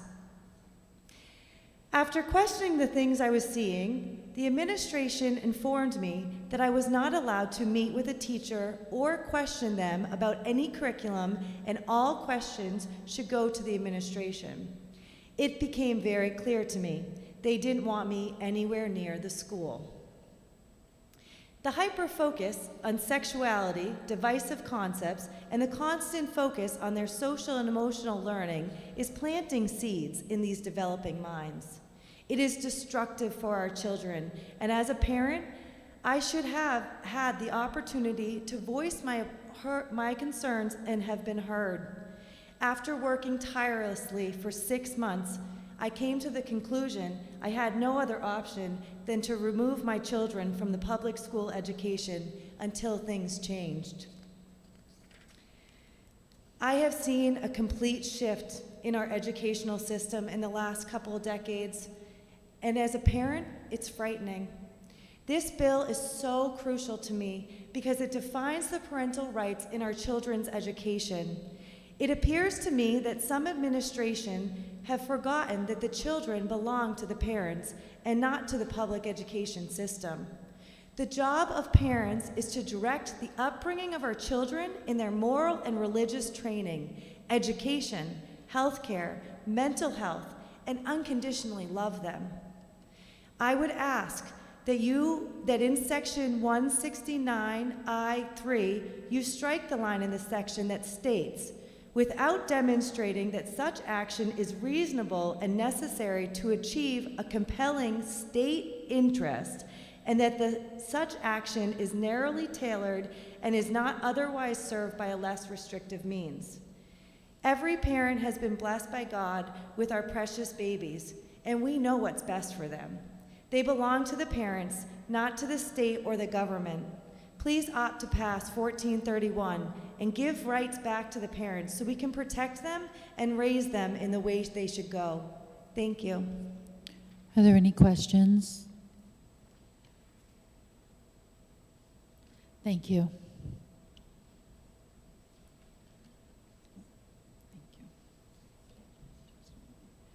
Okay, this is the last pink card, so this will be it for the day. A. Brandano. Oh, Al Brandano, to speak in support of the bill for 2 minutes. Thank you, everybody. It's quite late, but you know, I look around the room and I'm amazed by the wisdom, not just on the walls, but with all of you, all of you. This is a very difficult decision for everybody, but there's one uniting thing in everything you've heard today, and it doesn't matter what side of the aisle you were from. It's about trust. It really is. And trust is like it's a soap bubble, right? Once we lose it, it's so hard to get it back. And that's really the problem here.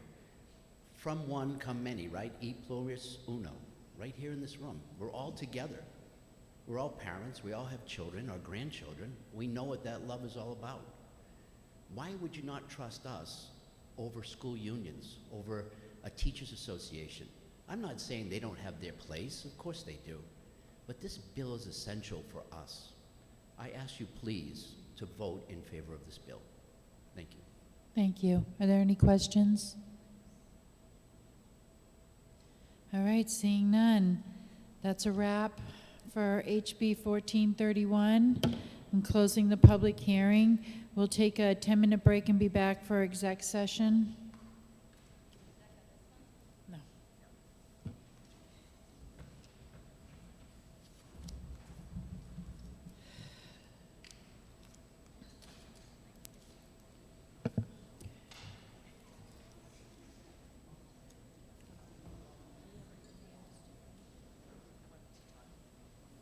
Are you talking to me? Oh. She wants to know what bills were exactly. Say it again. Your mic is on.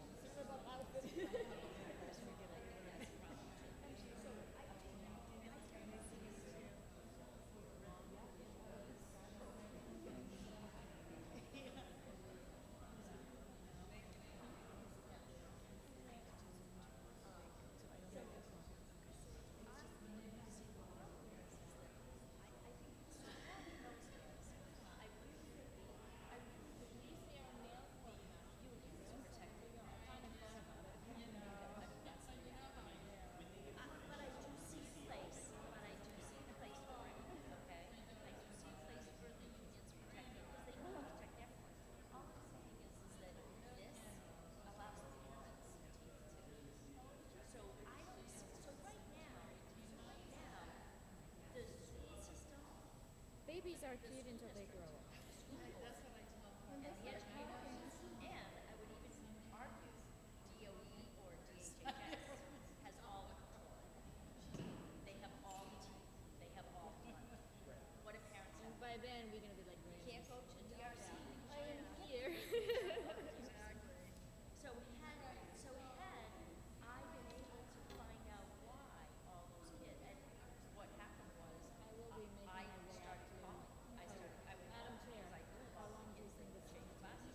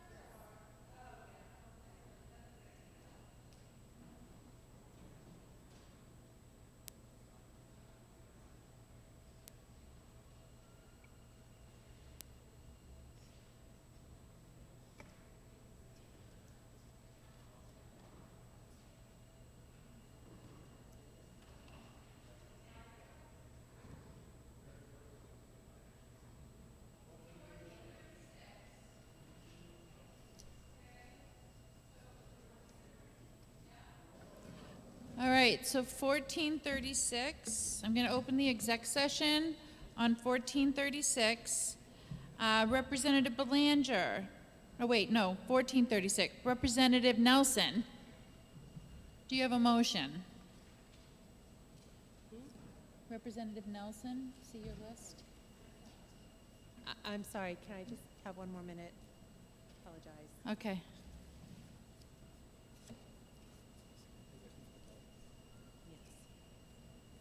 I apologize. Thank you, Madam Chairwoman. Yes, can you hold on one moment? I'm sorry.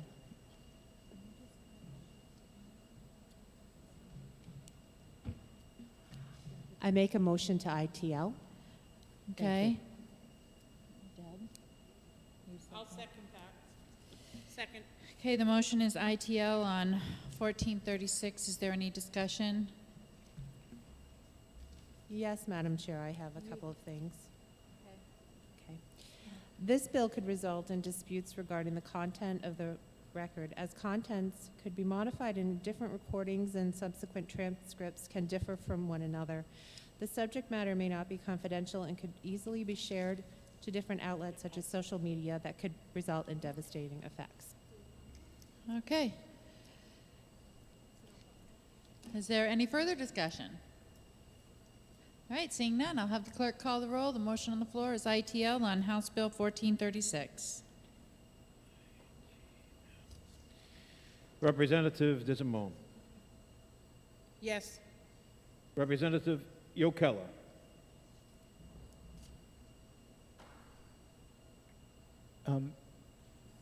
For the people watching in, if the people don't have mics, then they wouldn't be able to hear.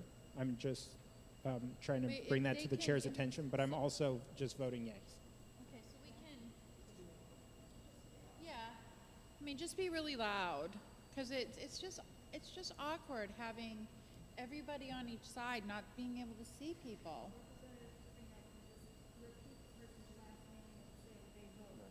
Okay.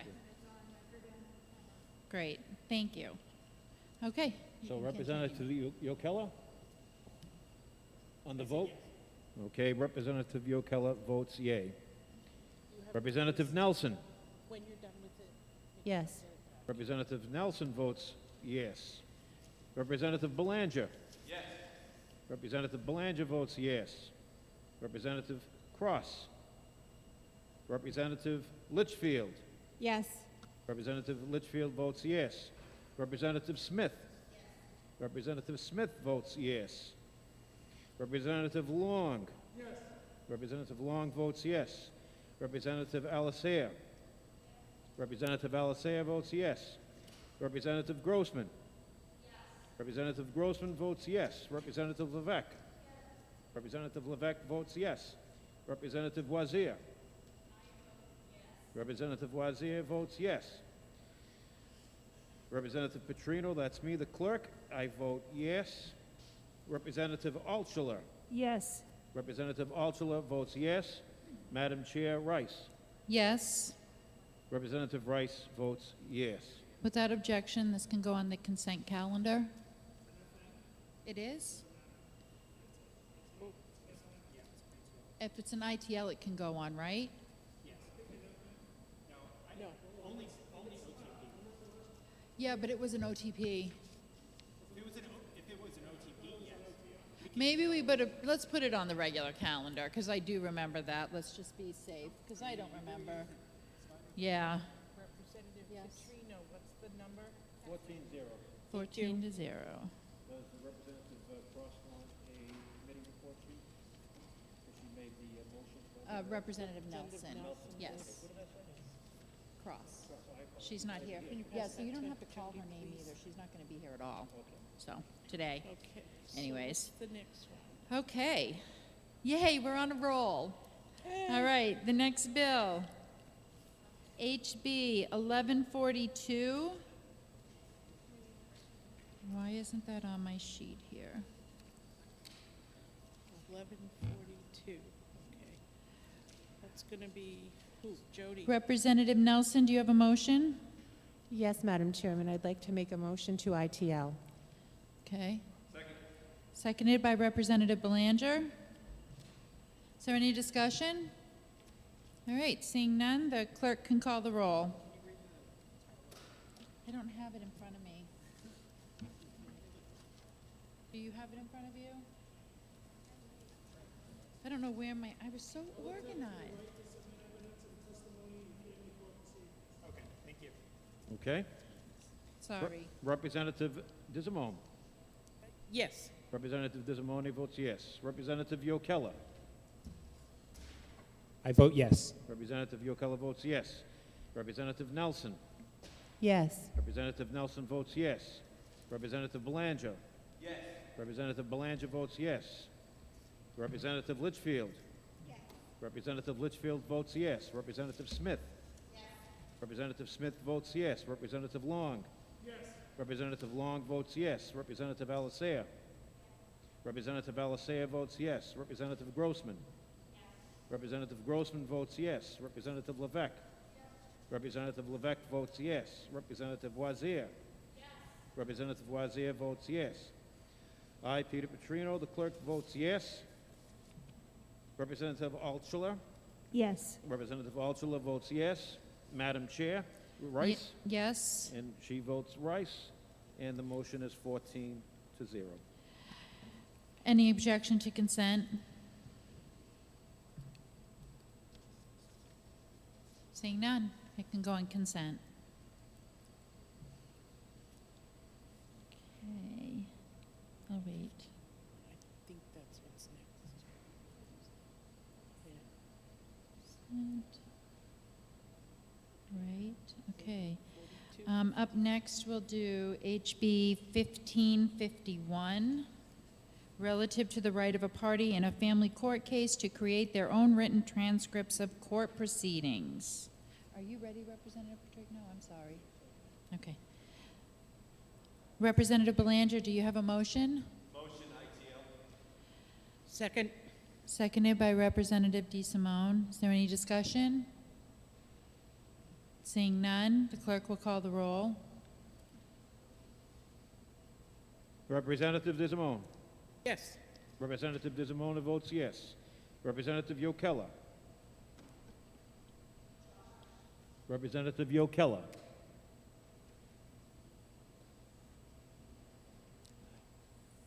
Yes, thank you. Representative I vote yes. Yokella votes yes. Representative Nelson. Yes. Representative Nelson votes yes. Representative Belanger. Yes. Representative Belanger votes yes. Representative Litchfield. Yes. Representative Litchfield votes yes. Representative Smith. Yes. Representative Smith votes yes. Representative Long. Yes. Representative Long votes yes. Representative Alicea. Representative Alicea votes yes. Representative Grossman. Yes. Representative Grossman votes yes. Representative Levesque. Yes. Representative Levesque votes yes. Representative Wazir. Yes. Representative Wazir votes yes. Representative Petrino, the clerk, that's me, votes yes. Representative Altshuler. Yes. Representative Altshuler votes yes. Representative Chairwoman, Madam Rice. Yes. Without objection, we can move consent. 14-0. Consent. Great. Okay. All right. Which one did we just do? 1550? 1551. Oh, okay. All right, so 1550 is next.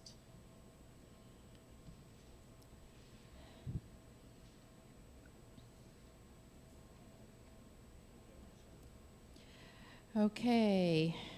HB 1550, relative to the right of children and teenagers to testify in family court proceedings. Representative DeSimone, do you have a motion? I do, Madam Chair. I move ITL, please. Seconded by Representative Belanger. Is there any discussion? Seeing none, I'll have the clerk call the roll when he's ready. Thank you. Representative DeSimone. Yes. Representative DeSimone votes yes. Representative Yokella. Yes. Representative Yokella votes yes. Representative Nelson. Yes. Representative Nelson votes yes. Representative Belanger. Yes. Representative Belanger votes yes. Representative Litchfield. Yes. Representative Litchfield votes yes. Representative Smith. Representative Smith votes yes. Representative Long. Representative Long votes yes. Representative Alessia. Representative Alessia votes yes. Representative Grossman. Representative Grossman votes yes. Representative Levesque. Representative Levesque votes yes. Representative Wazir. Representative Wazir votes yes. Representative Petrino, that's me, the clerk, I vote yes. Representative Alchala. Yes. Representative Alchala votes yes. Madam Chair, Rice. Yes. Representative Rice votes yes. The vote is 14-0. Any objection to consent? It's an FN. Don't put it on consent. I'll have to get it clarified. I mean, if I get it clarified, do we want these on consent? Yeah. All right, I'll find that out. Okay. Give me 1 second and I'll call the clerk real quick. Katrina, can I have a blurb sheet? Please and thank you. No, the white one. 1515 is on the list, but I have an amendment. Thank you, thank you. Yeah, Jody, give that to Jody, please, thank you. Jody has 2, 1 for Cody. Come get your, Representative Belanger, come get your white sheet.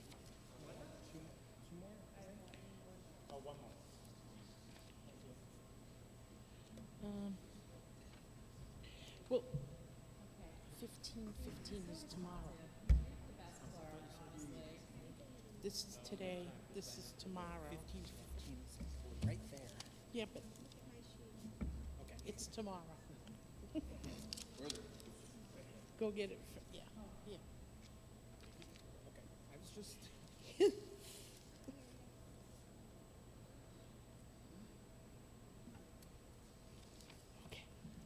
Okay. Just get your white sheet from Representative Petrino.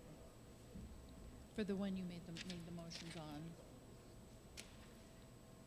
on. Okay. All right, up next will be HB 1436. Oh, no, I'm sorry. 1458. Limiting, harassing, or intimidating court filings in family court proceedings. Representative Yokella, do you have a motion? I move ITL. Second. Seconded by Representative DeSimone. Is there any discussion? All right, seeing none, I'll have the clerk call the roll when he's ready. Representative DeSimone. Yes. Representative DeSimone votes yes. Representative Yokella. Yes. Representative Yokella votes yes. Representative Nelson. Yes.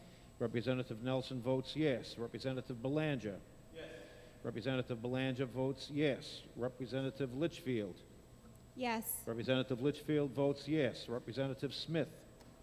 Representative Smith votes yes. Representative Long. Yes. Representative Long votes yes. Representative Alessia. Representative Alessia votes yes. Representative Grossman. Representative Grossman votes yes. Representative Levesque. Representative Levesque votes yes. Representative Wazir. Representative Wazir votes yes. Representative Petrino, the clerk, that's me, votes yes.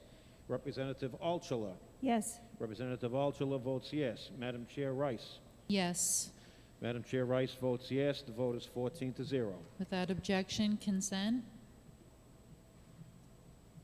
Yes.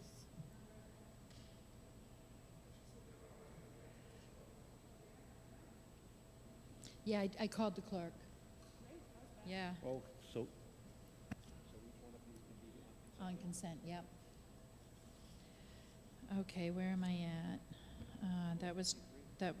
Okay, I wrote this on the wrong thing. All right. 1253, relative the choice of counselor to evaluate a child in family court proceedings. Representative Belanger, do you have a motion? I apologize, I missed that. Which bill is this? 1253. Yes, I do. Motion ITL. Okay. Second. Seconded by Representative DeSimone. Any discussion? All right, seeing none, I'll have the clerk call the roll. When he's ready, no pressure. What number is this? Representative DeSimone. Yes. Representative DeSimone votes yes. Representative Yokella. Yes. Representative Yokella votes yes. Representative Nelson. Yes. Representative Nelson votes yes. Representative Belanger. Yes. Representative Belanger votes yes. Representative Litchfield. Yes. Representative Litchfield votes yes. Representative Smith. Yes.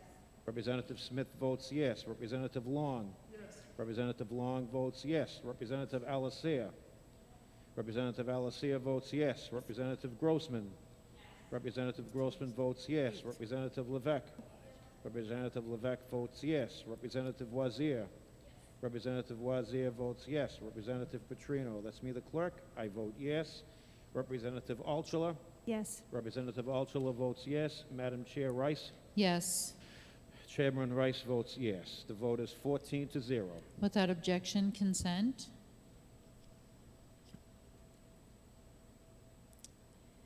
And then we'll have HB 1199, prohibiting reunification therapy. When you're ready.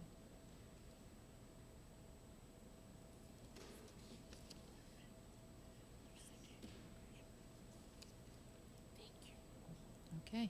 Representative Belanger, do you have a motion? I'll second. Seconded by Representative DeSimone. Is there any discussion? Seeing none, I'll have the clerk call the roll when he's ready. Representative DeSimone. Yes. Representative DeSimone votes yes. Representative Yokella. Yes. Representative Yokella votes yes. Representative Nelson. Representative Nelson votes yes. Representative Belanger. Yes. Representative Belanger votes yes. Representative Litchfield. Representative Litchfield votes yes. Representative Smith. Yes. Representative Smith votes yes. Representative Long. Yes. Representative Long votes yes. Representative Alacea. Representative Alacea votes yes. Representative Grossman. Yes. Representative Grossman votes yes. Representative Levesque. Yes. Representative Levesque votes yes. Representative Wazir. Yes. Representative Wazir votes yes. Representative Petrino, that's me, the clerk. I vote yes. Representative Altshuler. Representative Altshuler votes yes. Madam Chair Rice. Yes. Madam Chair Rice votes yes. The vote is 14-0. Without objection on consent. Next, we'll do 1511, when everyone's ready.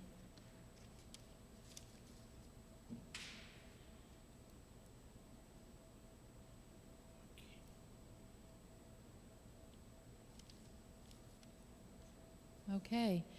The exec session on HB 1511. Representative Nelson, do you have a motion? Yes, Madam Chair. I make a motion to ITL. Okay. Second. Seconded by Representative DeSimone. Is there any discussion? All right, seeing none, I'll have the clerk call the roll. Thank you. Representative DeSimone. Yes. Representative DeSimone votes yes. Representative Yokella. Yes. Representative Yokella votes yes. Representative Nelson. Yes. Representative Nelson votes yes. Representative Belanger. Yes. Representative Belanger votes yes. Representative Litchfield. Yes. Representative Litchfield votes yes. Representative Smith. Yes. Representative Smith votes yes. Representative Long. Yes.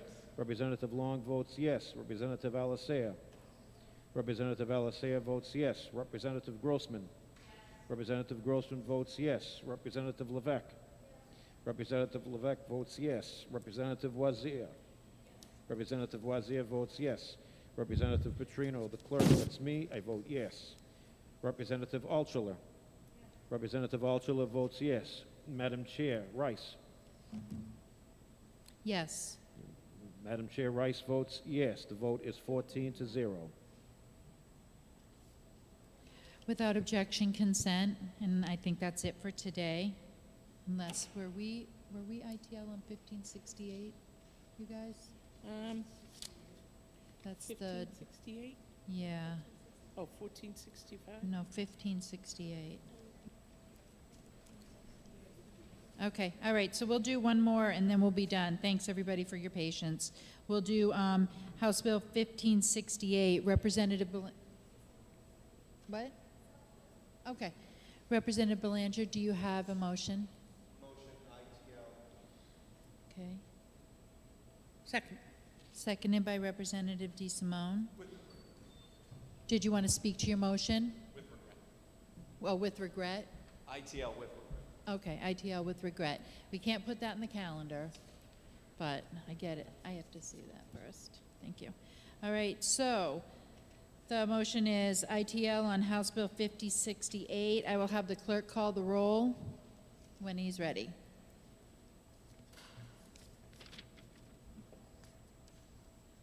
Thank you, Madam Chair. Representative DeSimone. Yes. Representative DeSimone votes yea. Representative Yokella. Enthusiastically, yes. Representative Yokella. Representative Yokella. Yes.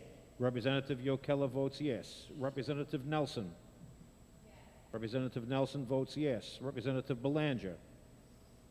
Yes. Representative Belanger votes yes. Representative Cross. Oh, excuse me, absent today. Representative Litchfield. Yes. Representative Litchfield votes yes. Representative Smith. Representative Smith votes yes. Representative Long. Yes. Representative Long votes yes. Representative Alastair. Representative Alastair votes yes. Representative Grossman. Representative Grossman votes yes. Representative Levesque. Representative Levesque votes yes. Representative Wazir.